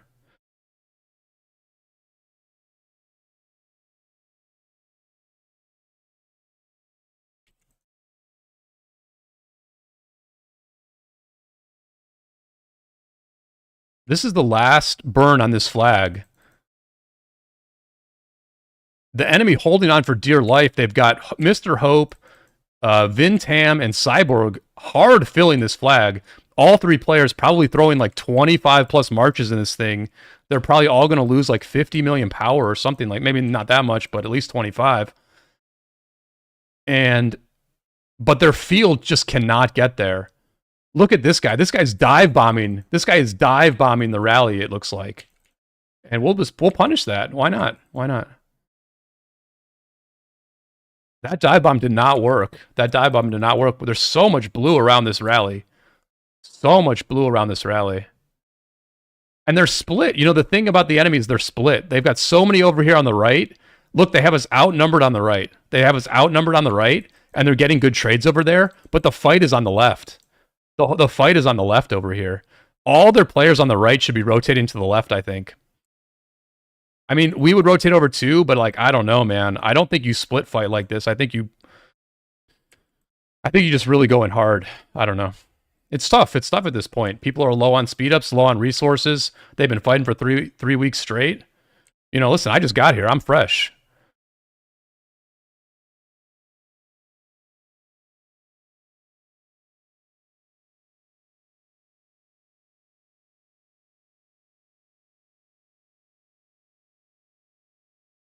I'm a little bit out of position. A little bit. Look, I'm going to just go to these dive bombers. I'm going to go to these dive bombers. Yeah, they're dive bombing the rally here. They're hard dive bombing. What I would do with... It's tough, man. Does a player like Wild Lion, does he try to fill or does he try to swarm the rally? What I would probably do is swarm the swarmers. If I were Wild Lion, I'd probably just swarm the swarmers. Like, your teammates are doing enough to keep it full. You need somebody on the open field to just, like, mess with our heads a little bit.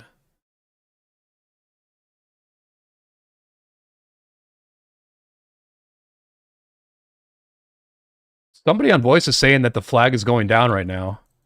I'm down to 2 marches again. I'm back down to 2 marches.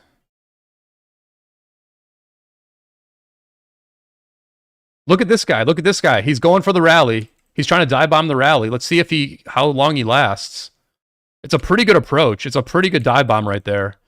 You got a pretty clean shot at it. But we're gonna evaporate those marches pretty fast, I think. I'm still down to 2. I could bring 1 back out. Or I could bring 2 back out.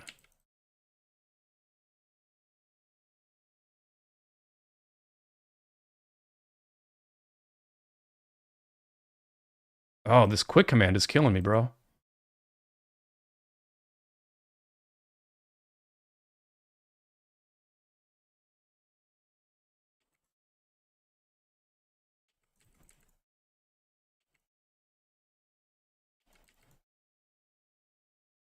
They're getting closer. Looks like they're getting closer.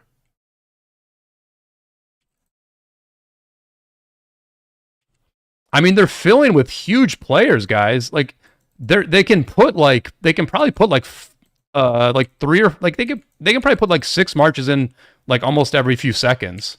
Like every 6 seconds, they can probably put about 6 marches in this thing. We saw last time that their big players filled with like 25 marches each. So, you know, if Wild Lion woke up and he's also filling, I mean, they can fill this thing for a really long time. So it kind of becomes the trade, right? Like the open field trade and the rally trade is a bit of a factor here because it's going to be a very long fight. Like it's being a very long fight. Now I got to make sure my hospital's okay. Let's see. I can bring 1 march out.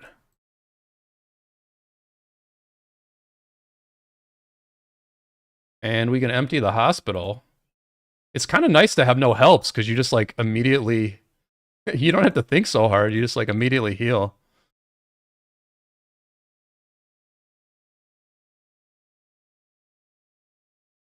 It's still going. Rally's still going. We're building a flag here now.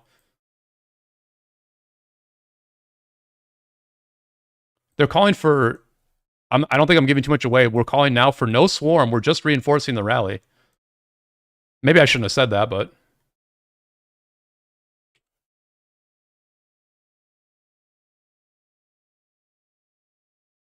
So pretty good reports there. Again, not doing like... I'm doing decent damage. Doing decent damage. Good reports. It's a favorable fight for us. They're pushing it into us. Unbridled progress. Let's go. Big time unbridled progress there.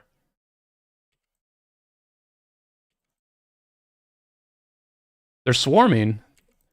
Let's see how long these swarmers go. They're getting melted pretty hard. Swarmers getting melted hard. It's a tough rally to swarm.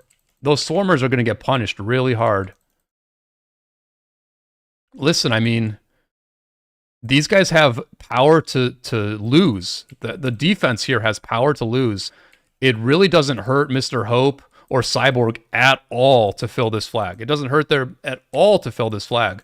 So, like, they can take a negative trade. They just want to get the hold.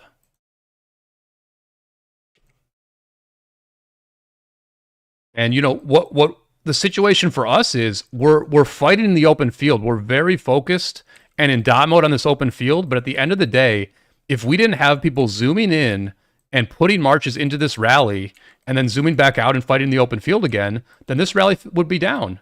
Actually, I think it's down. I think they held. Yep, they held. Yep. Big time hold. But I guess we can clear them here, huh? I'll get you that report. Let me just clear them a bit. So, good hold for 77 there. Good hold for 77.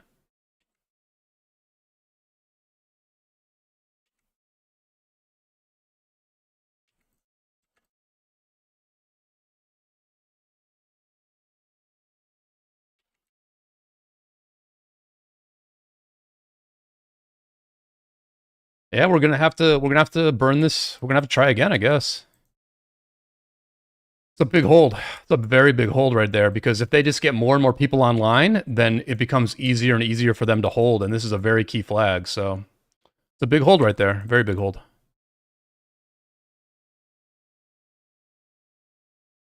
I mean, like, even here, right? Like, we're trying to push and clear them, but, like, they're actually clearing us. Like, to be honest, they're clearing us right now.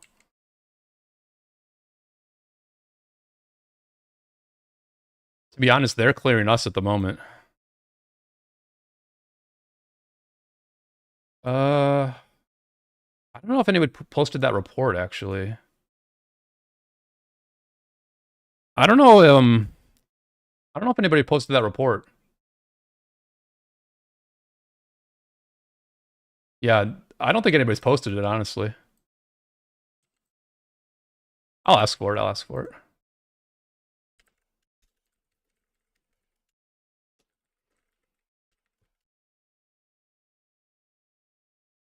Yeah, so, I mean, the thing about that hold is, like, now they've got better numbers than they did, 15 minutes ago, so... I mean, this thing is hanging on by a thread, but it's hanging on. I guess I can leave some of these marches here, huh?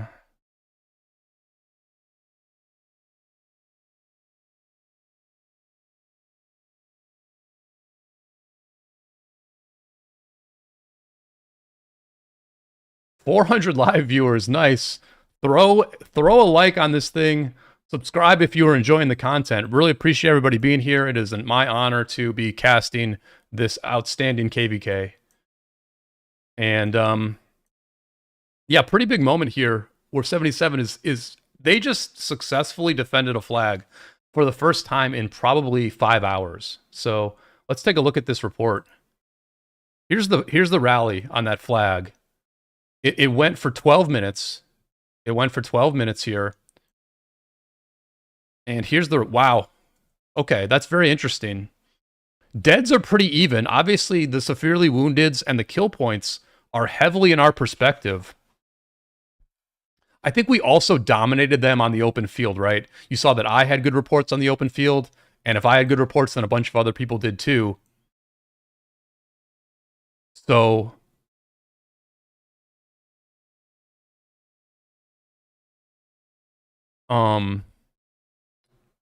But yeah, I mean... It's a good report for us, though, right? If we can keep doing this hour after hour, then we do wear them down eventually. Alice says if they really wanted to burn, they would swarm. They must be trying to wear them down over time. At some point there, that we canceled the... at some point there, we canceled the swarm. We were swarming, and then we canceled it. Which was an interesting call. But, I mean, the thing is... It's a good trade for us. Like, it's a good trade.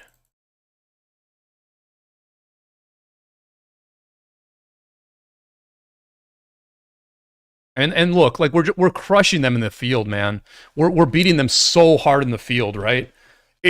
This is doing more damage to them than the rally, because the rally is just killing, like, Cyborg and Hope and Mintam. But right now, we're wearing out their average players' speed-ups and resources, man. We're really wrecking them in the field. And I think that's how we wear them down, right? So, like, it's a good structure for them, right? Because they're not getting hurt by these guys filling. They're not getting hurt by, like, Hope and Cyborg and Mintam filling. So that's good for them, but, like, we're just getting good trades. We're getting good trades against the rest of their team, so...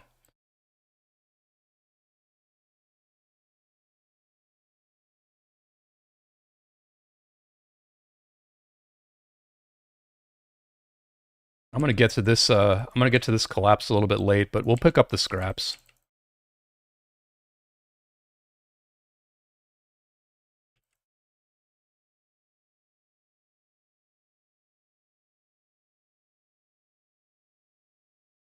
Now, we're probably burning them on the right. I didn't get any scraps here. We're probably burning them on the right, at least. So we are making progress elsewhere, but we'd love to get this friggin' flag down for sure.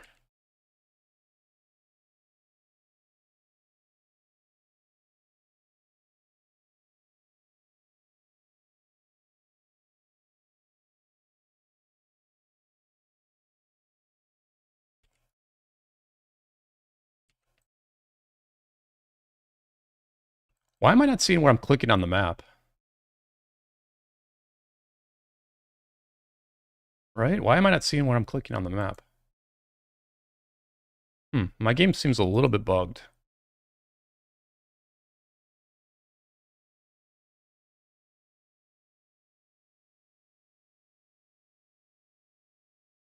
I don't have that report, so I can't send it to anybody. Just check the stream though. So here we can look again at like how many marches their whales filled there. Actually, I'm not gonna scroll up, or I don't have to scroll far. There we go.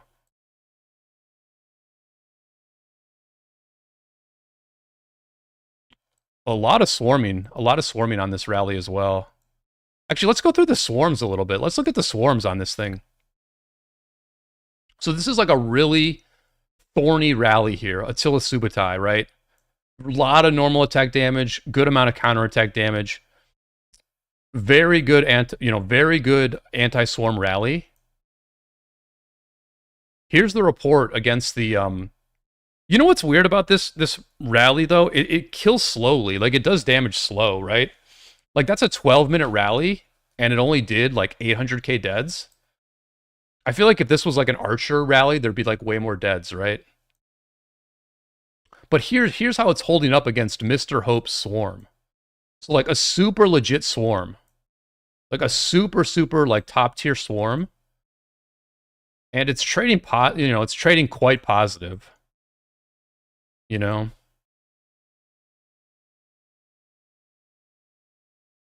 This is being factored. Oh, here's more of the rally. Here's more of the rally. So actually that's a lot of deads. That's a lot of deads for a 12-minute rally. Right? That's a lot of deads.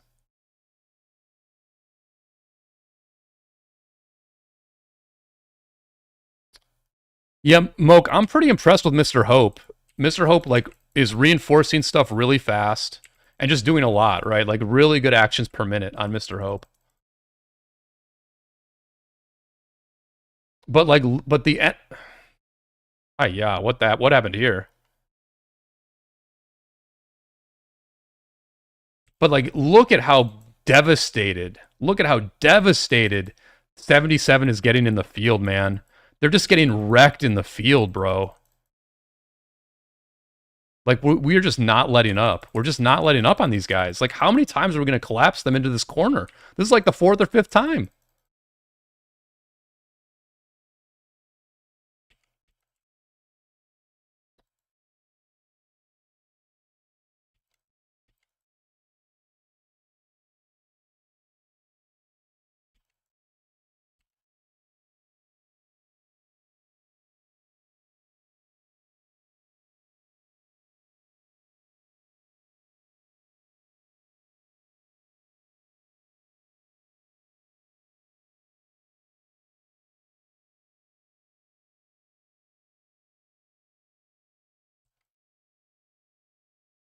I mean, it's just on a different level, right? Like, Kingsland just puts this at a different level at this point, where things are just happening so quick.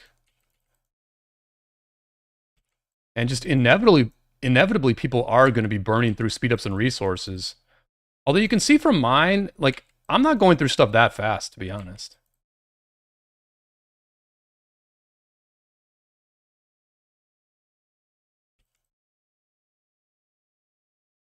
Oh, flags on the right side are repairing. That's interesting. Yeah, so we're going to need to reburn the right side as well. So 77 is being productive from an objective perspective, but they are really getting rinsed in the field, it feels like to me. Although, I mean, listen, their numbers are good, man. Like, they might collapse us this time. They might collapse us this time. Like, look at what they have up here. They might collapse us this time.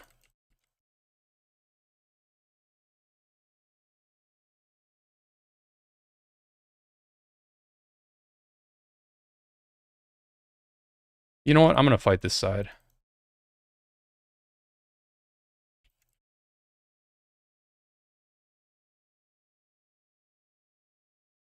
Yeah, I think they're going to collapse us this time.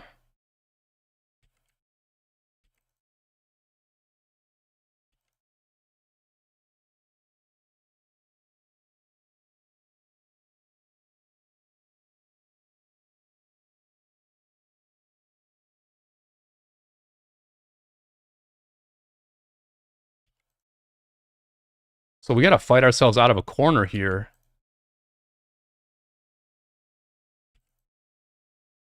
We're standing in the middle of the ring in a phone booth trading blows. We're pushing them back. It looked like they had us outnumbered, but I guess we are pushing them back here. I just lost my first march. I got people in front of me. I do have people in front of me here. Always nice. I'm just gonna pull. No, nobody's attacking me. I mean, I'm surprised we got out of that corner. It's just the power of these GT marches. Very, very strong.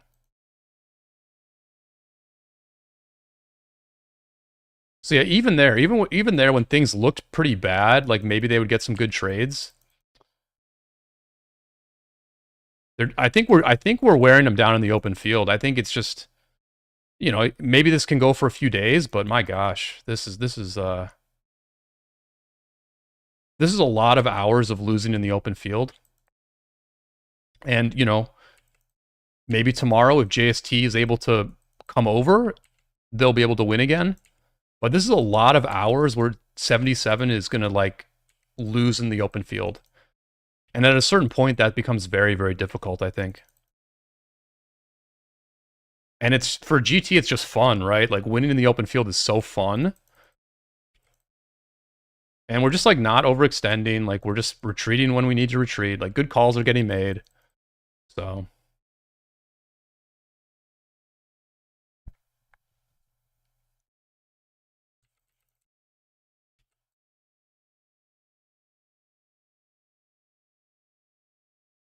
Yeah, so I mean, like they definitely have very good marches, but like the thing is, right? Like when I was watching Plato stream earlier, like him and Cortex were talking about the energy level of the war leads, and like honestly, that energy level has been present for like the last 4 hours, right?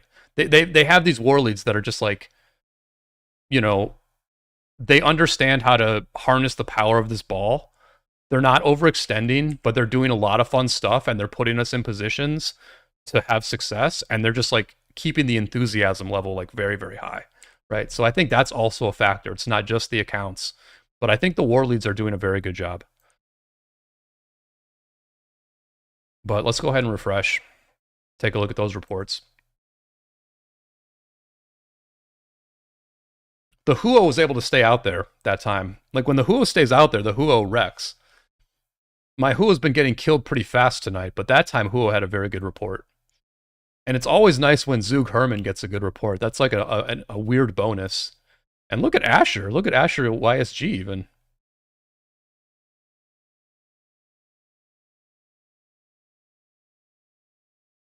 So let's look at the right side here. Let's see what's happening over here. Yeah, so this flag's healing, but I think we probably get this flag, right? They can't reinforce this flag anywhere near as well as they could reinforce the other flag, so.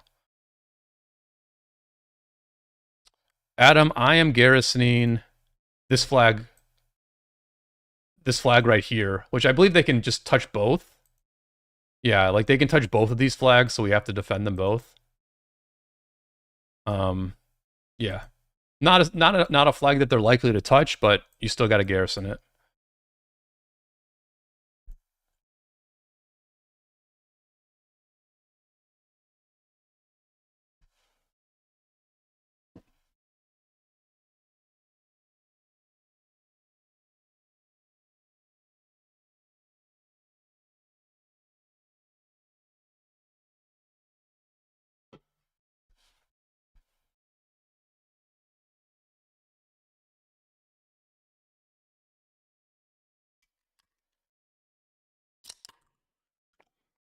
It's time for the Celsius, boys.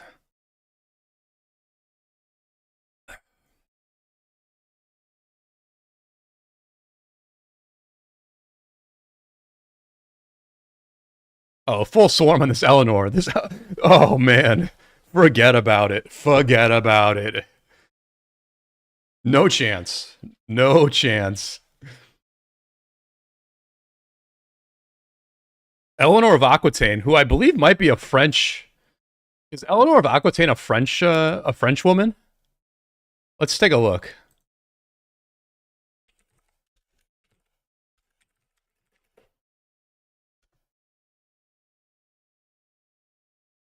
Yeah, Eleanor of Aquitaine, who is a French leader, getting devastated on her own homeland of Orleans. Talk about being mistreated by your homeland. This map does not treat Eleanor well at all. That is for sure.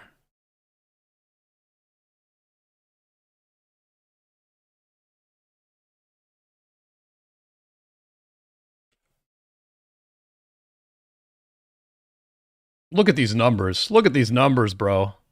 Oh, look at the enemy numbers, though, too. We're just going for it here. I don't even think there's an objective. We're just, we're being like, you want to gather in the field? We'll gather in the field, too. Let's see how the dust settles.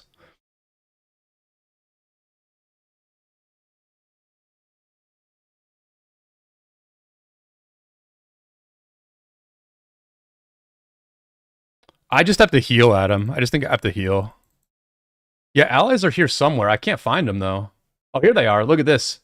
Look at this. Allies coming. Allies, this is going to be we're going to demolish them.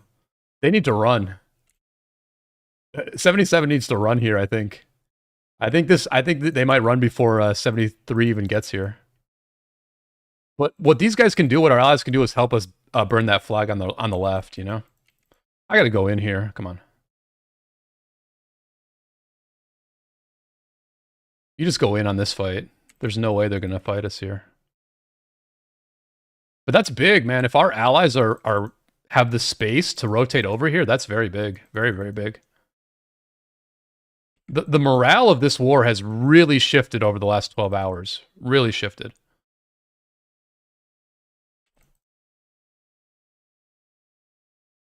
And that's the thing about war. Man, you just go through so many ups and downs. You have moments where you think you're going to win. You have moments where you feel like you're going to lose. And it's weird. It's weird how often it shifts.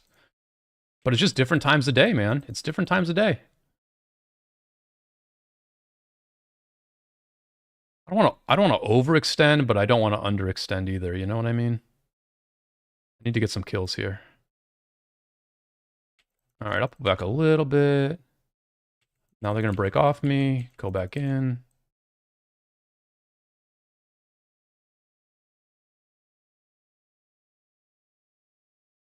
Yeah, see, we cleared these guys before our allies even got here.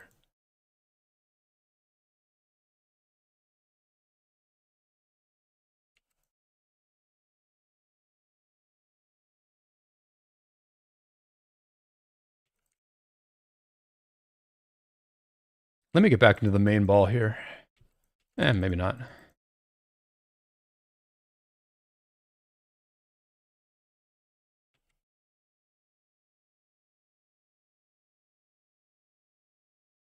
Oh, there's the allies. There's the allies. That sweet, sweet yellow color of the allies.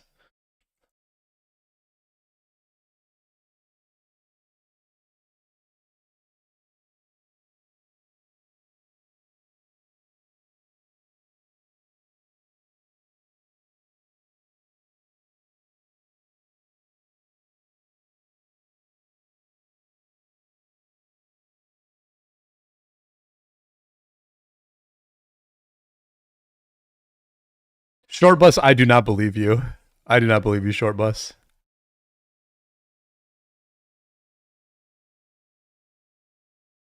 There's no way.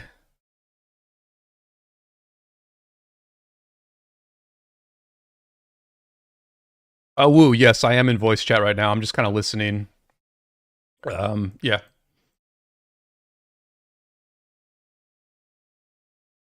They're mostly talking in Chinese, but then like they'll be like, go to number one, go to number one, go to number one, you know, in English, so. But they're like discussing things in Chinese, basically.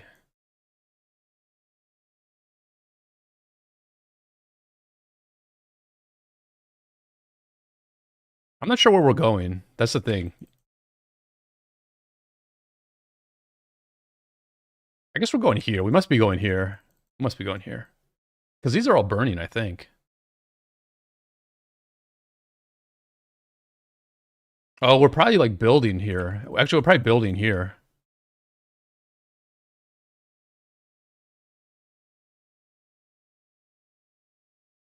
We're probably gonna build here.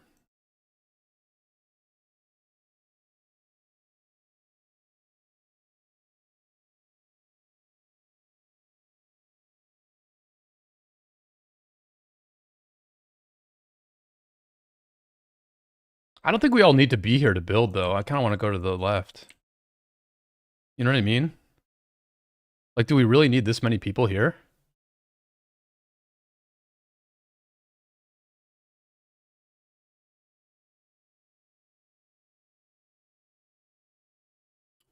Adam, I don't think Leopard. I don't think it's Leopard who's on voice. I think it's Prodigo and this other guy.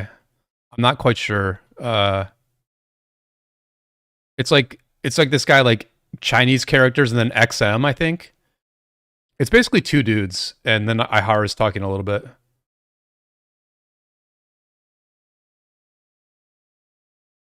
But I don't think it's Leopard, though. I don't think it's Leopard.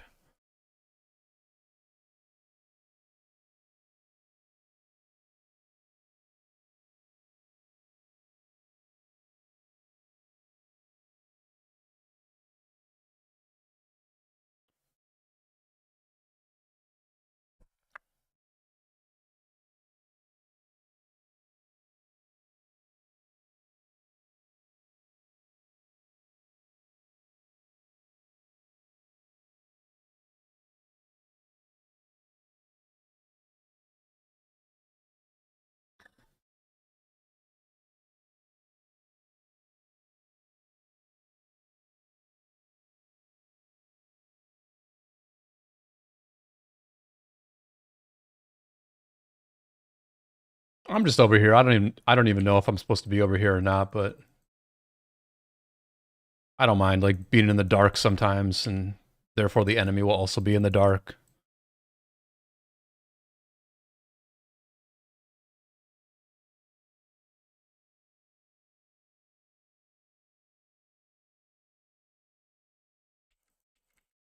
I'm way too far ahead. What am I doing?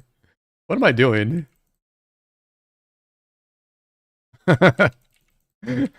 Huo suffered for my stupidity there.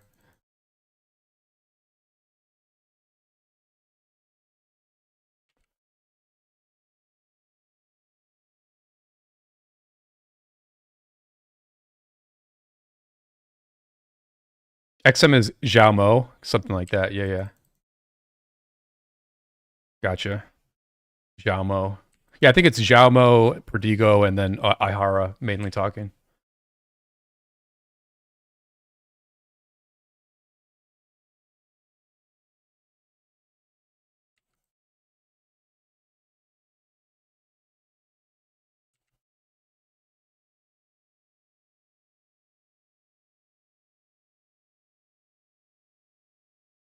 I think, yeah, everybody's here burning this flag. I was just kind of like over here, you know what I mean?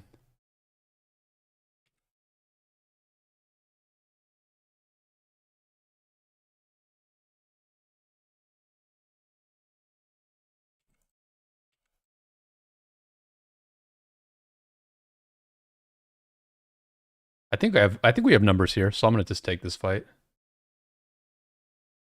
I guess I should heal.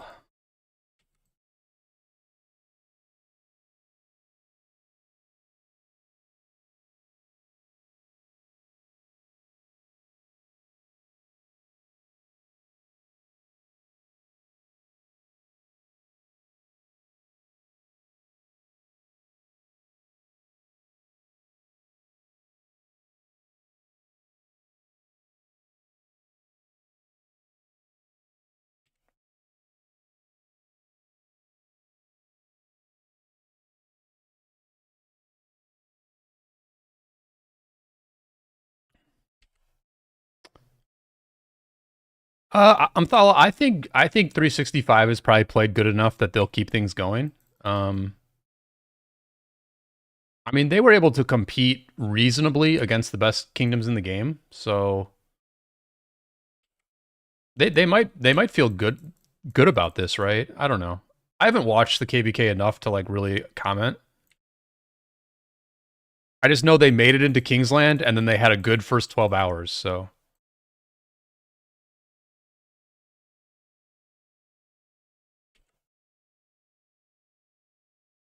JST coming over now also. Look at this. Everyone's coming over to the right. Everyone's coming over here. Look at this. This is crazy. This is crazy. You've got 1, 2, 3. We got two. There's 4 kingdoms, and then maybe JST as well. So you got 5 kingdoms all over here. JST walked all the way over. Now they're running away immediately.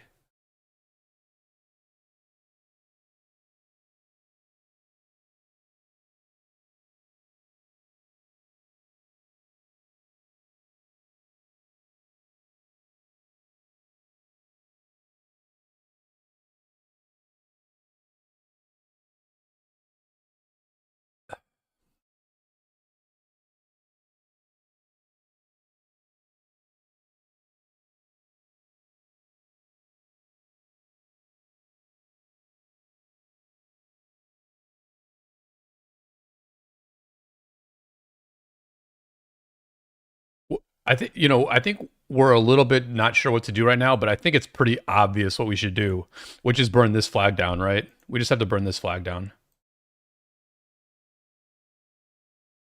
Our allies, unfortunately, are largely depleted at this point. To be honest, the allies came over here and didn't do a whole lot, but I like the idea of it. I like the idea of it. I assume JST is going to lurk.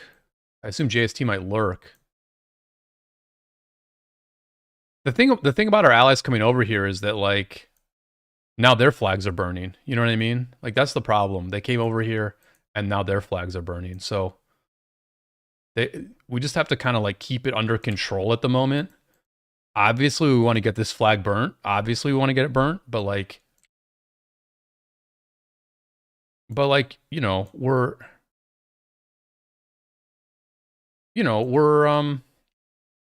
making progress over here. We're making a lot of progress over here, so.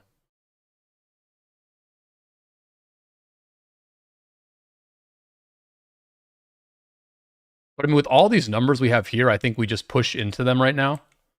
I think we probably just push into them and see what comes from that.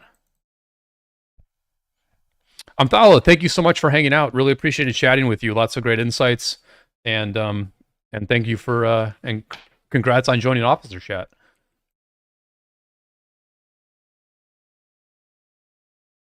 Well, I agree. I think they should just focus on JST and not let JST cross the river.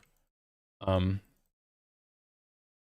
like, at the same time, right, if they're just stalemated, if G3 is in their uptime and, like, they have a bit of an edge against JST, but they're stalemated, then, like, they're not really accomplishing a lot by holding them at the river, because, like, tomorrow's going to come and JST's probably going to, like, bust through the river, right? So I see why they came over here. I don't hate it. Just things worked out where they didn't accomplish a whole lot. Like, if we had been attacking this flag, like, if they came over here while we were attacking this flag, they would have made a huge difference. They would have, like, turned the tide and we would have burned it. But they just happened to be coming over here when we were, like, not focused on this part, you know?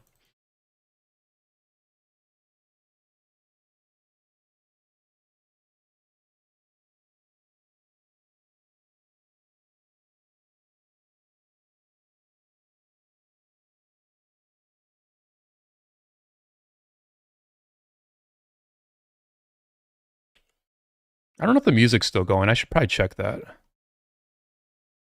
I don't think it is.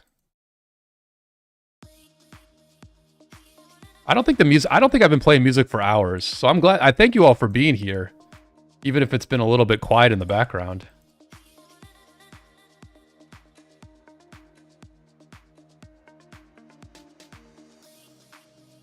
Wait, where'd they all go? Oh, there.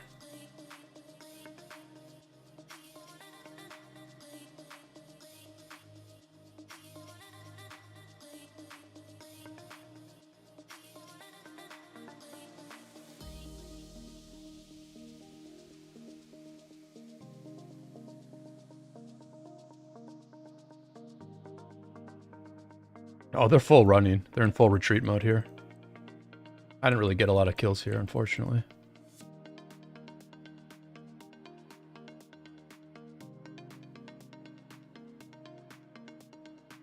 I think 77 does a decent job of retreating. I think they over-retreat a little bit. But like, this was a very good disengage, right? Like, that they saved a lot of resources by disengaging there.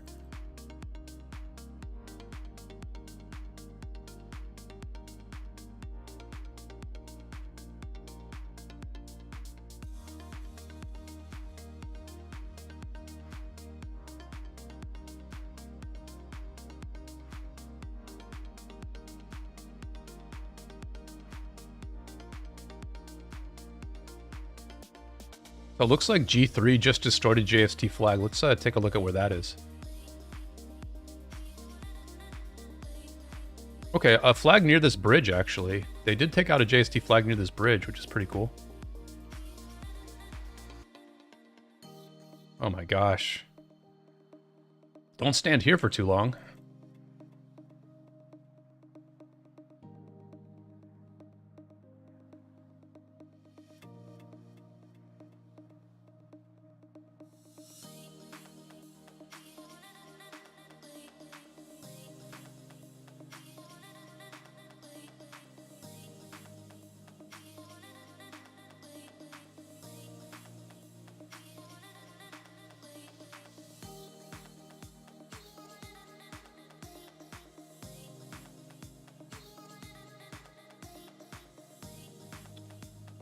Oh, a few people in the chat saying they enjoy the silence. I'll turn it down a little bit.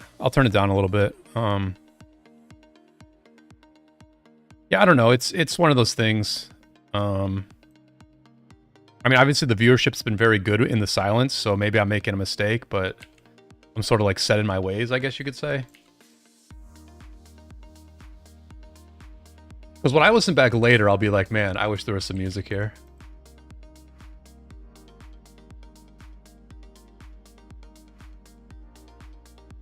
But I mean, if more of you say that you don't want music, I will listen to that.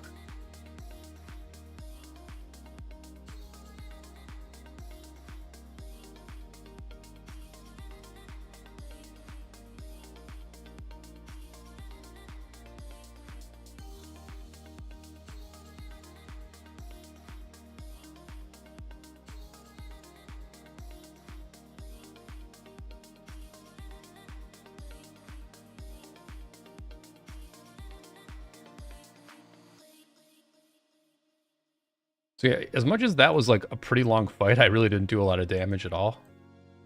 I mean, good trades, but I didn't do any damage.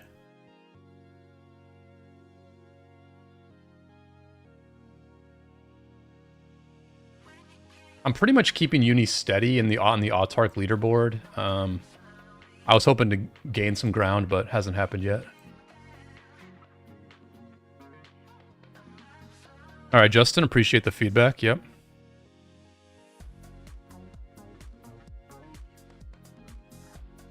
I guess I can just heal right now, right? Like, I have no helps left. I guess I can just heal 31,000.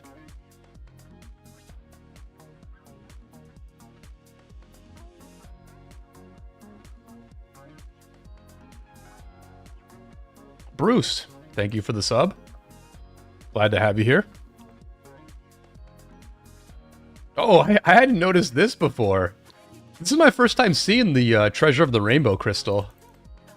Pretty sick, man. Pretty sick.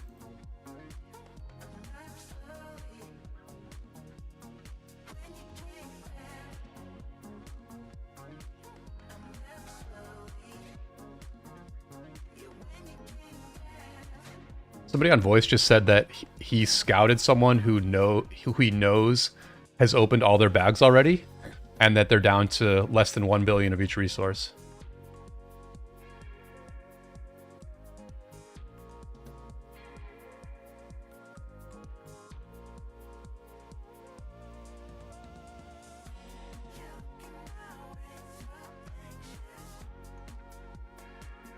Glad you're enjoying it, Leo. Definitely.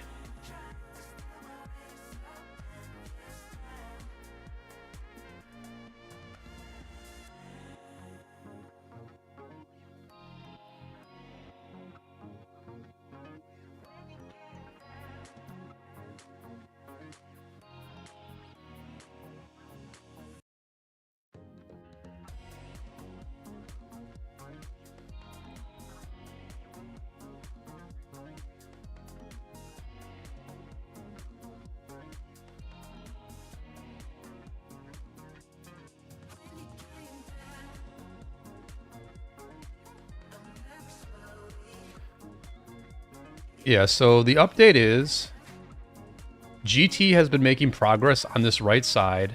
A lot of this pink territory is under threat. 77 in pink is starting to defend more. They had a very big defense on this flag. That's not... We're not seeing it, but there's a flag here, believe me. There it is. You know, you can see that 77 now has a very strong defense. They held here last time. They have 3 very, very big players here filling this flag. So we're having a bit of trouble at this point burning this flag down. At the same time, we are burning everything over here. Everything over here is burning. In the middle, it has been a stalemate for the last several hours. Yeah, this has been a stalemate for a while, but as you can see, our allies in G3 for the last few hours, they have been beating JST at this bridge. They're burning this flag again. If they can get this flag down, this is a huge burn. This will be a huge burn if they can get this flag down. And you can see that right now, they've got like full control. JST is looking a little bit rough right now. Things are looking a little bit rough for JST right now. And then over on the left, 93 is playing defense, but their defense has been successful overnight. And so essentially what has happened over the last several hours is that our side clearly has the advantage, and we're just stacking more hours on top of that. At first it was like, oh, we have an advantage for like 6 hours. Now it's like, oh, we have an advantage for 9 hours. And, you know, the question is, how many hours of the day do we have that advantage?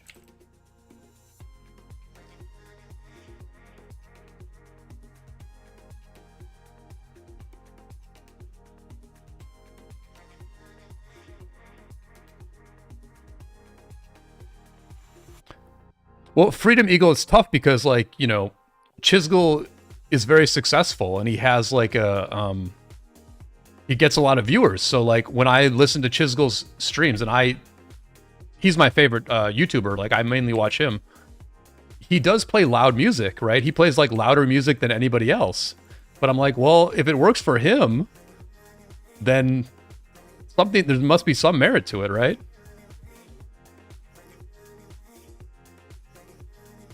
But I think my music is better than Chisgul's music. His is a little bit too, like, manic, I would say. Mine's a little more chill, I think.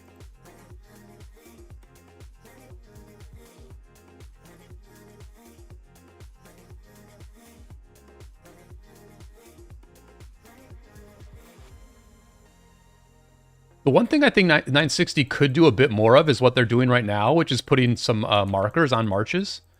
I think it does kind of help to put like markers on like the leadership marches, so you kind of like know where you're supposed to be. I mean, people basically know where they're supposed to be anyway, but I do think putting markers on like players who have very good positioning is like pretty useful, right?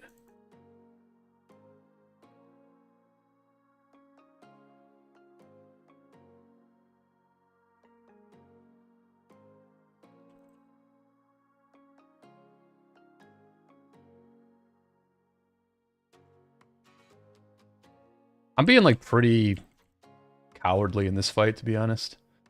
I'm killing all the people inside our ball already, but...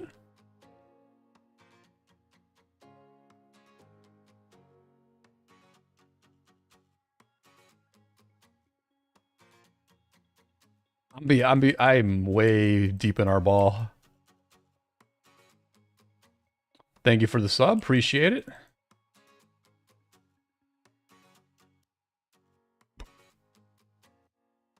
Bruno, glad you like the vibe. Listen, it's easy to have good vibes when you're just like winning every open field fight, you know?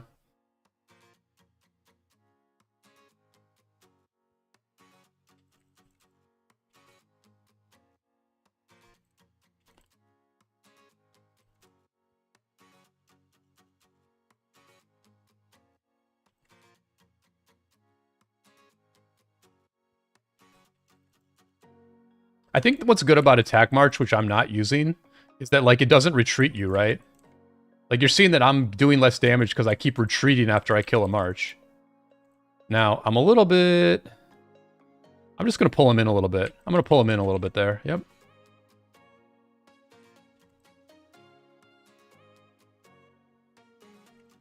The thing about, like, a really laggy fight like this, which there is definitely some lag, is, like, when you get attacked and you actually pull out, it's pretty much guaranteed that you're going to, like, pull the enemy into you. Alright, so this is getting a little bit hairy here. We're getting collapsed on from the right. But we've had success doing this before, so we're just going to keep going to the right. I've got my claws into somebody, so I'm just gonna... It's definitely laggy, so I'm just gonna, like, when I'm hitting somebody, I'll just stay out here.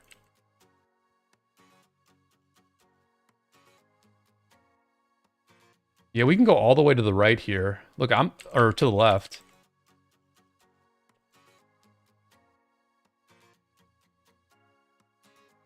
I mean, this has just worked for us so many times.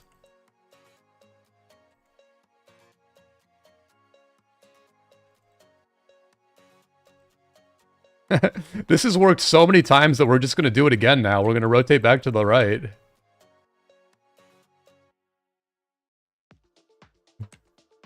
They're loving it. The war leads are loving it right now. They're all just, like, probably saying the same thing. Which is like, let's just do this again. Look, they're all running now. Look, now the enemy's running.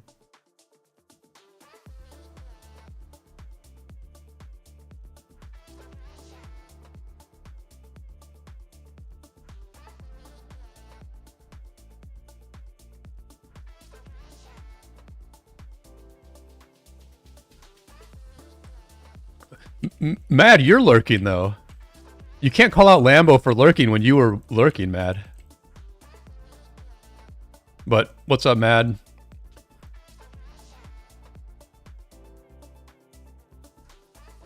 Lambo, always appreciate you hanging out.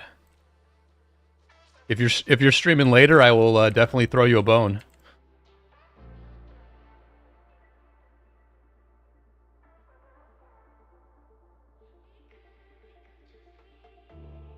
I think I'll probably be streaming for maybe another, like, 2 hours, probably.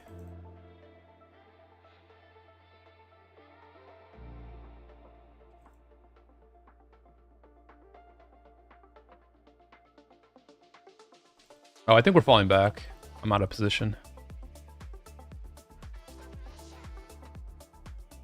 Alright, I didn't lose any marches there. Didn't lose any marches there.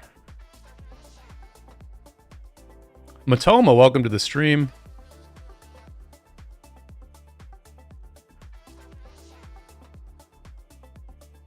Tempe, I actually looked at you guys when we allied with you. I was like, what would a merger with 2941 look like? What would us going to 2941 look like?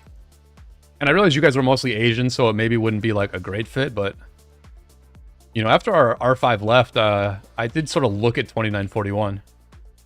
Oh, I lost Arthur. Damn it. Alright, they're pushing into us, so...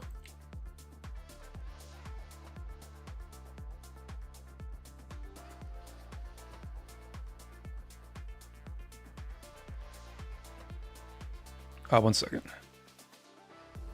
Yeah, I can garrison that. I can garrison that. Uni?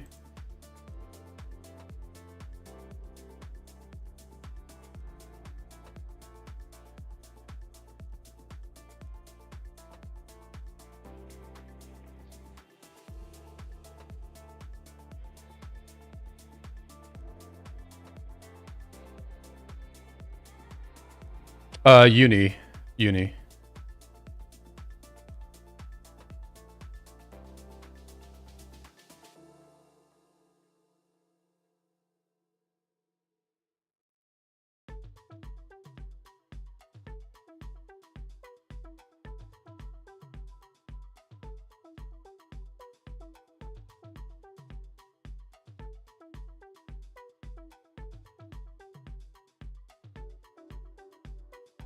Yeah, Tempe, I mean, congratulations to 2941 for, like, stepping up a level.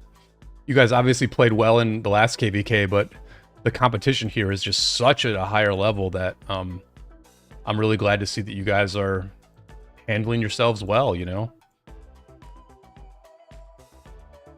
This is both the dream and the fear of, I think, all good A kingdoms is, what would we do if we were put into a KvK like this? You know, you always hope that you could be that, you know, support alliance that does very well, but it's easier said than done for sure, so props to you guys. I guess I should heal, right?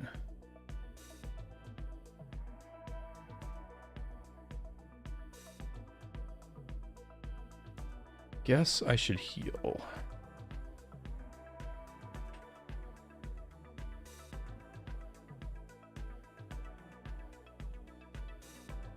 What did you think about fighting 3265? I think we were allies with 3265. Yeah, we were allies. So, I mean, you guys were great. I mean, once, you know, the tides shifted in that war, 3265 played a really key role in keeping 2268 busy. I mean, at the end of the day, our win against 2268 is like the biggest win of my life. It was the biggest win of our kingdom's life, so I've got super fond memories of everybody who was involved in that one. Yeah, I lost Arthur.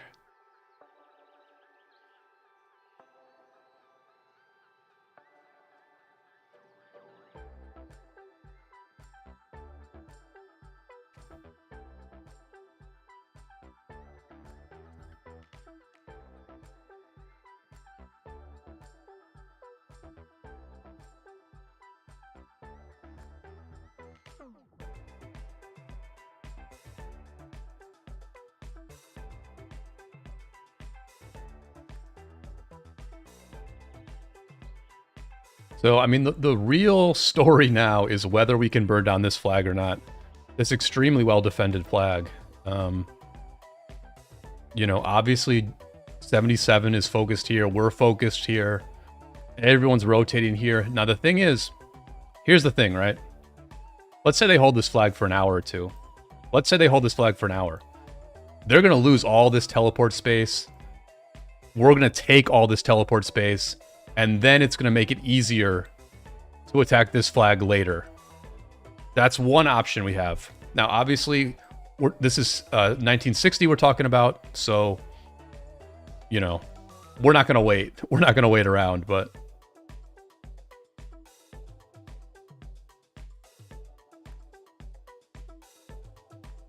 I'm late to this fight. I refreshed, and now I'm very late to this fight. I'm very, very late to this fight.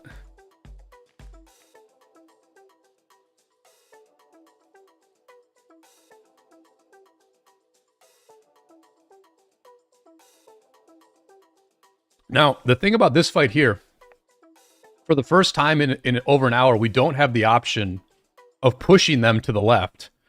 We don't have the option of putting them in this corner over here. So how are we going to do in a straight up fight? How are we going to do in a fight where we can't push them into a corner? It looks like we have the numbers. It looks like we have the numbers, but it's hard to tell because I'm not zooming out. I'm giving you all a bit of a graphical display here.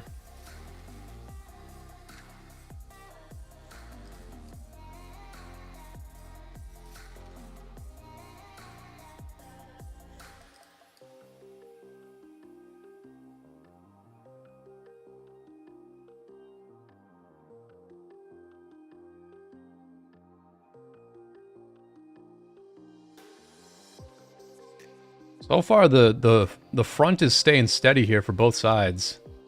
Everybody just dancing back and forth a little bit, but it looks like we're thinning them out. Looks like we're thinning them out here. So hopefully I can get here in time with my fresh marches and get like real good trades.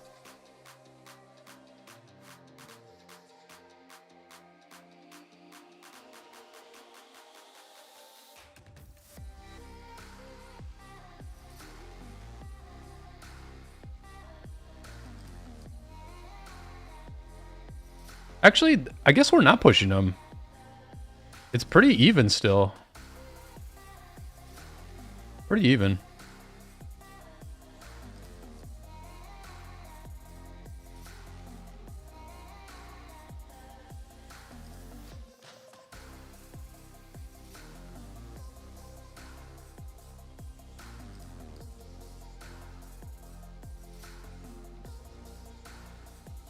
Is this Cyborg right here?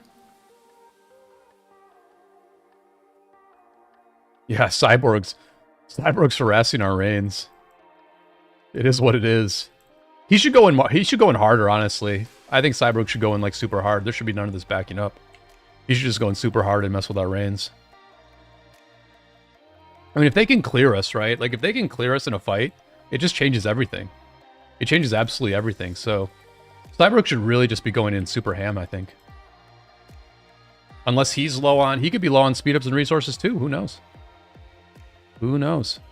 I mean, he's Listen, you can't question Cyborg. He's literally #1 in this KvK in kill points.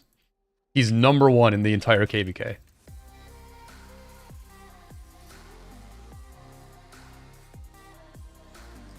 All right, looks like we are pushing him back here finally. I showed up.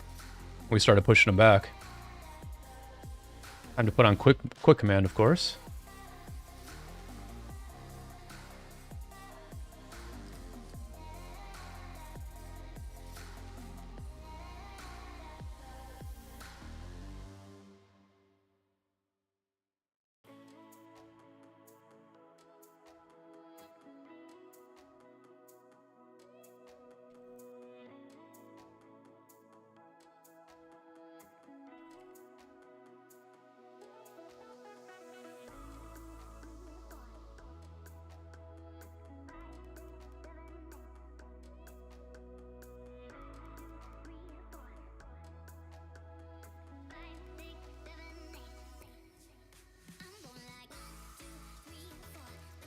So this would probably be a good time for us to rally that flag, right? We just cleared their field.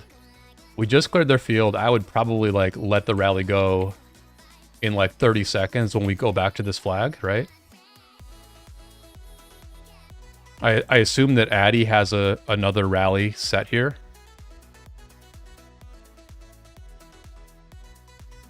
Yeah, Addy's just waiting.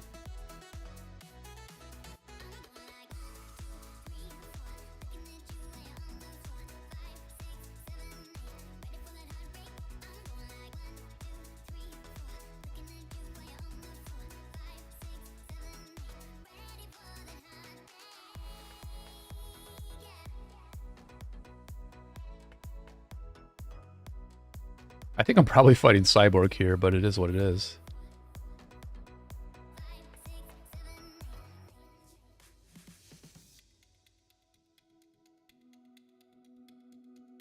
I don't know why we're not releasing on this flag.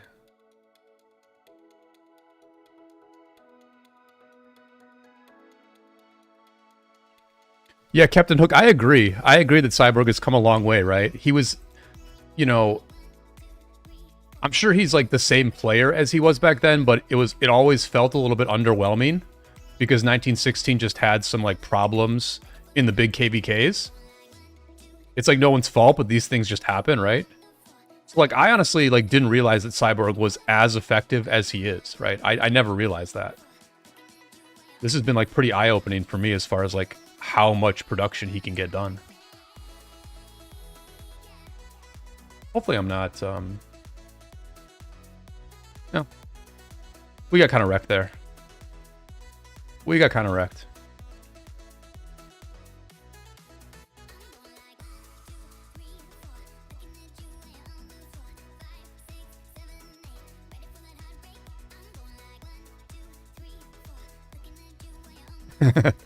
I know, Sumit. I was like talking and trying to compliment the enemy, and the enemy was wrecking me.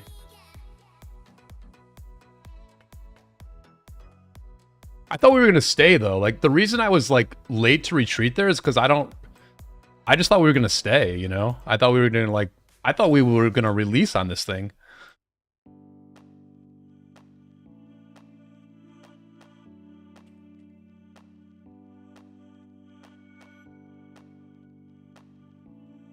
Did Prodigo take #1 again? No, look, it's Cyborg. Cyborg's ahead by 10 million.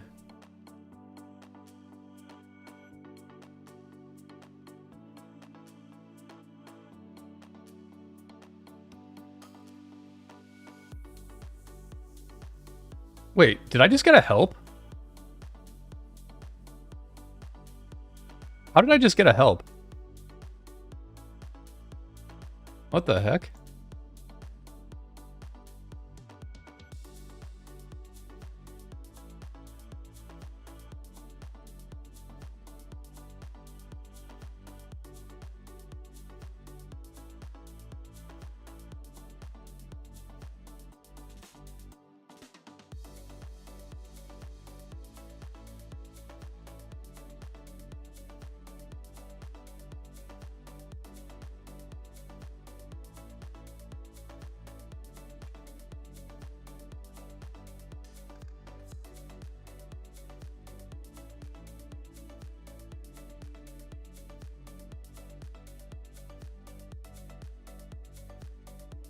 At this point, I'm like pretty skeptical that we can burn down this flag. I think the question becomes, can 77 defend any of these flags, right?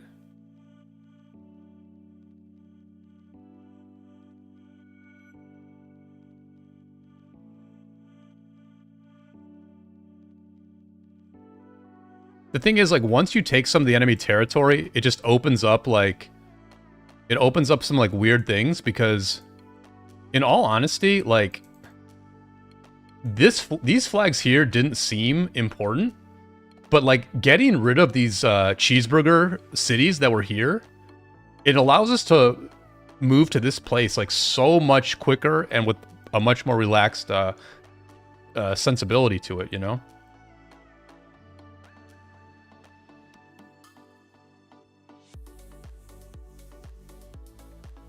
And so, like, it's going to be the same thing with these flags, right? We're gonna clear these flags, and it's going to make a bunch of things easier that just aren't apparent at the moment.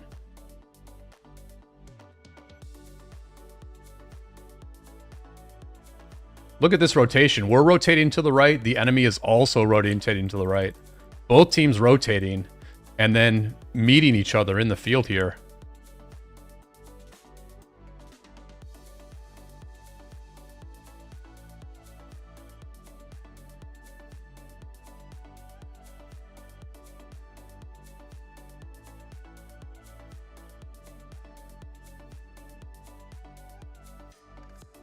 Yeah, Semi, I agree. I think we might be just chilling on that flag, which I don't think is a mistake, you know. We can just like make sure we get this right side is what I would do probably. Just because the teleports are better for us over here, right? They don't have like 3 giant whales that are on these flags.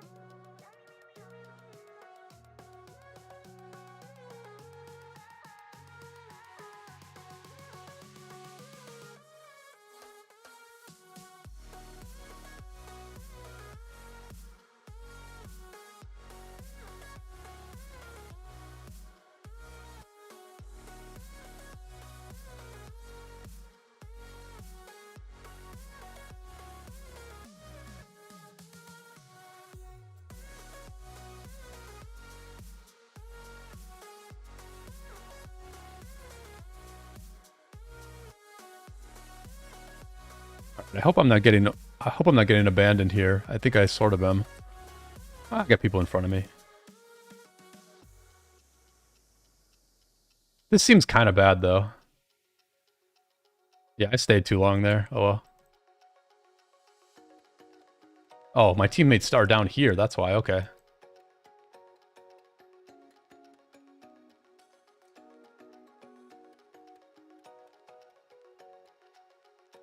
I'm just gonna stay with the team.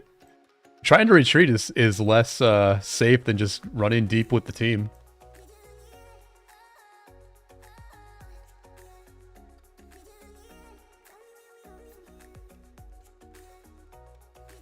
Nobody's hitting me, which is crazy. Bro, this is a crazy... this is a crazy dive. This is a crazy dive here. I'm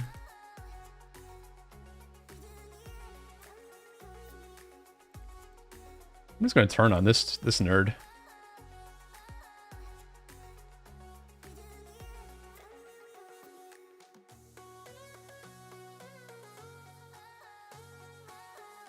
No, I'm in VC. I'm in VC. But like they're using a lot for the markers are a lot of what they're using. I'll be honest, this was like pretty weird movement here.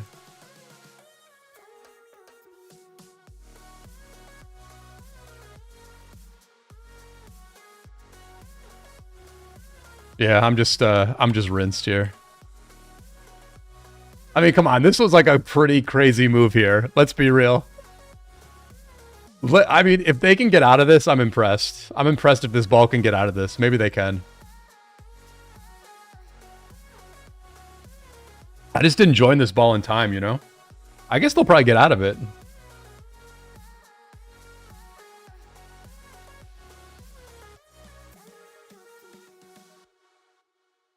I mean, they just stayed together, right? Like, it's just the power of staying together. I was like, lost focus and broke off, you know? And so I got wrecked. But all these people who stayed together are going to get pretty good trades, I think. Although they might lose this. They might lose this.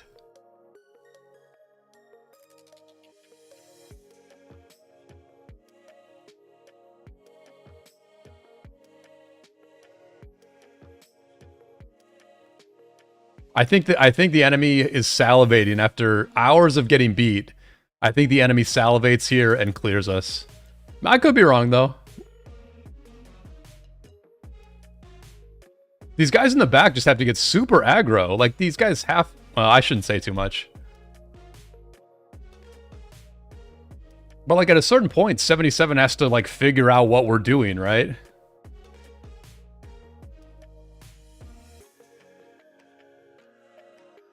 Now, see, we're being tricky, though. We're being tricky, because we just turned on them. We just turned on these guys. As soon as I said they should know what we're doing, we did something completely different. I guess I can pull my marches back out, huh?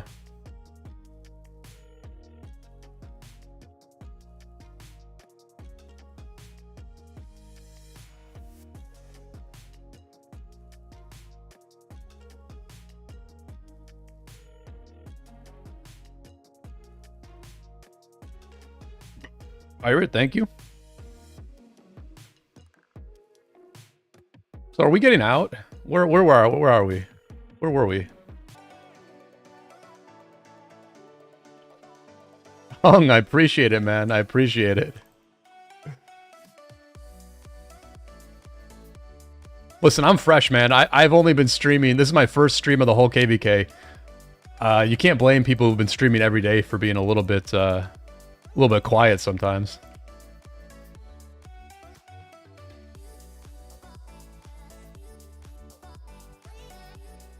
We're still at this friggin' bridge, man. I wish I had stuck with the ball and been in this fight the whole time. But I guess I'm gonna rejoin him.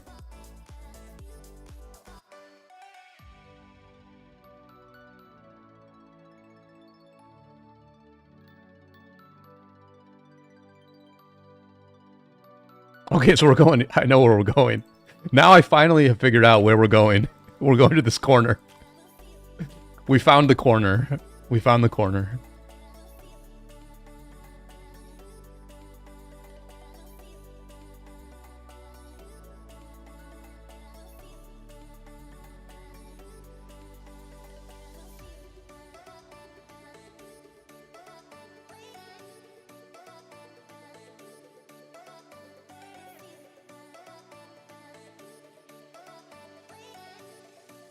I think we're trying to let everybody escape. I think my job here is to just let everybody escape. I mean, they did survive, right? Like, this ball did survive the whole time, like, to be fair.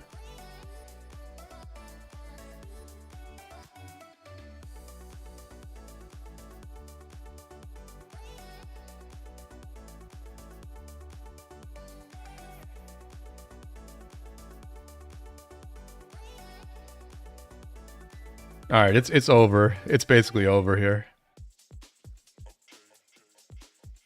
They made it out. They made it out. Like, props to everyone who stayed in that ball the whole time. Oh my gosh, am I gonna get caught? Are you serious? Oh no. Oh no. All right, I got out.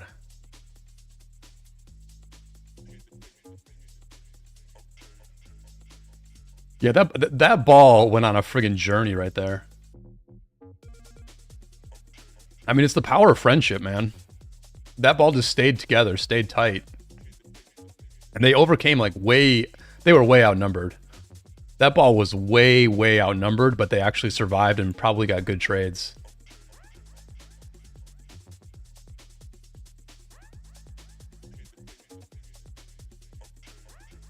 KvK, thanks for subscribing. Congrats on your name.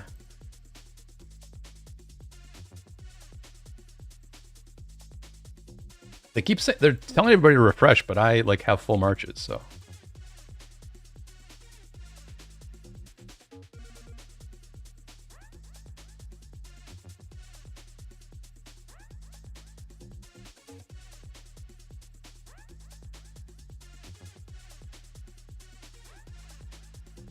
KvK, I mean, it's not a comeback yet, but I mean, the odds of who's going to win this KvK is like drastically changed in the last 12 hours.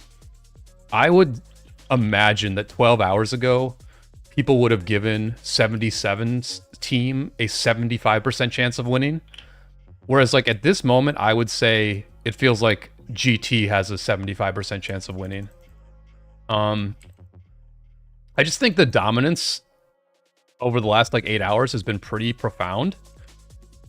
And so, like, I don't think that's going to change tomorrow, right? Like, I don't think GT's suddenly going to be weaker tomorrow and that 77 is going to suddenly be stronger. And so, like, at this point, if you're 77, the idea of dealing with GT for the next, like, 3 or 4 days on this map in this zone, I think it just becomes very, very daunting. It's very daunting. Because everything else is like a bit of a stalemate, right? Like the left side is a stalemate and the middle is holding up well enough. Honestly, our allies were burning JST like an hour ago, right? Like our allies were burning, where were they?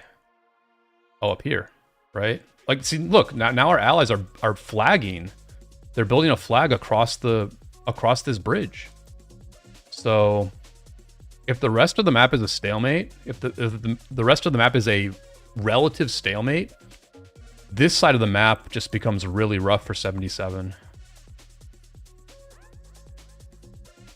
Monster says the thing is GT can keep fighting 24/7 and some 2-3-77 can't. Yeah, I mean that could very well be. But I mean they still have very good numbers and obviously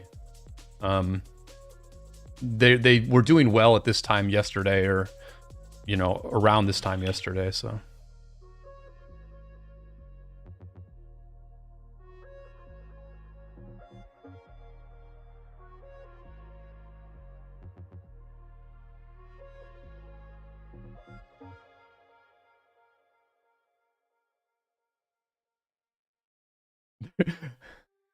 They're telling Genie to stop swarming, but they forget that this is an Eleanor. I mean, they got El Haytham and Genie swarming this thing. I think you just let them cook, man. I think you just let them cook. But they are filling.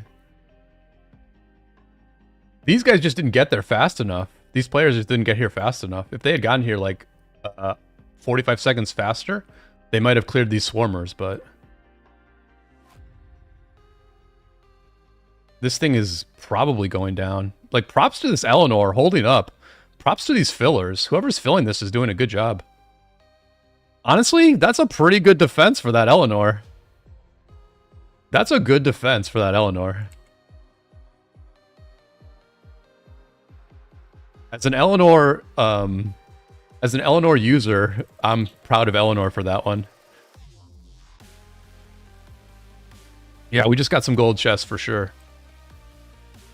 We just got some gold chests from Jawas. Boom, boom, boom, boom, boom, boom. Lots of silver keys, a couple of speed ups.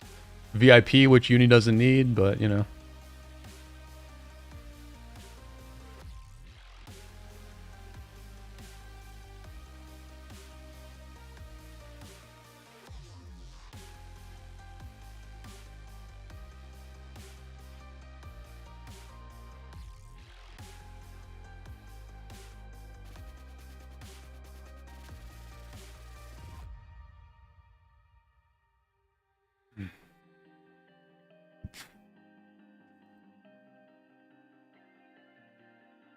All right, these open field fights are getting very big at this point.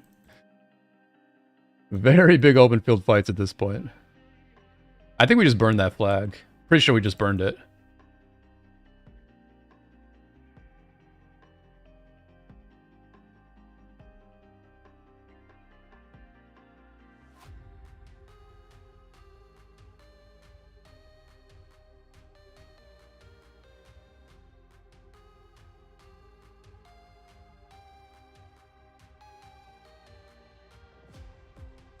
Look at that pull. Look at that pull. The thing is, if like a lot of people are using attack march in a fight, I think I might have said this already, but if a lot of people are using attack march and you see yourself get targeted and you pull back, if they have attack march on, they're just going to get pulled in. Like you're just going to pull them in, right? So like I think there's a good amount of value to like running away once you get targeted. Because, like, your pulls are, like, almost guaranteed to work. Or maybe I'm just a wimp, but either way.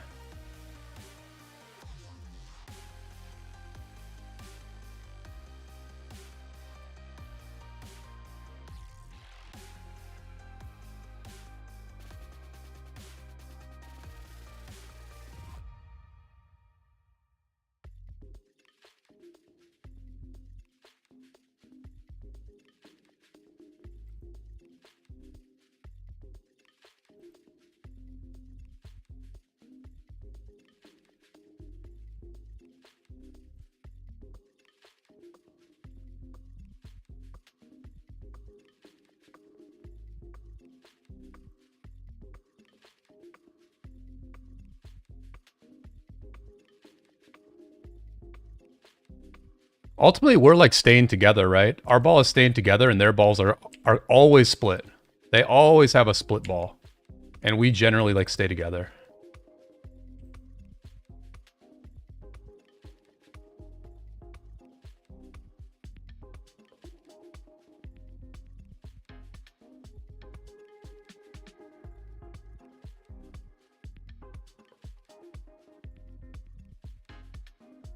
I mean, look at how many marches they have on the right. And look at how we have like half their marches holding them off, right? That's just like a very inefficient use of their marches.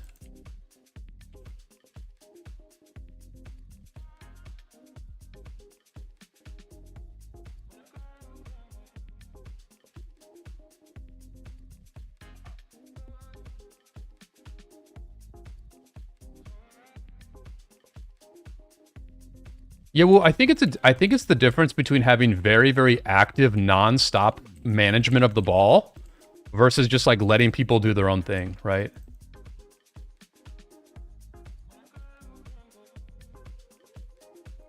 Because like even now, right? Like I'm out of position, but I just heard Ihara say go down, so like I know, okay, I need to pay attention to what's happening, and like rejoin the ball.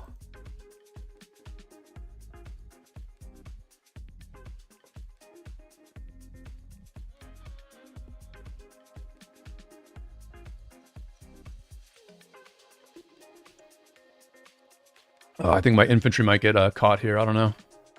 Nope.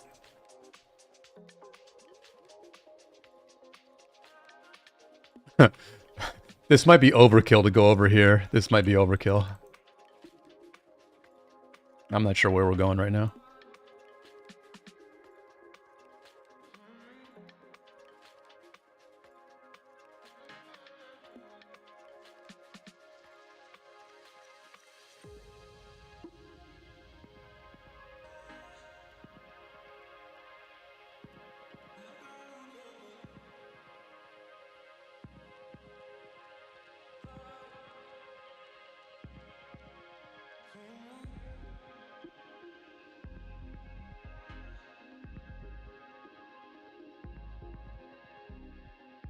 Oh, I'm getting hit. I'm getting pelted by these friggin'...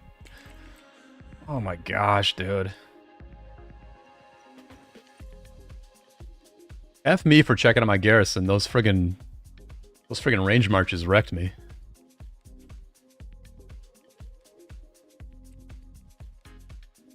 I'll just refresh everybody. Yeah, Colin, no problem, man. No problem.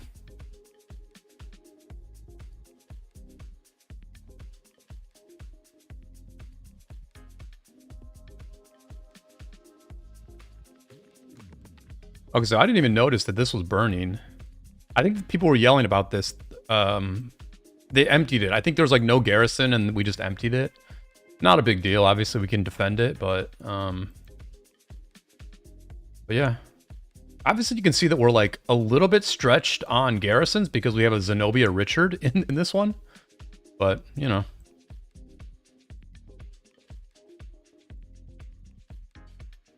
I mean, these flags are about to go down. Like, these flags are like very close to going down. So we're just like in a holding pattern, you know? We're just in a holding pattern. Snip X, Uni is asleep right now. Uni's asleep.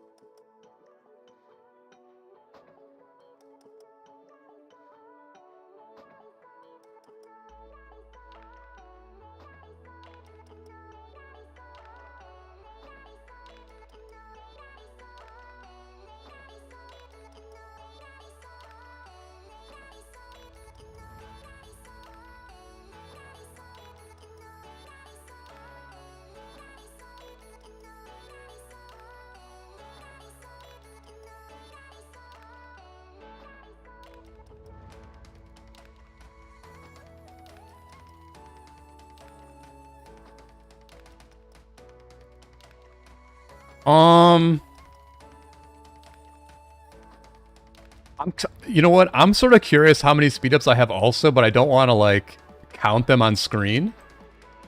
It looks okay. I've got like 7k 24 or 7k 1 hour speedups, so that's what, like 24 is 1 day.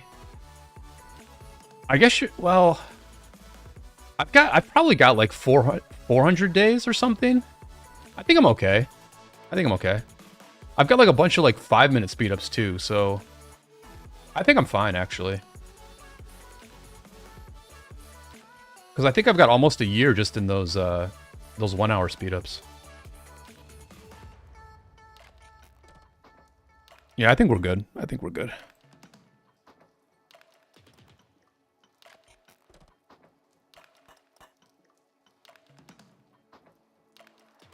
No, guys, I really appreciate all the compliments about the commentary. It actually honestly means like a lot to me. I've been watching a bit of this KvK and been a little bit jealous of how many viewers other people are getting. So like to know that I can provide like a good broadcast that people enjoy is honestly like the confidence boost that I needed. I've been a little bit inactive lately, so I really like appreciate everybody like complimenting the coverage. I'm glad people are enjoying it. You just never know, right?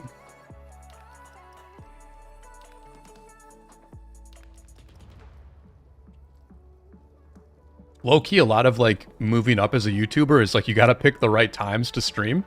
You gotta stream when none of the big names are streaming, and then you just tend to get a bigger audience. So luckily I'm like a insomniac, so I play late at night, and I don't think too many people were streaming when I started. Yeah, like and subscribe, everybody. 7k 1 hours is 291 days. Yep. Yeah, Envy, I probably do need to stream more often. I've been busy lately with work, which is a good thing. You know, I'm just kind of going through some stuff in life at the moment, so I've been a little bit inactive, but yeah.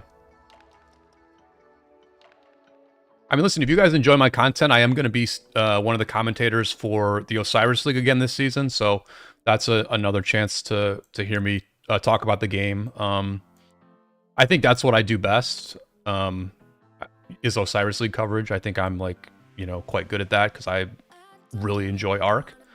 But I'm glad people are enjoying the war coverage as well, and I probably should do it more often, yeah.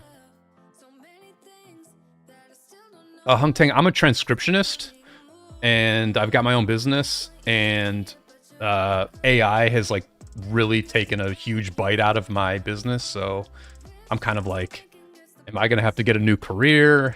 I'm sort of, like, putting a resume together to, like, apply to other transcription companies and stuff, so I've just been a little bit bummed out lately, because... yeah, it's just, you know, it's weird.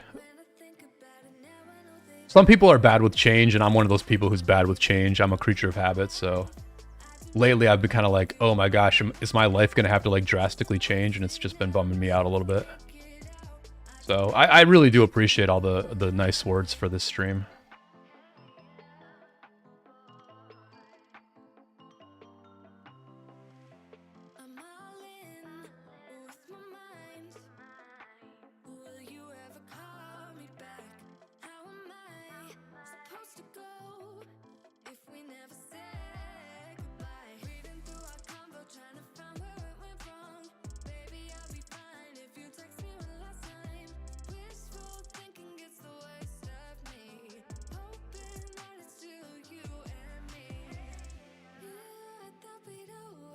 I'm not even sure what we're doing here, actually. Like, we can't rally this flag, so...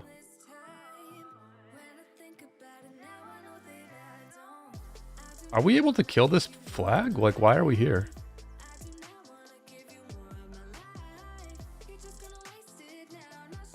I think we're just, like, flanking the enemy. I think we're literally flanking the enemy right now.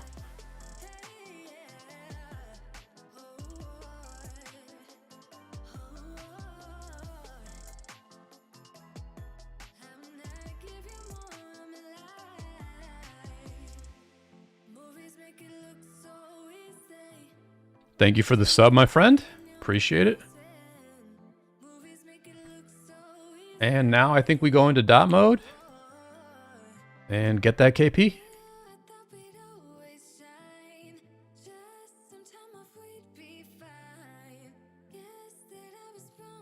I assume we're going to go up here.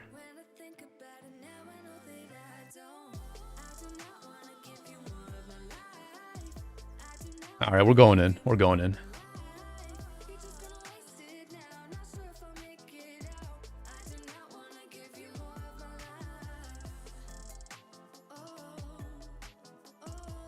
They say to just go in, but honestly, I think there's merit to, like, retreating when I'm being attacked.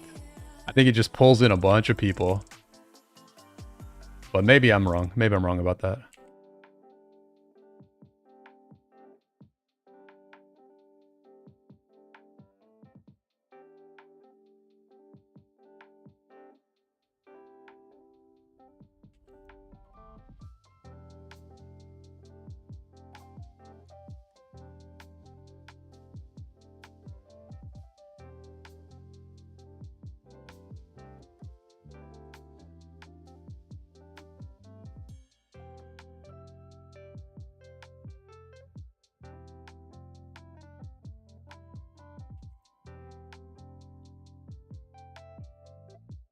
Jeremiah, thanks for the sub.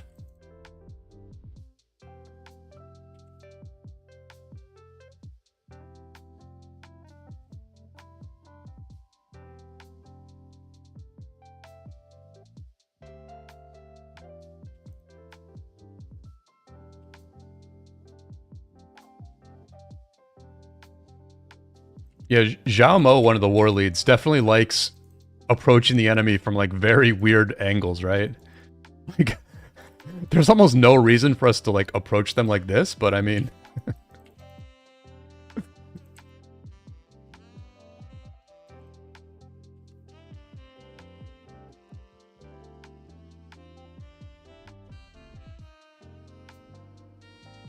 Like, I would have always had us approach from here. Like, 100% of the time I would have just approached conventionally from here. But Zhao Mo had us, like, loop around. And, you know, that worked maybe better. Who knows?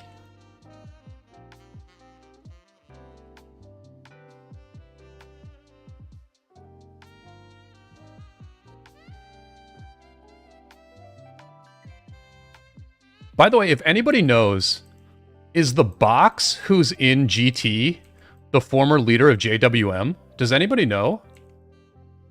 Because, like, JWM's, like, original leader, like, he was one of the first, like, legendary great leaders of the game, was named Box, and I just wondered if this is the same Box.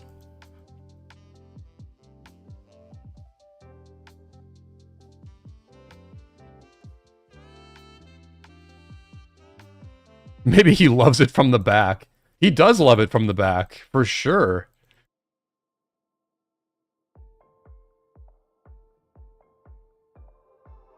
Incoming cornering.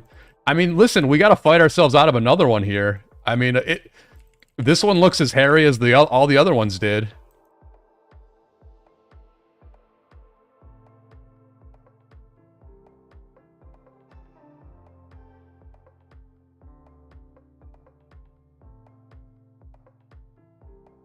I mean, let's see if we get out of this one, right? I'm still, like, full health. Like, to be fair, I'm, like, full health, so... It can't be going that badly.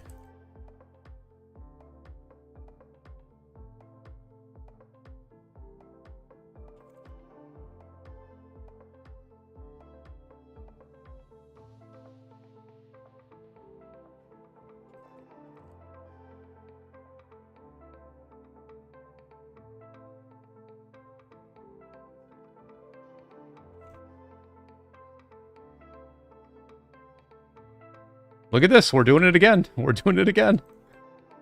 Here's the thing. Like, I think this is part of it, right? Like, look at how full health my marches are, right? And I can't be the only one. I think there's probably a bunch of us in this ball who still have full health.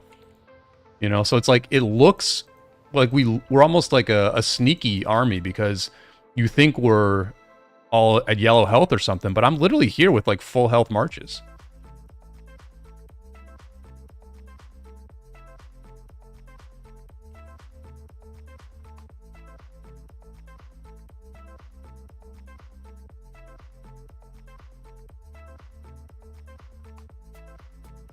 AV, I'm pretty sure 93 is doing well. We looked maybe an hour ago, and they were just solidly defending all their flags, so I assume they're doing fine.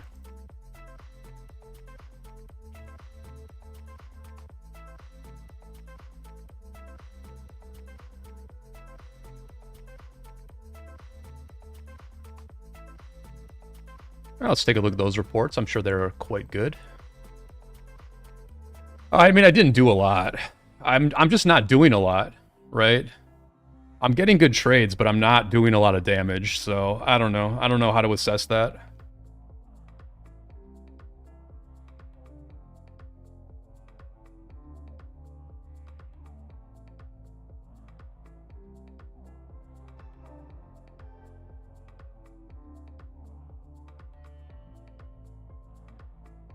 It looks like Alano is also on now, leading things.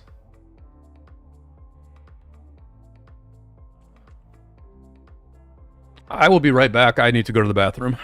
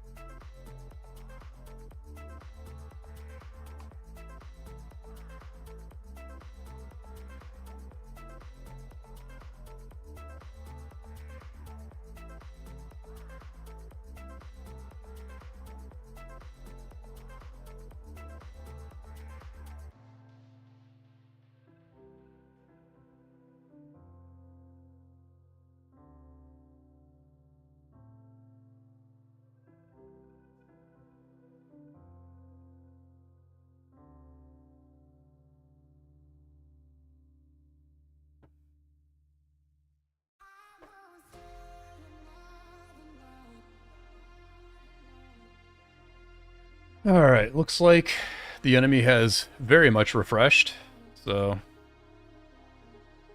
this could get spicy.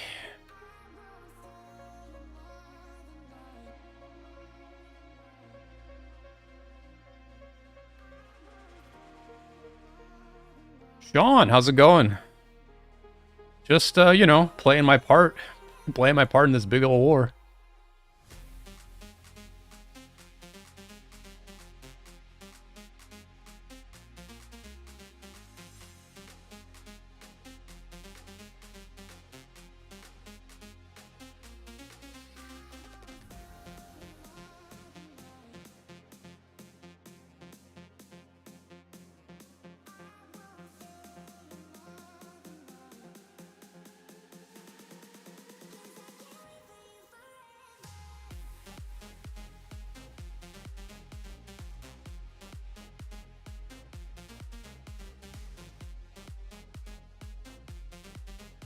Sean, this is the big KvK with 960 and 2377, so I'm fighting for 960 and we're against 2377. Big leagues. Big leagues today.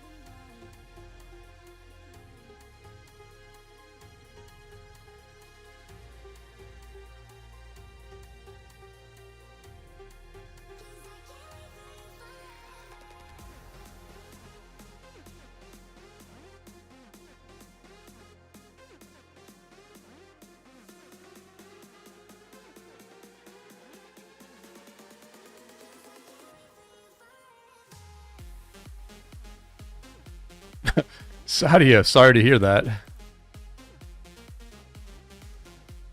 I mean, they're probably rallying Lohars to clear up teleport space.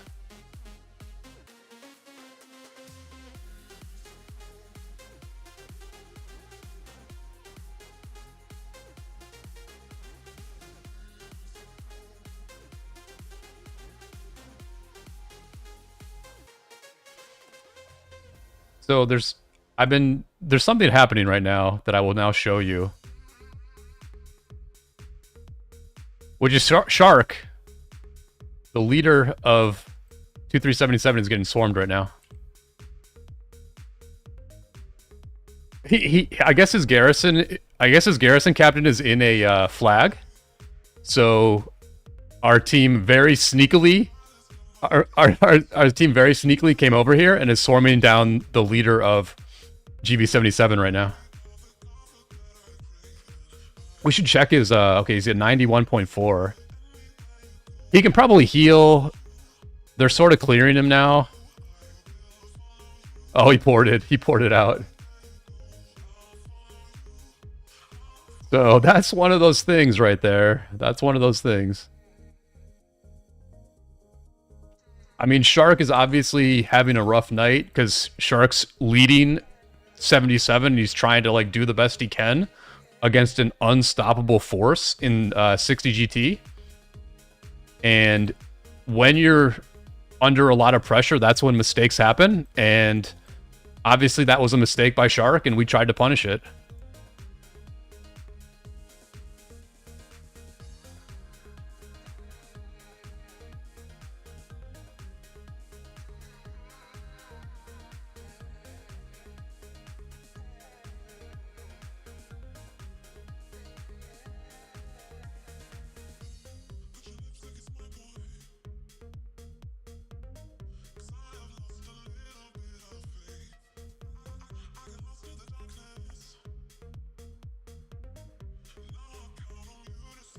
I haven't seen an Amanatori garrison in a while, man. That's the first time I've seen an Amanatori in a long time. But it's better than nothing, I guess.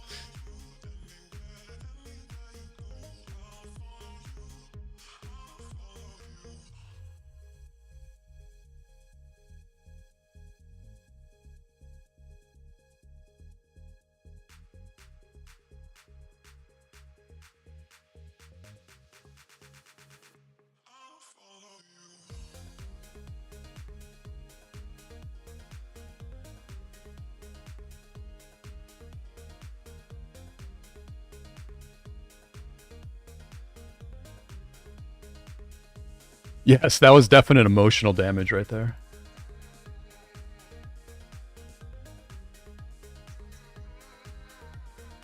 So, I mean, yeah, we're definitely collapsing this area. Like, this area is, like, officially collapsed at this point. But this flag is holding strong at the moment. But honestly, 77's field is a little bit... Oh. I couldn't figure out where we were, to be honest. I'm just gonna come over here.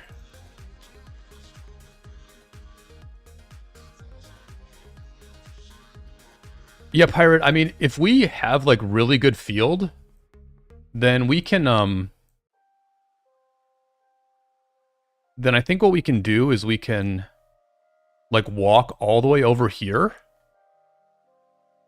Like, we can walk all the way over here. It'll be a long walk, but we could walk over here and just, like, wreck these flags very easily. Obviously, they can't rain these flags, so that's an option for sure. Especially if our field stays as good as it is right now.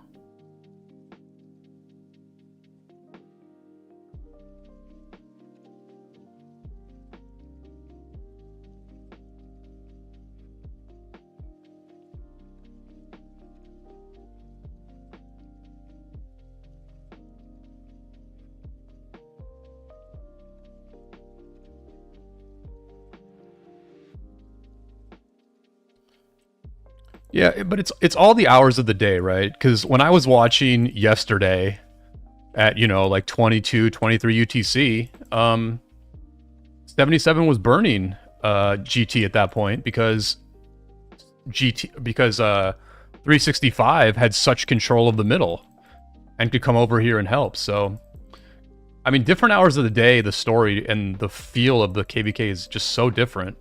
Whoa, whoa, whoa, whoa, whoa, whoa. All right, I'm in trouble here. I'm in trouble here.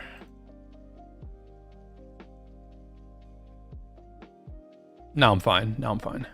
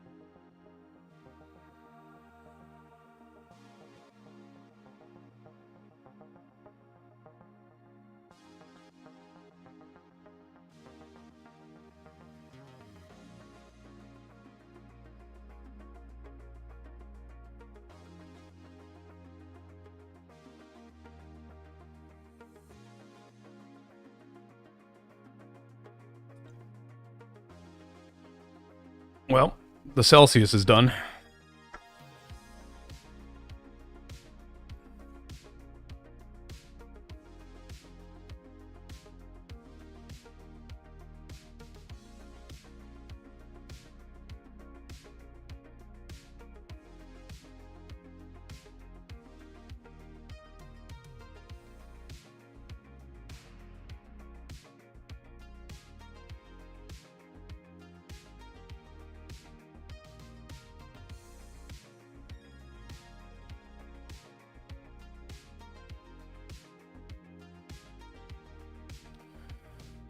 Alright, so we're just chilling, I guess. We're chilling. Enemy field has kind of disappeared. Enemy field has kind of disappeared. Or it's down here. I unfortunately am just not a part of this ball. I wish I was, but...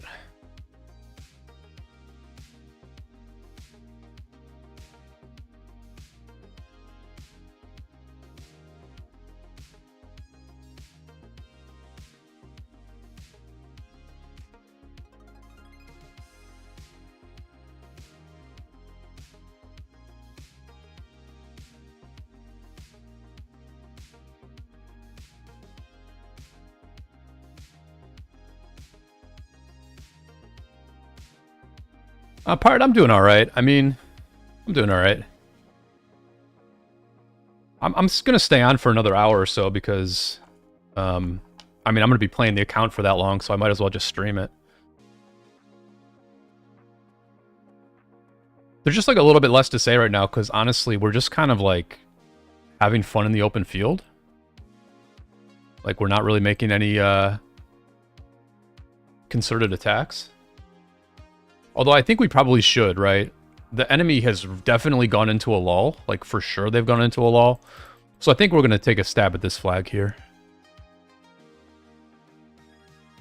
AV, I'll show what 93 is doing after after this attack here, right?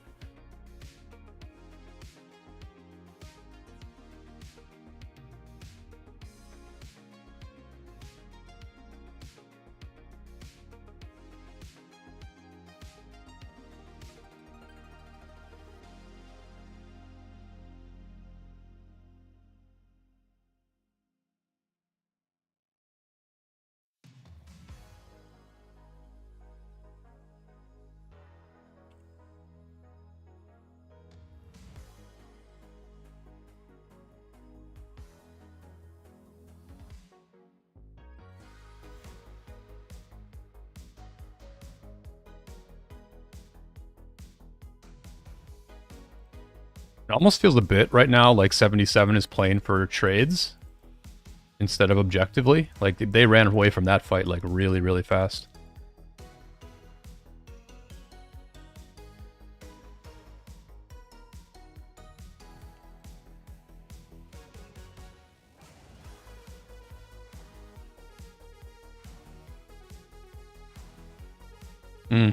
I don't know why we're just chasing them. I would burn this flag, man.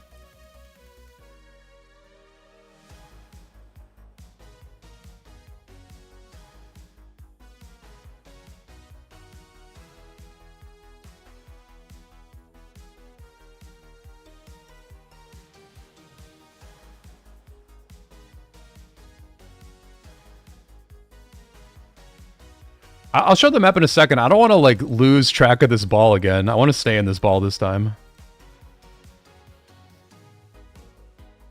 I've been left out of the last couple balls at this bridge, so I'm going to stay in this one.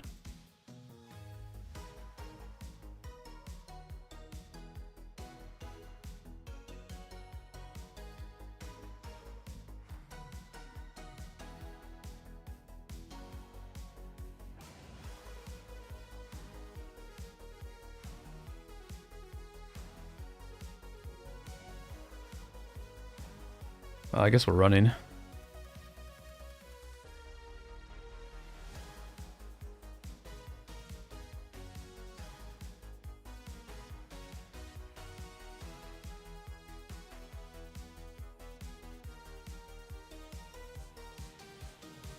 Can't get baited here. They're trying to bait me to stay.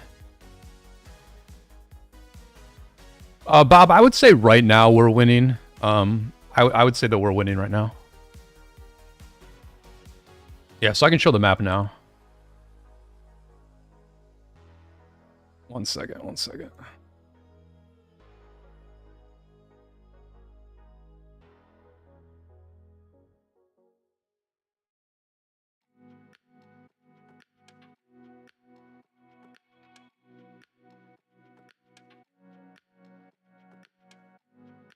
I mean, they're just running. Like, as soon as we attack them, they just run.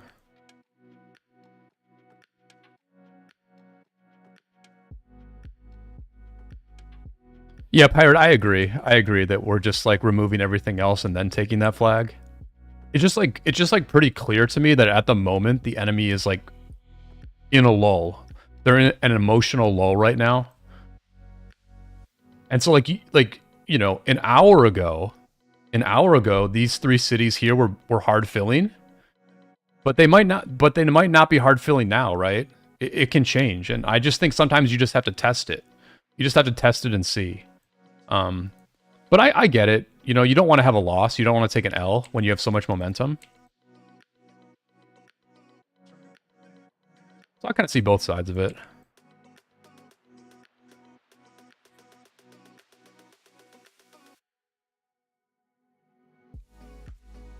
But like, we're just like not doing very much right now. Like, this is not, we're not accomplishing anything.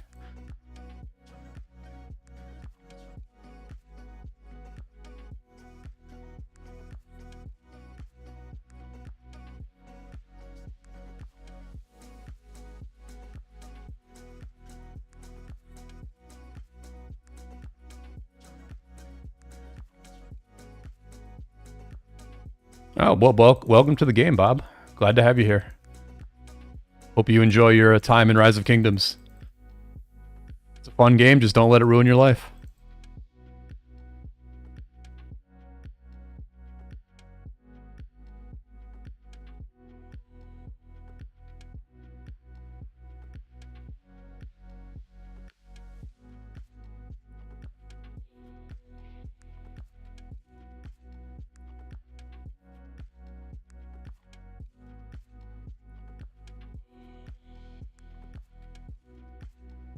Yeah, so that flag that I was talking about where we have to test it, like Cyborg just ported out from away from that flag, right? So like one of the main people who was filling it just ported out.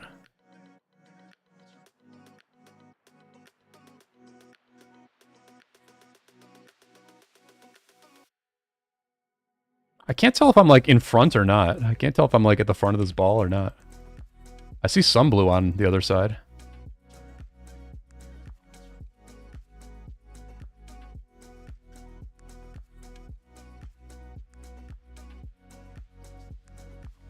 I think Mr. Hope might have TP'd out as well from that flag.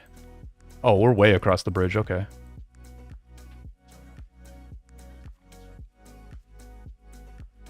Yeah, I think they're talking about it on voice right now. It's what Pirates said, right? They're just like gonna wait. Well, I mean, I probably shouldn't say that, but yeah. They just think it's gonna be easier if we clear this right side first, which is true. And so they're just gonna take their time, not risk taking an L. Makes sense. Makes sense.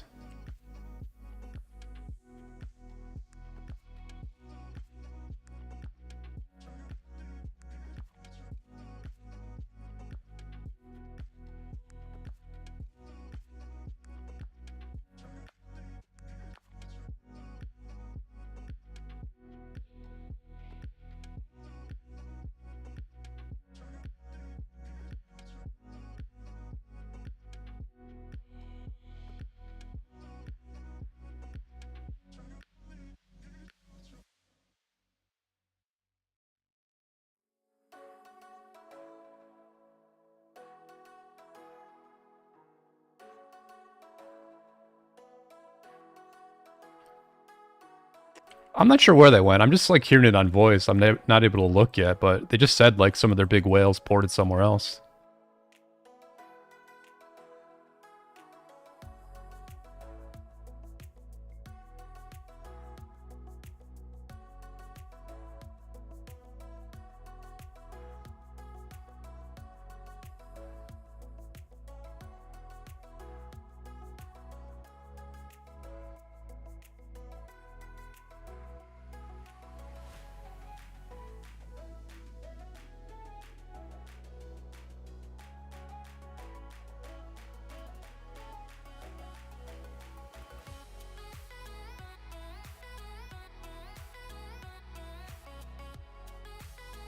Oh, it's only Cyborg. Well, okay, yeah. Mr. Hope left and Cyborg left, but Mintam is still here.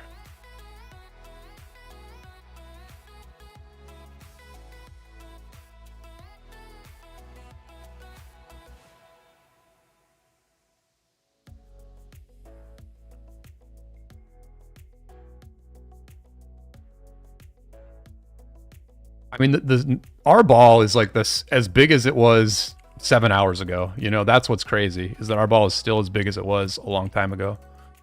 So, it's just been hours of domination.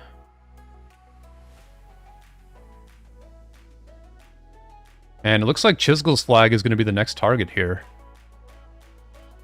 I can practically guarantee you that Chisgle's Gorgohera is in this flag. But I don't know how many good fillers he has around him, right? 90 million power player here, 103 here.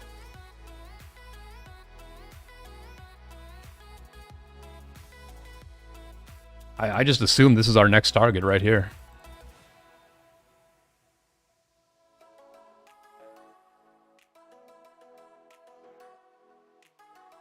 But yeah, a quick update of the map. Tons of progress for GT overnight. Tons of progress for GT. This area is basically the same, except that yeah, this area is the same. This area is the same. And over here on the left, this area is pretty much the same as well. Yep, this area is the same. Nothing has happened on the left side, basically. 93 has just played defense all night and watched us make progress, right? They've held, we've made progress, and that's a very clear win condition, right? They hold, we progress, and that seems like the path to victory to me.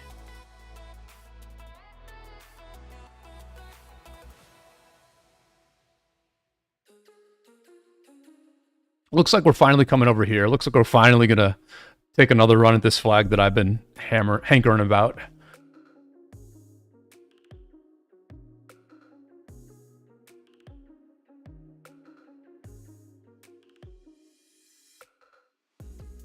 All right, and so the rally now is marching on this flag. I predict we will get the burn here. I think we will definitely get the burn.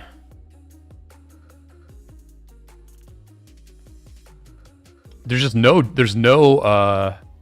defense, right? This is a totally different story than it was an hour ago. Totally different story. They were hard defending an hour ago, and now they're just giving us this flag. So, how things can change. Pirate, I am not going to swarm any flags now. I'm pretty low in power compared to everybody else, so I could click on like any march in this ball, and they probably have more power than me. So, no swarming for me.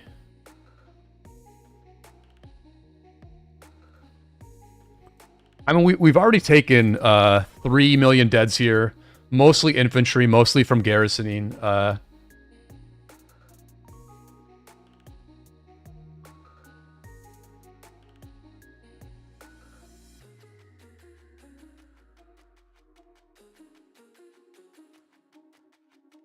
This thing's going to go down immediately. Immediately.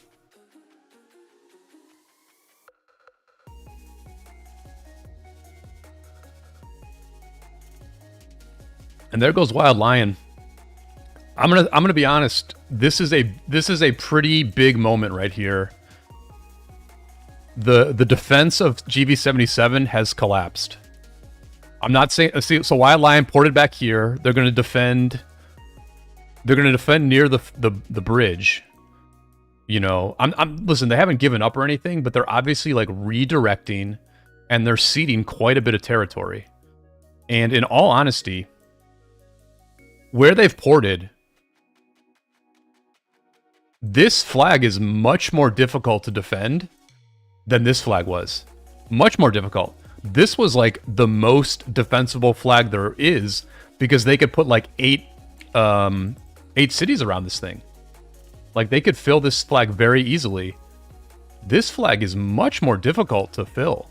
Much more difficult. So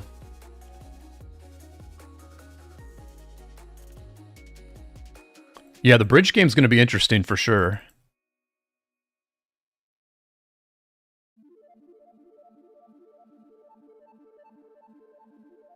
Look, I think one of the reasons that they retreated is because they were just getting destroyed in the open field, right? Their open field trades were like really bad for about 2 hours straight, trying to defend this flag.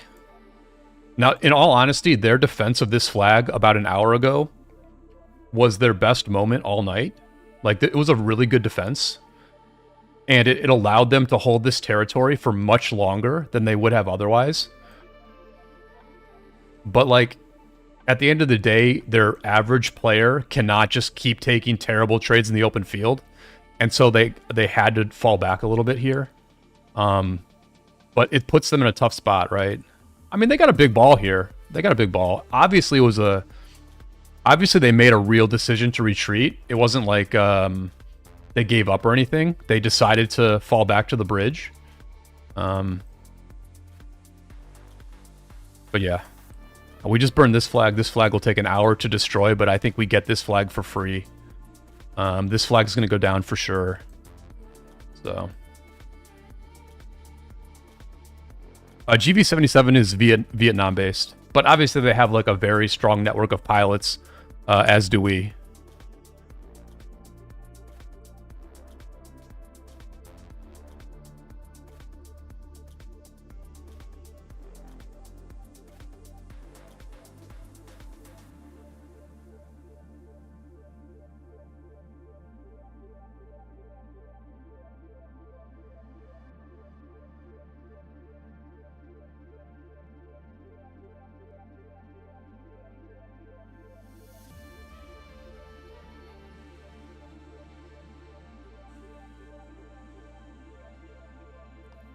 Looks like we're just going to chill here and have a bit of a bonfire at this flag.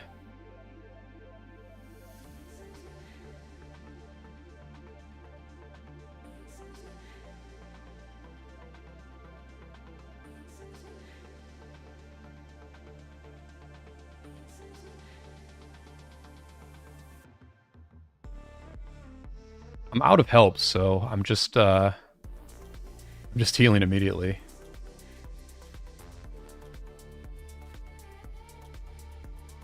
My TP spot was like good at the beginning of the night. Like I had a great TP spot at the beginning of the night. And like now it's not that great.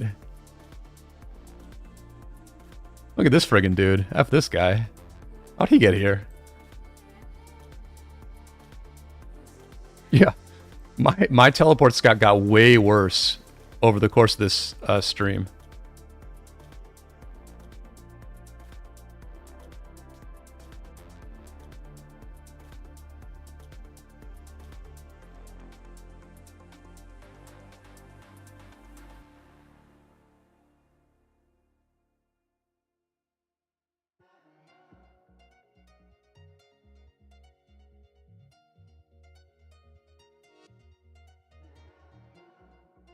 Yeah, so pretty big enemy ball here at this bridge. Kind of deciding what they want to do next. I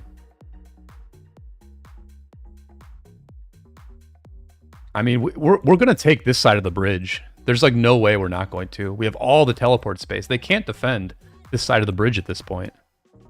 I mean, even this flag, right? Like, what's the point of defending it? You're just going to lose because... we're going to teleport so close. We're going to teleport so close.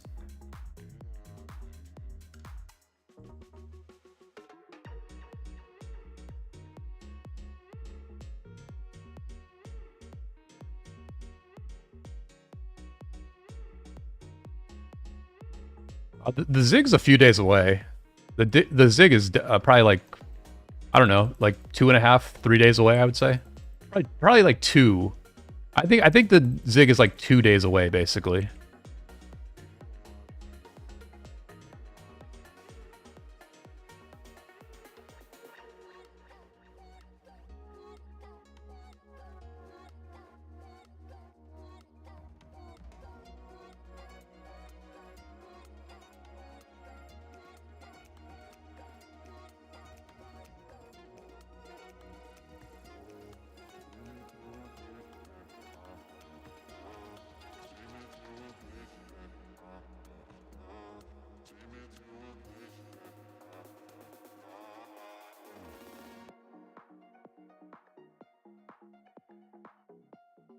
This is basically like the furthest the two balls have formed away from each other in quite a while.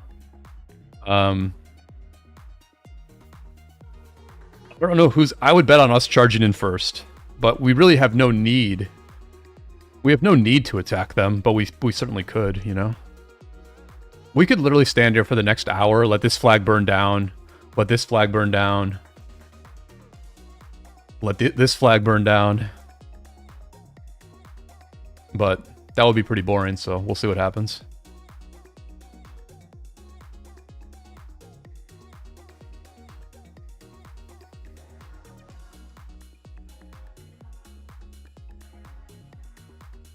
In this down moment, I will show you the gear of all the marches. This is the garrison gear. This is the Huo gear, so just a nice cav set. A nice 4-piece cav set. Ragnar has like a really nice infantry set as well. With the KvK weapon, which eventually will get put on the garrison, but for now, it's only tier 3. Arthur, with a bit of tier 2 gear here. Asher, again, a bunch of tier 2 gear, level 4 boots for the march speed. Zoo, a lot of like tier 2, which for those who don't know, awakening things to tier 2 gives like good value. This tier 2 skill of enemy defense ignored 1.5% is like very good value. So, you know, you kind of just like bring everything to level 2 and then move on until much later in your development. Purple shield here on the Lucci. And then Uni also has like a really good infantry rally with you know, something like Scipio Attila in artifact KvKs. Yeah. He's got Scipio Attila for artifact KvKs. In normal KvKs like this, he'll run like a Scipio Tariq or a Scipio Pakal. Blue. I'm surprised at the blue also. I'd almost go with I mean, I guess the blue is better than the purple sword, but it's just kind of weird to see blue, right? Like, man. He probably doesn't have the blueprints. He probably just doesn't have the blueprints for another legendary weapon, right? Because he's using all his infantry weapon blueprints to upgrade the KvK piece, and then also upgrade the set piece. Oh, did I say purple? My bad.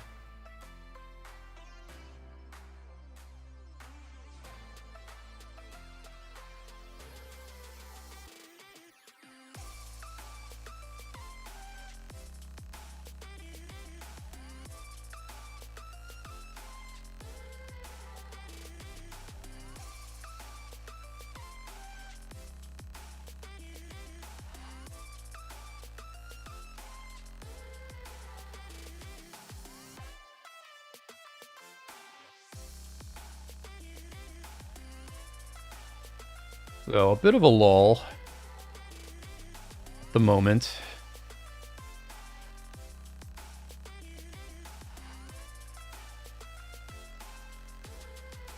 Let's see if the other parts of the map are also in a lull. Doesn't really look like it. Our allies are once again in field control here at this bridge. They had tried to build a flag here, but it got collapsed, obviously. And so now it looks like they're going to have to deal with another JST flag. And I need to turn off quick command.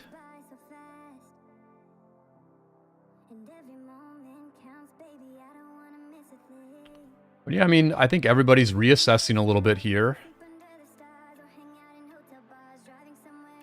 Very, very productive overnight session for GT. No doubt about it. We're going to take this side of the river for sure. So that means that everybody's going to be at the river. Like, this entire zone is at the river, right? And so, like, as much as GT had a lot of momentum for the last several hours, at this point, the map is pretty much even, I would say. Everyone is at the river. Like, every part of this zone is going to be at the river. Clearly, it is hard to get over to the other side. So, it's kind of like, I would say, phase 3 of this Kingsland. Phase 1 was the opening, the initial land grab, and that first 12 hours where JST was very, very impactful, rotating over, helping 77 in the open field, and burning a number of GT flags. Phase 2 was this overnight phase where GT pushed back very, very hard. Now phase 3 is going to be who can breach the river. Like, this whole war is at this river right now. And a lot can happen at this point, because it can get slow. This can become a real slog at this point, so a lot can happen. Finn, this is a Uni's account.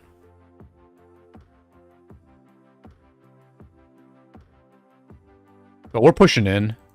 I'm a little bit late. I'm a little bit late to this push, but we'll get in there. But yeah, this is Uni. We're trying to get to 27 billion KP. The road to 27 billion. I'm just late, man. I'm late to this fight. I was giving you all the map update, and I am late to this fight.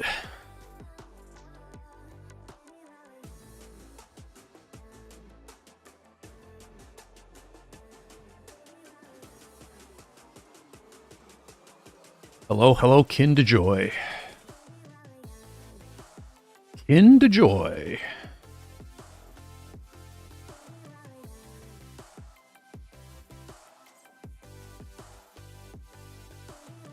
Thank you, God of War. I said my prayers to you before this fight began, so...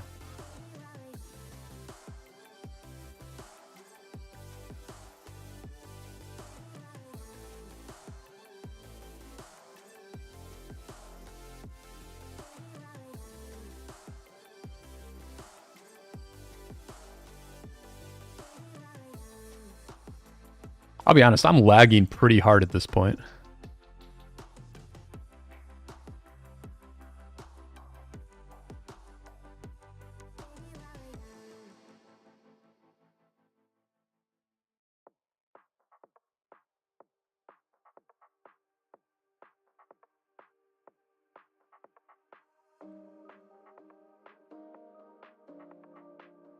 Alright, it looks like we're doing pretty good here. I mean, it feels like we're inside the enemy, but all my marches are still full health, so... I'm gonna get a little more aggro here.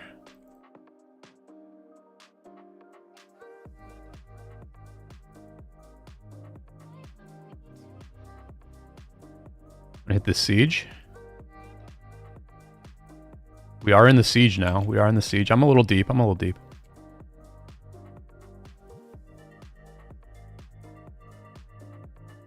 A little more siege. Don't want to get too far out of position.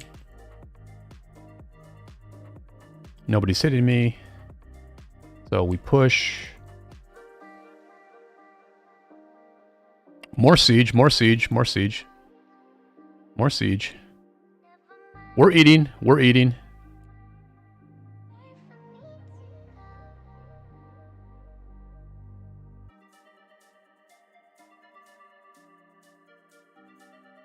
This is how you get to 27 billion KP right here. You get these very, very good trades.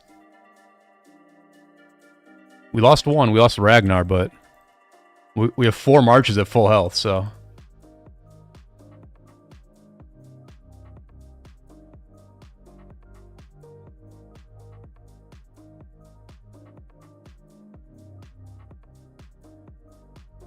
I know they want to turn on us here, so I'm going to pull back.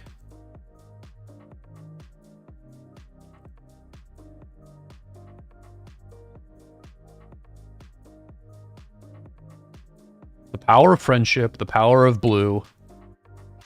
Stay with this blue.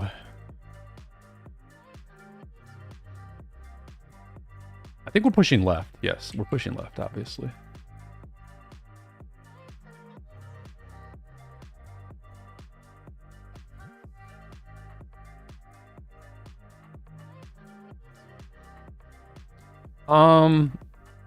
It might be like full. The KvK might be full. I know that when I was spectating yesterday, it would let me spectate, but I couldn't select like a team to make blue. So I think it's probably just that a ton of people are spectating this, and so maybe it's full. But that's what YouTube is for, you know? I just lost Lucci. I'm getting wrecked at this point. Oh, because it's hard, man. Because like they're talking in Chinese on voice chat, and I'm like not looking at markers because I don't want to give it away to the enemy. So like we were retreating, and I had no idea. But it's all good.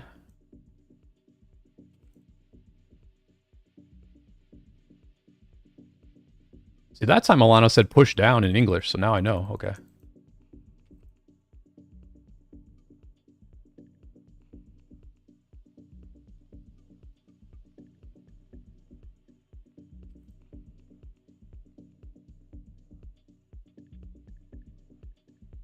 I'll be curious how many wounded I have here, because like I definitely ran all my marches down, so it's like I'm just gonna be curious how many woundeds I take. I think I'm fine, right? Yeah, I'm fine. All right, everybody's dead.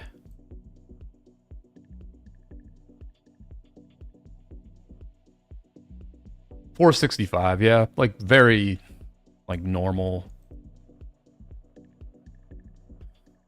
I assume my trades are decent because like the first half of that went so well. Not amazing. Not amazing trades, honestly. Oh well.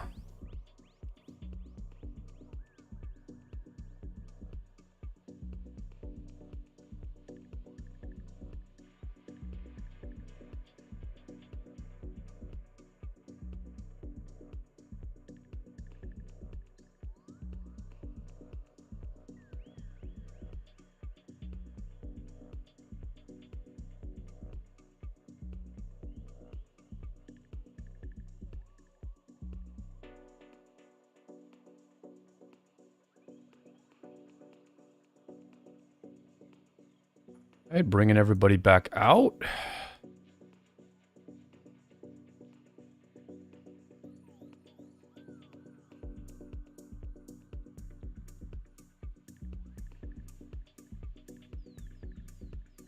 A trick you can do is zoom into a city and it will let you select a team while you are spectating.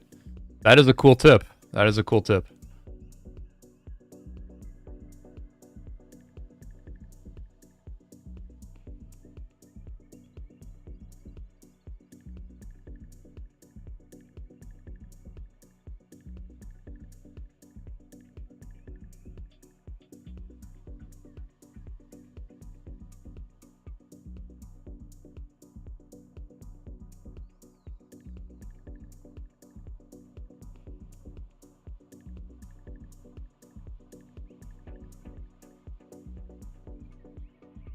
Enemy is full refreshed by 77, and they are now feeling themselves a little bit here. We made a nice retreat. Didn't take too much damage here on the retreat. Everybody got out pretty good. So, I think we're going to reform and just fight them again. I don't think that's giving away too much.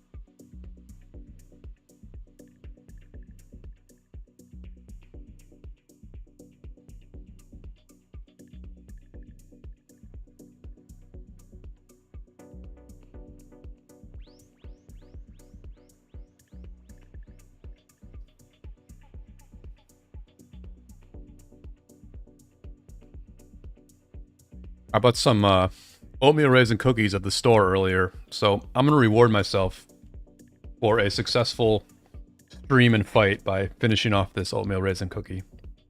Don't mind me.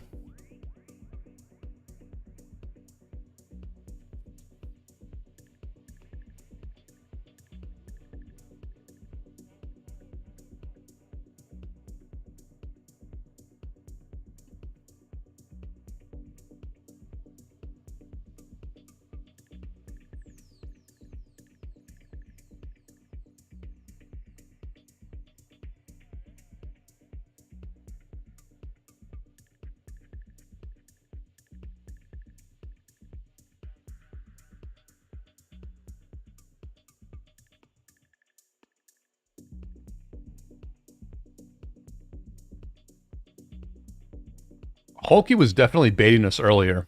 I can't believe we didn't fall for this. I don't know. Some of you were probably watching. Many of you probably weren't. But like 3 or 4 hours ago, Hulky was off territory for like an hour straight. He didn't hit help. Like, he would have tricked me. If it were up to me, he would have tricked me. Because he didn't hit help. So, like, I was tracking his helps. They didn't move. I was like, he's probably offline. When you think about it more, it doesn't make sense. It doesn't make sense in this kind of KvK to have, like, literally a frontline TP spot and then, like, be AFK for, like, 45 minutes. It doesn't make sense. So, he was trying to bait us to rally him or swarm him. It would have normally worked. It honestly would have normally worked. I give GT a lot of credit for not falling for it. A lesser man such as myself would have definitely fallen for it. I was like, I don't know. It's just like, I'm like too naive of a person. And I'm like, oh, well, maybe he's offline. But it was just a bait. It was just a bait. Now, the person who should bait us is Chisgul, right? Chisgul should bait us in like in 45 minutes when this flag goes down. Chisgul should just be offline, and I bet you we will rally him. Like, I bet you will rally Chisgul. You know, just to be famous. But we'll see. We'll see. I mean, he's down to 120, so he might not want it, right? He might not want to take the rally plus swarm.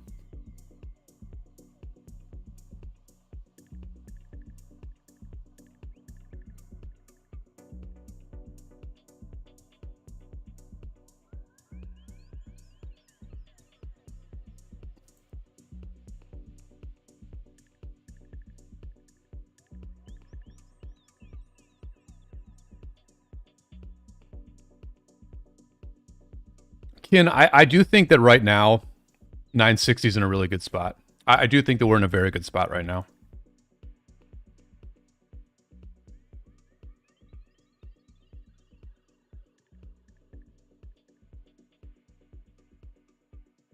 I mean, to be completely honest, like, we really have barely lost an open field fight in the last, like, 8 hours. And probably we were winning before that, too. That's how long I've been playing, but I think we were winning before that, too. So there's been, like, an at least 12-hour stretch where we won, like, every single open field fight. And the main reason they were winning earlier was because their allies came over, right? So, yeah, I think GT's in a very good position. Which, thank God, because I predicted GT would win this KvK, and then, like, it was looking bad for a while, and people were, like, leaving comments, throwing shade on my prediction, so, you know, you never want to be wrong when you say something on YouTube.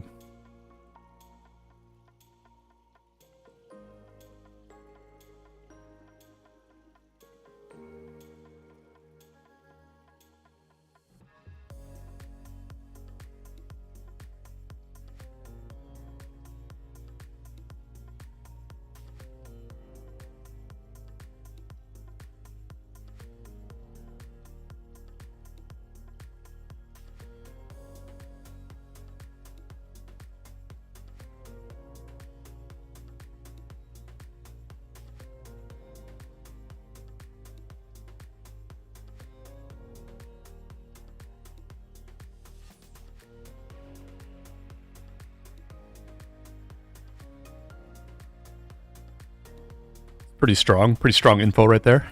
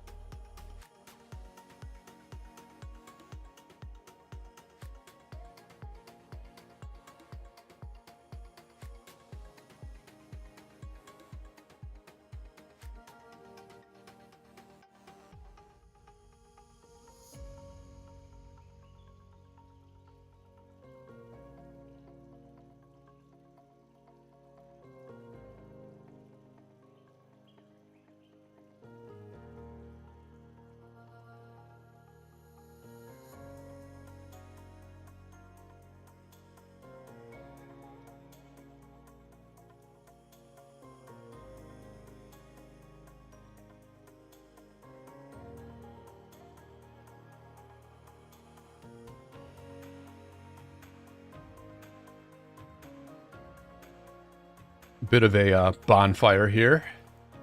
This was the hardest flag to kill all night, for sure. This was definitely the hardest flag to kill. I've got one of the reports. Oh, I didn't favorite it, did I? I didn't favorite it.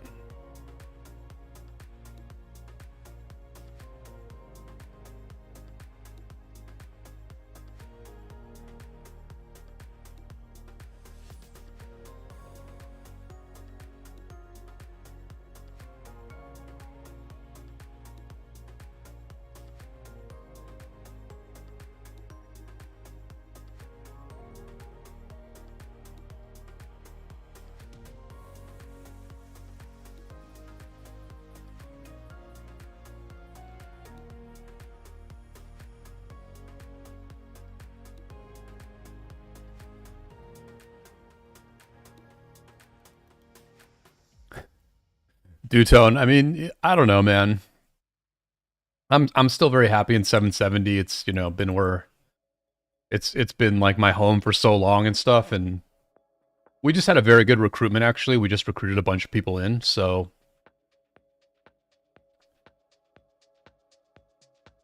there's like a part of me that still really enjoys war leading. I would hate to war lead at this level of pressure and stress and everything, but in a smaller, like, you know, less competitive, less stressful KvK, I still kind of enjoy war leading, so I'm not ready to give that up yet, you know what I mean? But there's definitely something to be said for like being a regular player and just being able to chill out. Like, this was so much fun, right? This was so much fun all night.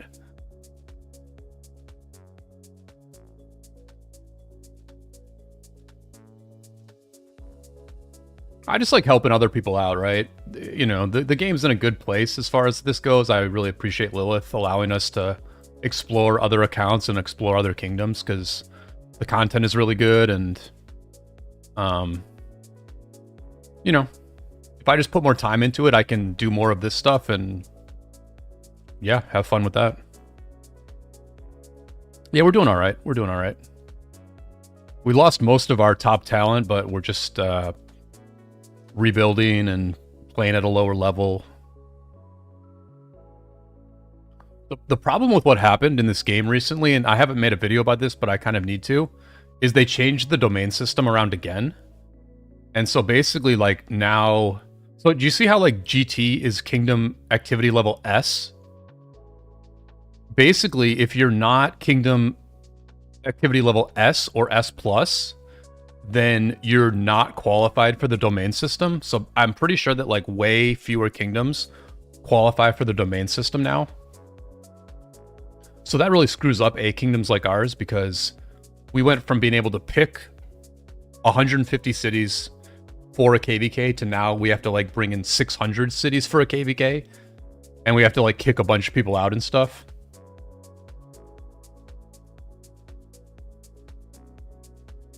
So I you know, I don't know if they're gonna, if that's final. I don't know if this whole like activity level thing is a final thing, but it definitely screws up a lot of kingdoms that were in domain and now no longer qualify for it.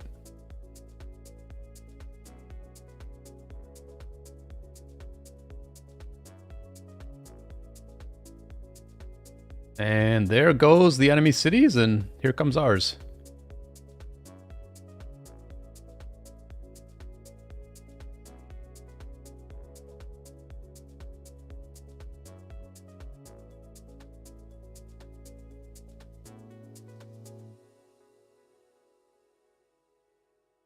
Well, the change happened. The change happened. So like 1846, right? Like a very big Imperium, 1846. They essentially had like... They had 600 cities registered for their next KvK, and like a lot of the cities that got registered are like random cities. They didn't get to pick the 600. And I'm not sure like what KvK they queued for, but I guess their registration got very screwed up by the domain changes, so... Yeah. I think everybody got very busy with this war, so like there hasn't been any content about it, but it's like a very big change. And we just placed the flag.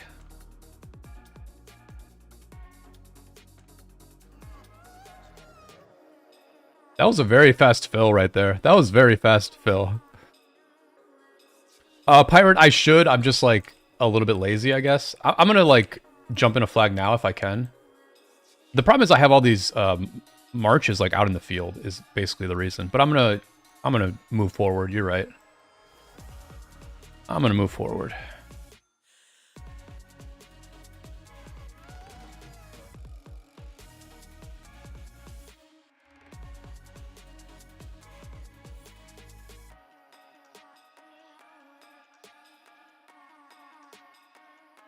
I think I probably am not going to find a spot, unfortunately. Maybe here?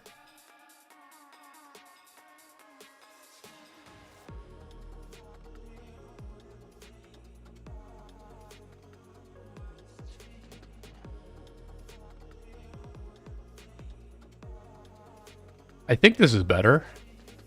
I think this is, like, slightly better, so I'll take it.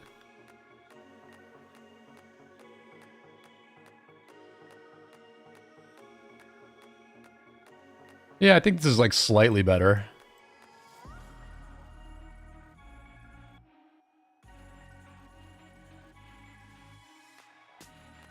Yeah, this garrison is, like, never gonna get hit, but 365 can hit this flag.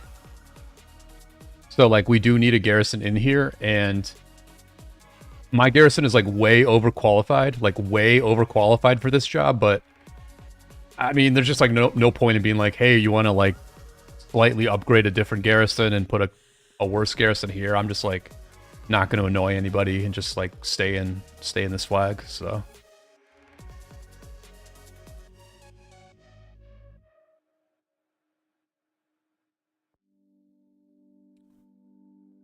Pirate, I don't think that's a very big upgrade. It's like a... Where am I right now? I mean, it's decent. I don't know. I was, like, here. I'm pretty sure I was, like, right over here. Or, I think I was here. So I went from here to here. It's, like, not that much better. It looks better, but it's really not that much better.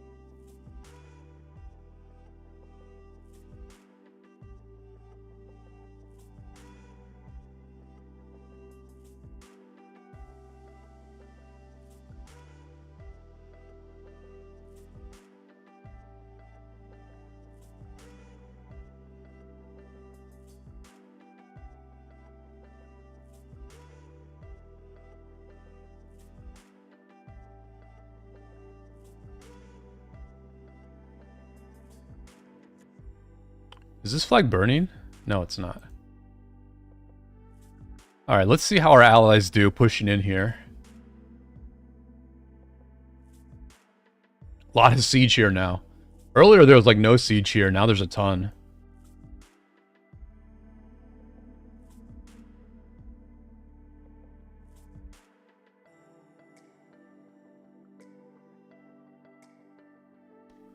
Looks like the siege got caught slipping here.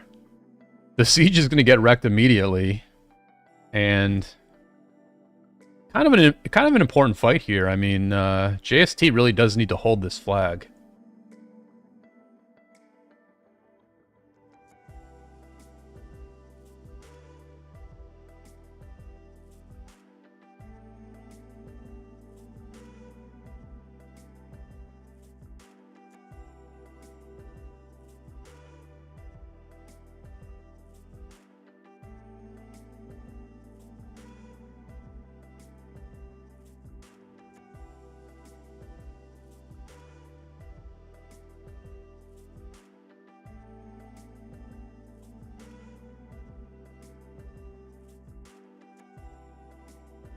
What do you think, chat? Is SN41 going to get the burn here? I think it's going to be tough. I think it's going to be a tough burn here. I mean, they do have the numbers, but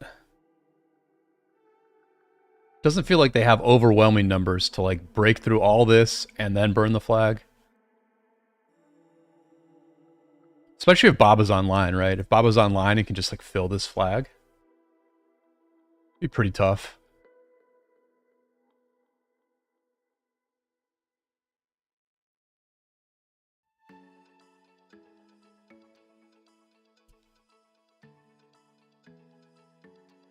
I think right now for the enemy team, and this is kind of a tough spot to be in. No shade intended, but I think right now the enemy team is hoping and praying that JST is going to save their asses again today. Because JST did save their ass yesterday. They really did. They dominated this area, they dominated this opponent, and they helped 77 on the right. So I think they just have to hope and pray that JST is going to do the same thing again today. We'll see. We'll see. It's going to be interesting. Definitely be interesting.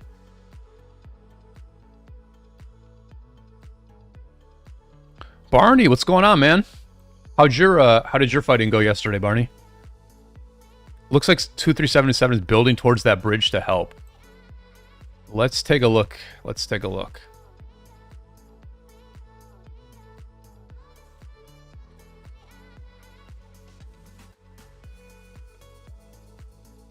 Over here?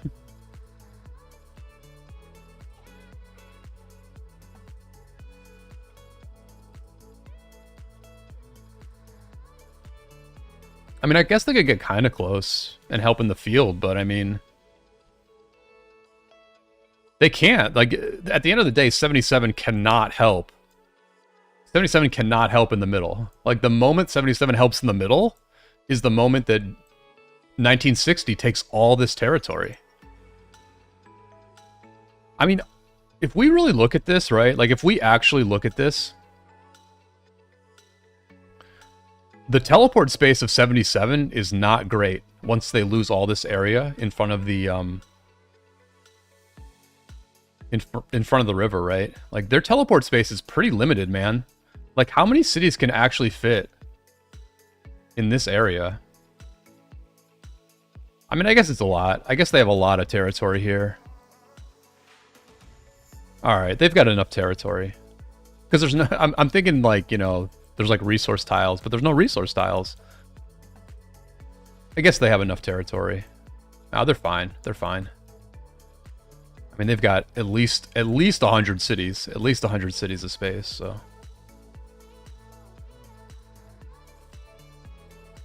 Oh, it's past 7, Barney? Gotcha, gotcha.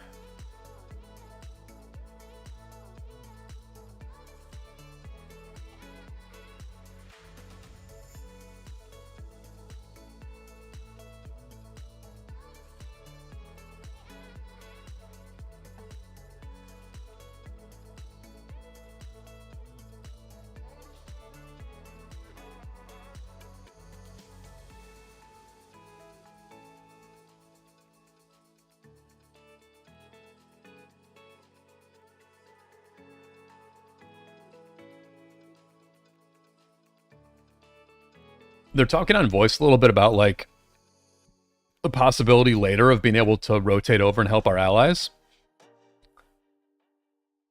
I wonder if we could rotate over now, but obviously the enemy still has a lot of field here, so... Actually, the enemy has a lot of field. Look at all this.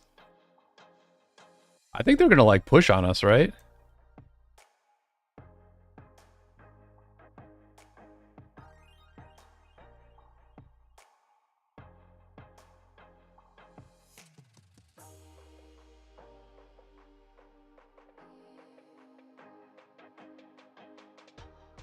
Yeah, the enemy is, like...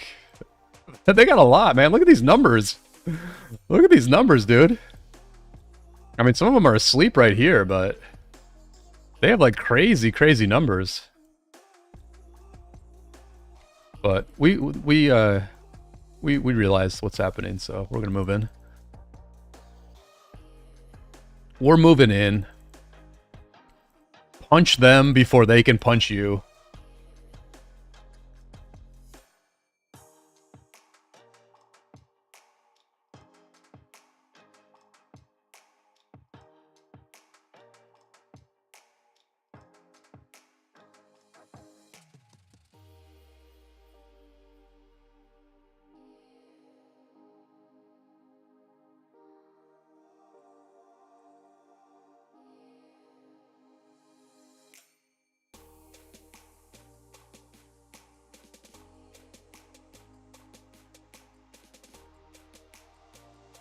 I mean, we got huge numbers too. We have huge numbers as well.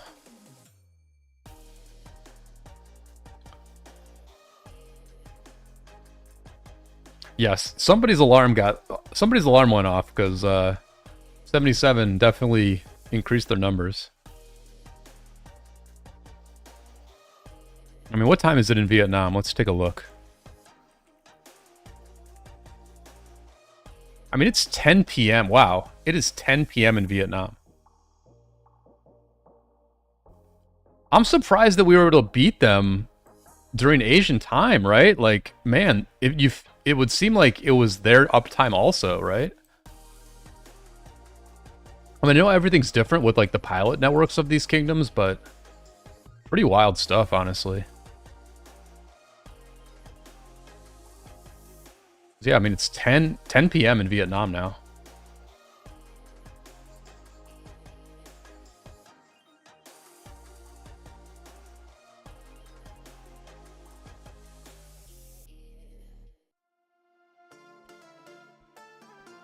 Ooh, we can block a TP spot now.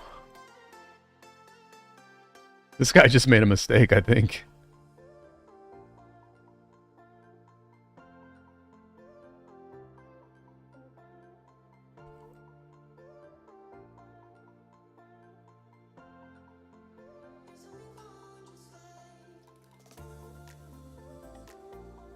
Tano is committing suicide right now.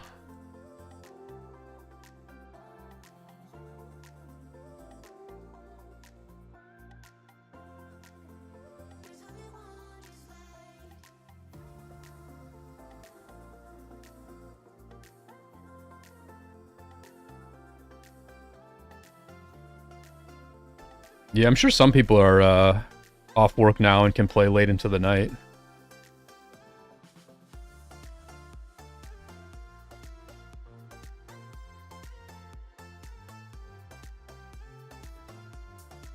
Anyway, big fight about to happen. Stay tuned.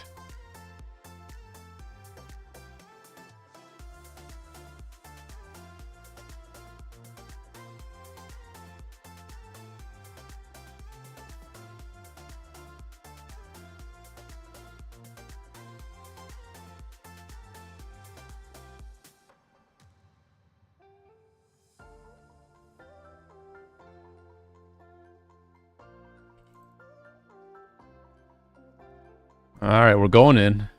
We're going in.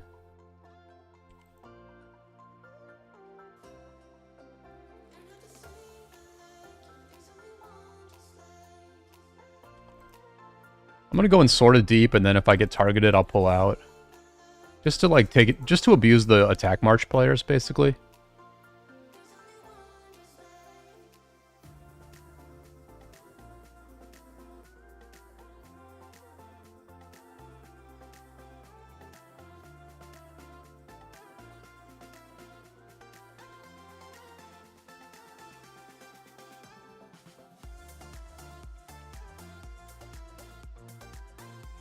I think I am pulling some people in, to be honest.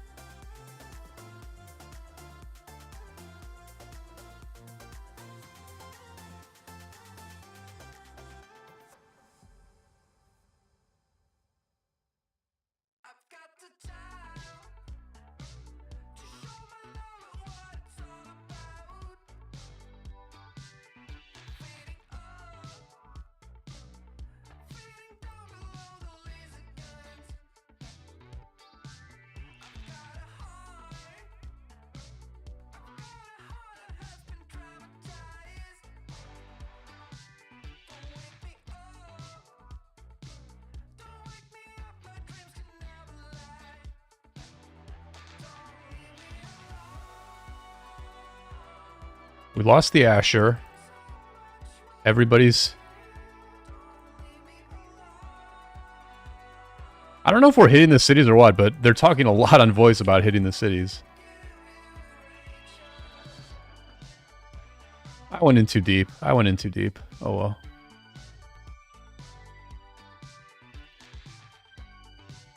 I'll just fight over here on the wing with what I have left.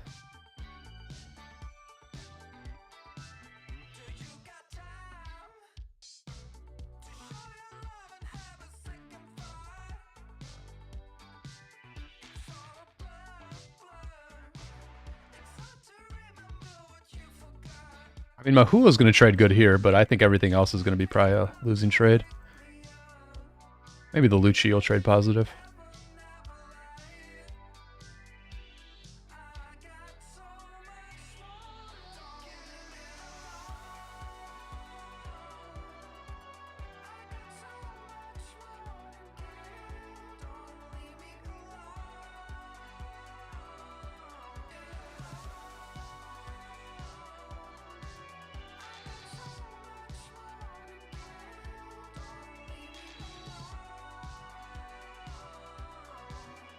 I'm barely doing anything with like one good march, but I kind of want to like see if I can survive this fight. Pretty far in again. In fact, I'm wildly out of position. It is what it is. Oh, very bad trades. Very bad trades there. Lucci traded positive. Azure Zoo got destroyed.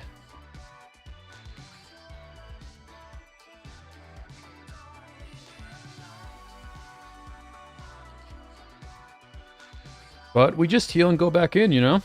No big deal.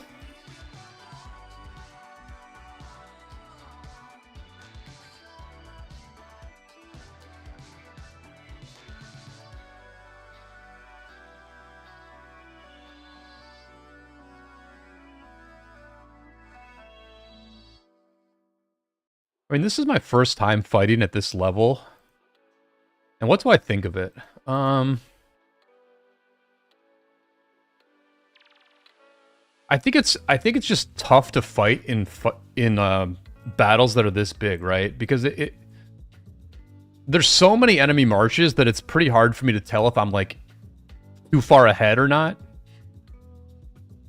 I think it's like super easy to just stay in the middle of the ball because like there's so many enemy marches that they just, you know, somebody gets pulled in all the time, right? So you can just like stay in the middle of the ball and just kill easy march after easy march after easy march.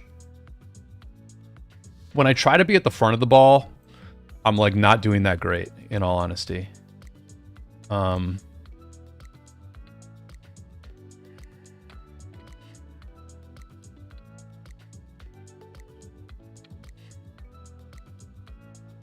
I mean, it's just tough, man. It's tough to not get pulled too far forward. But I think I probably need to like just dance a little bit better than I am.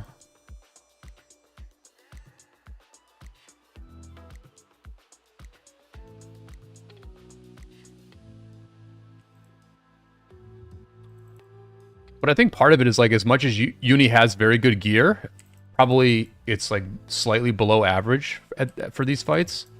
He's got a bunch of like tier 2 equipment. He's probably fighting against lots of tier 5 equipment.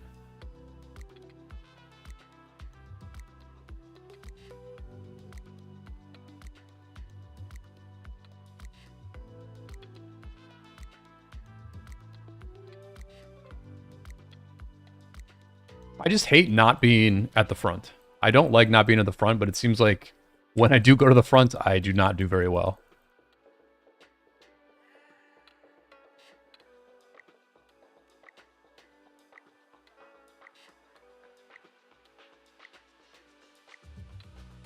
But I think the best thing to do is just like go in, and when I get targeted, I pull back. You know? Because then I'm like basically helping myself not get pulled out of position, and I'm pulling the enemy in.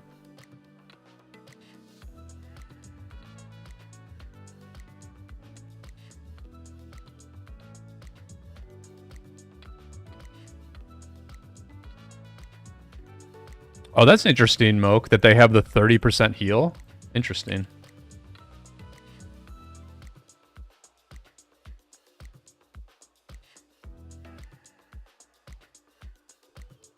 I don't think it matters, though. I don't think it matters too much. I think we're probably trading... I don't know. I think we're trading like 20% better than them, at least, I would say.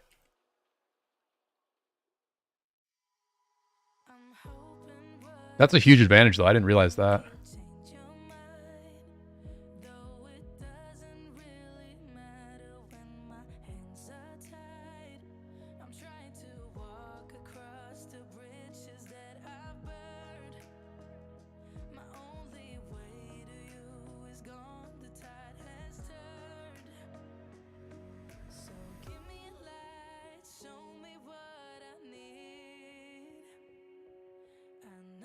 I'm not gonna lie, after fighting for like 7 or 8 hours with this, I'm like more impressed with the trades that a lot of the other YouTubers are getting, like the trades that like Chisgul gets and stuff. Because like he's definitely getting better trades than I am, for sure. And I think maybe I'm playing a little more aggressively, but not by a lot, you know, and I think I've traded slightly negative, but basically I've broken even all night. Which I guess is okay. I guess it's okay.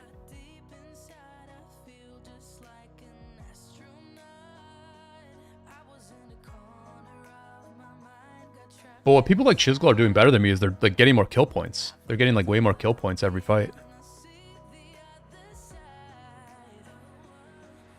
No, I think Uni's... I'm not sure where Uni's been like the whole way. Is there an enemy elimination? Yeah, I'm 188th in enemy elimination. I haven't been watching this. Let's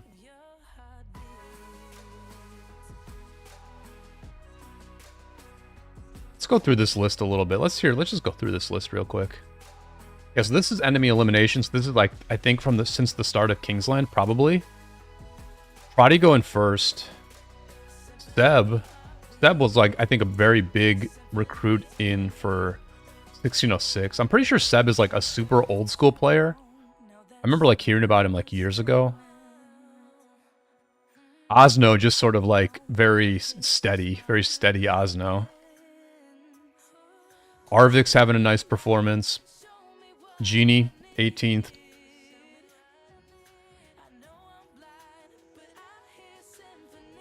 Who's going to be the top YouTuber? Who will be the top YouTuber? I think it'll probably be Cortex, probably. Nope, Chisgul. Yeah, I mean, Chisgul's like, you know, putting in a lot of work, honestly. Like, am I getting hit? Son of a gun.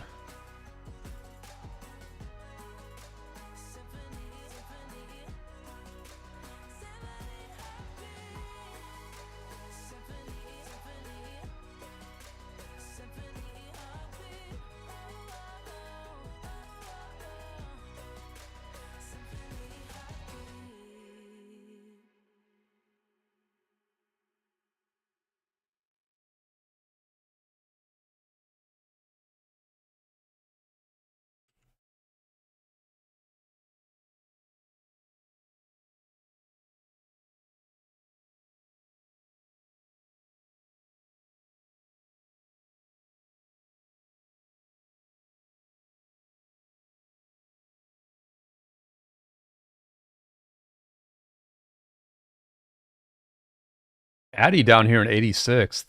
Addy's kind of low.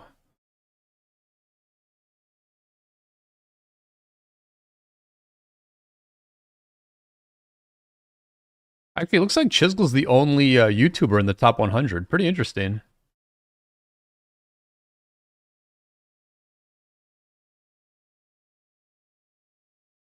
Dana, thank you. I did my small part here. I didn't really have too much to do with it, but always nice to be on the team that's doing good.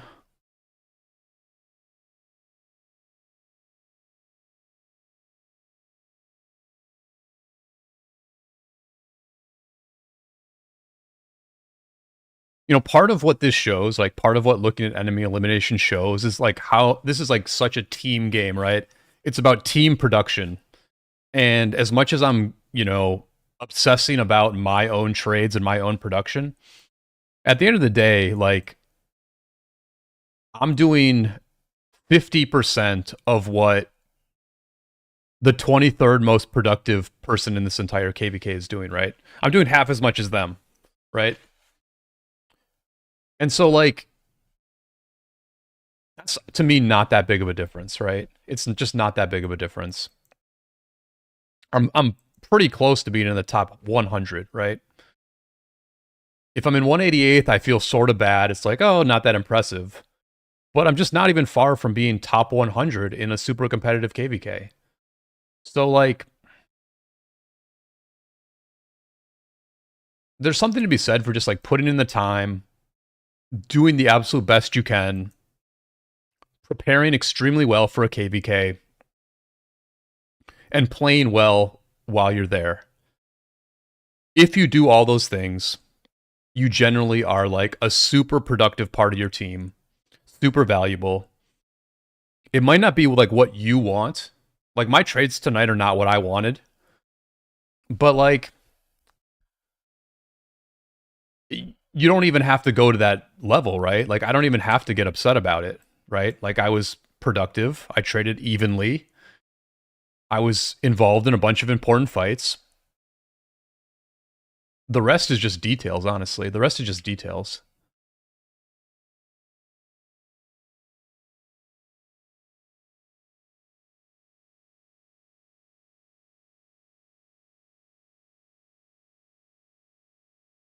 Dana says my bestie just launched a rally. Blake? Is it Blake? Sorry, Blake Jr.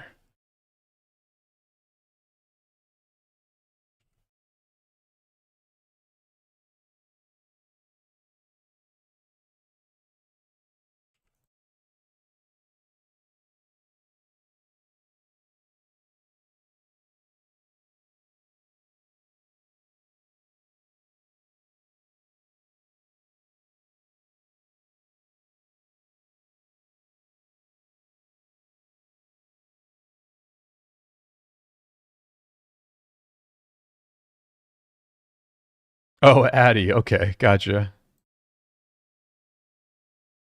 Yeah, shout out to Addie Lloyd. Nice to be fighting on the same team as Addie this time.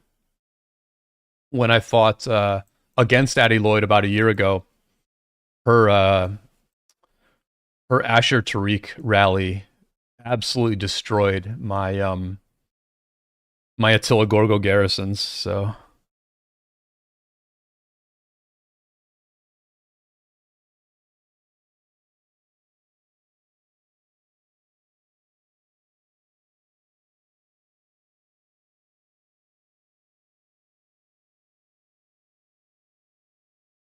I'll be honest, I don't think I've been teammates with like anyone that I'm playing with today before. Like I don't think I've ever been teammates with anybody here. I've just run in very different circles than this high level stuff. I mean, maybe somebody here I was like allies with at some point, but I for sure have never been in a kingdom with like anybody in 60 GT other than Uni. Um, I mean, I guess we allied with Plato in Alliance Invictus.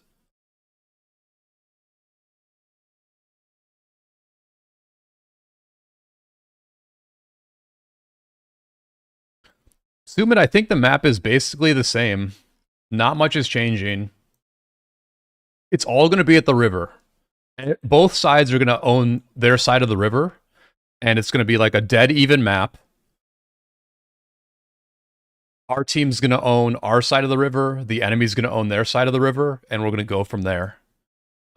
That's not happened like quite yet because we're still collapsing like this area here. But this it's inevitable. It's inevitable that we're going to take this side of the river. They're probably going to try to defend these flags a little bit. But yeah, at that point it's like what's next, you know? What's next? I mean, over here, I mean, these flags are all at full health. Like they're literally at full health. Um,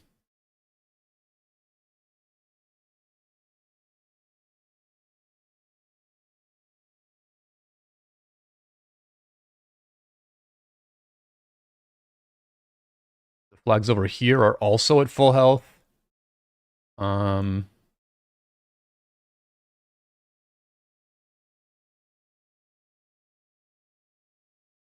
it's kind of weird. It's kind of interesting to, like, every time we look over here, 1093 is like standing in the exact same spot. It's pretty interesting. It doesn't seem like they've been aggressive, really. It seems like they've just been chilling.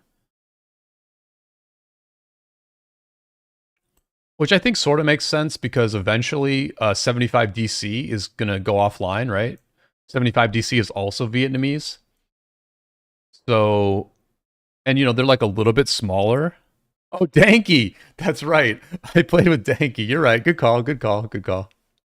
Good call. That's true. Well, when I was scrolling through, I didn't see Danky's name, so.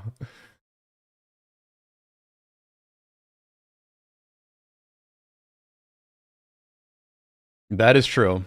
I was allies with Danky.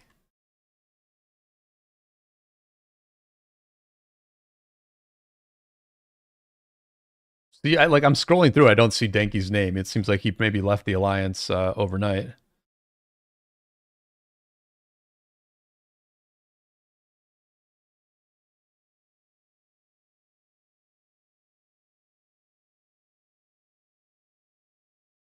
I mean, from what I have seen, they've been good. Um, I honestly haven't looked at the stats of this KvK. Maybe I should look that up. What's the name of the site that now does the good stats? Is it called like Hero Stats or something like that?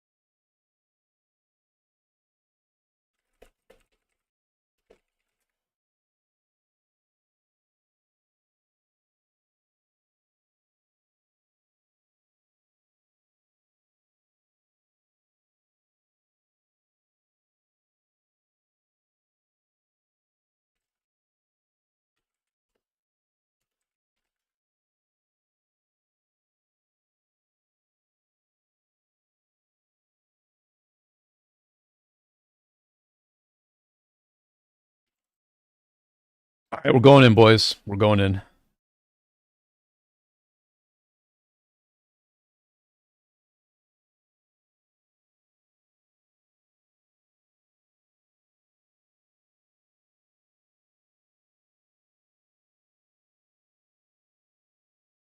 Let me make sure my hospital's empty since Uni's watching me now. All right. Yeah, no deads, no open field deads, Uni. I did join one rally though.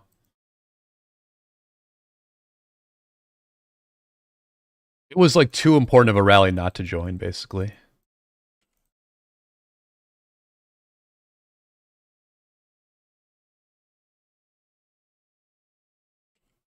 They're calling for a steady push, which to me is an excuse to dance, so I'm gonna dance a little bit here.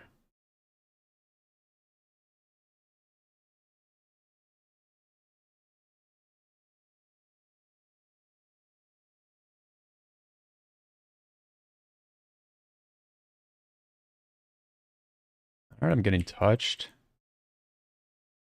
I'm like lagging very hard at this point. Philip, kill Philip, yep.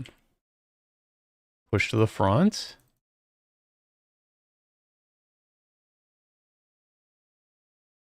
Getting attacked, so fall back. Look, they're deep in our lines.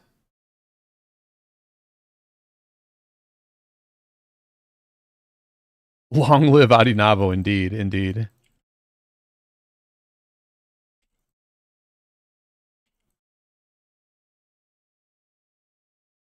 Adinavo, one of the greatest leaders in the history of the game.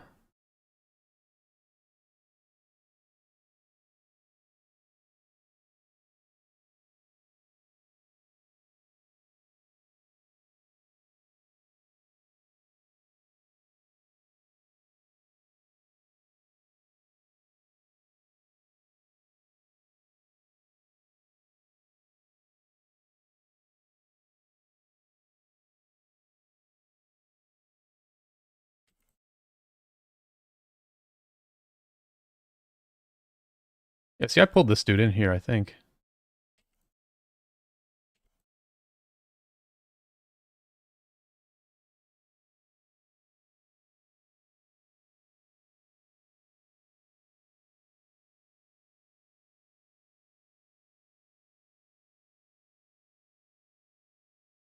Hey, Miracle, how's it going? Long time no see.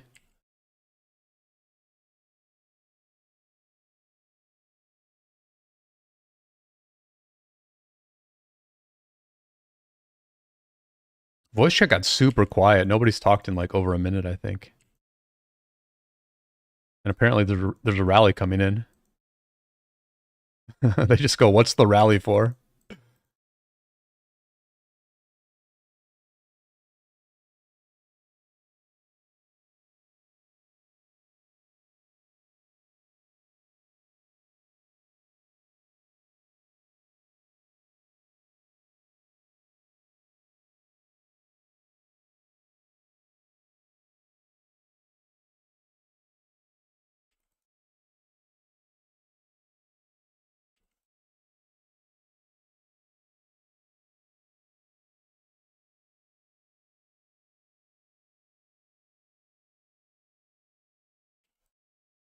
Barney, what did he say? What did he say?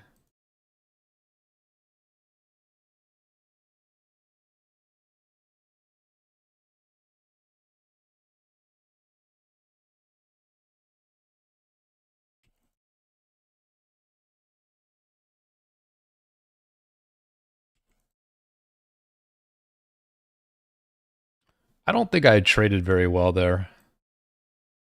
My computer is in bad need of a reboot for sure. 429.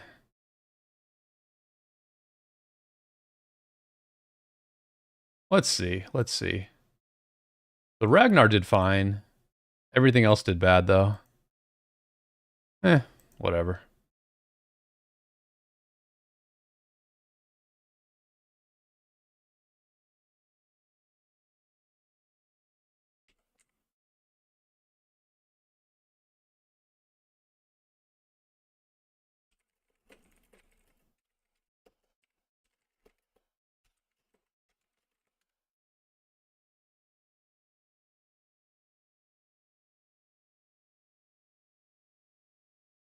And the music stopped again. Interesting.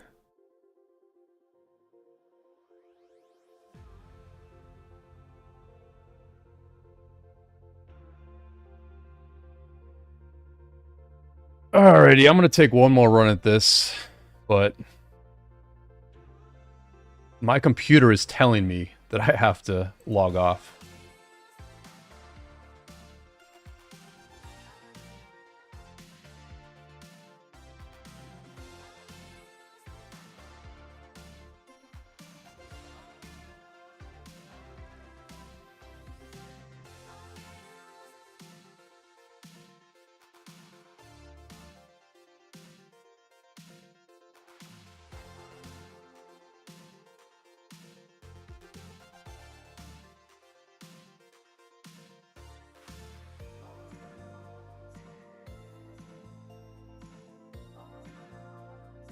I might be missing the push here. Yes, I am missing the push. Gotta get there fast. Oh, I'm gonna miss the whole thing. I'm gonna miss the whole friggin' thing. Look at these dudes roaching out.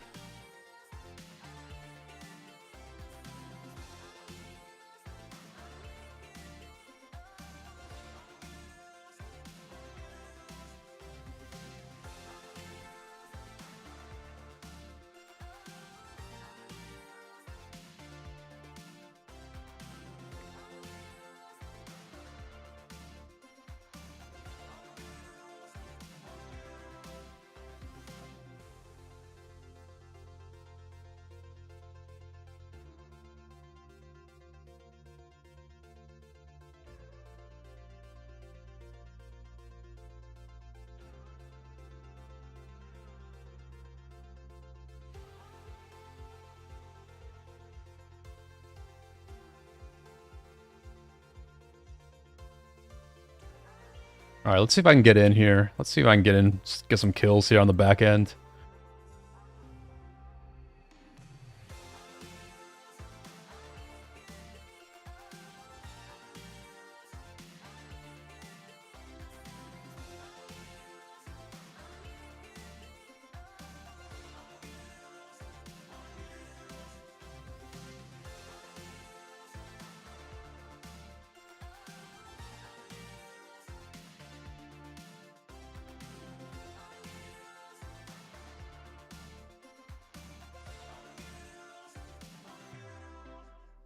Oh my gosh, as soon as I get here, they're calling for a retreat.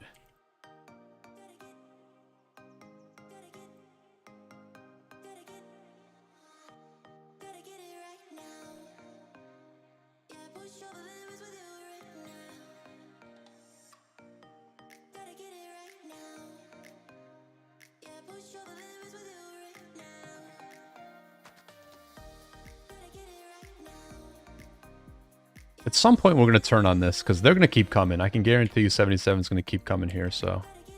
I'm going to try to vulture a few KP here. And not get punished for it.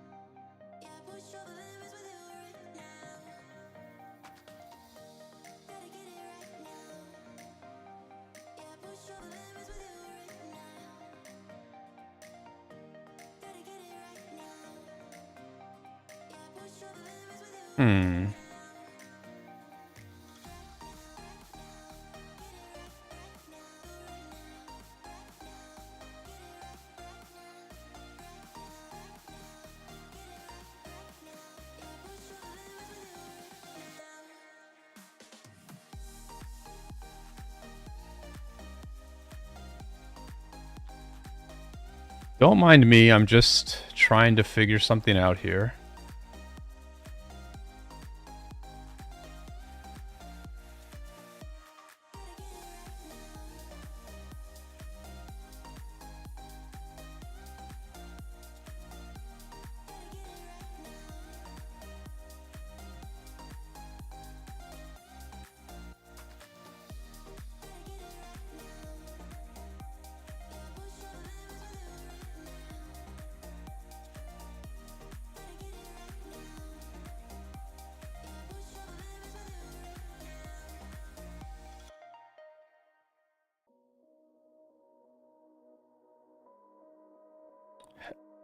Hell yeah, Goldfish Kim. Let's friggin' win.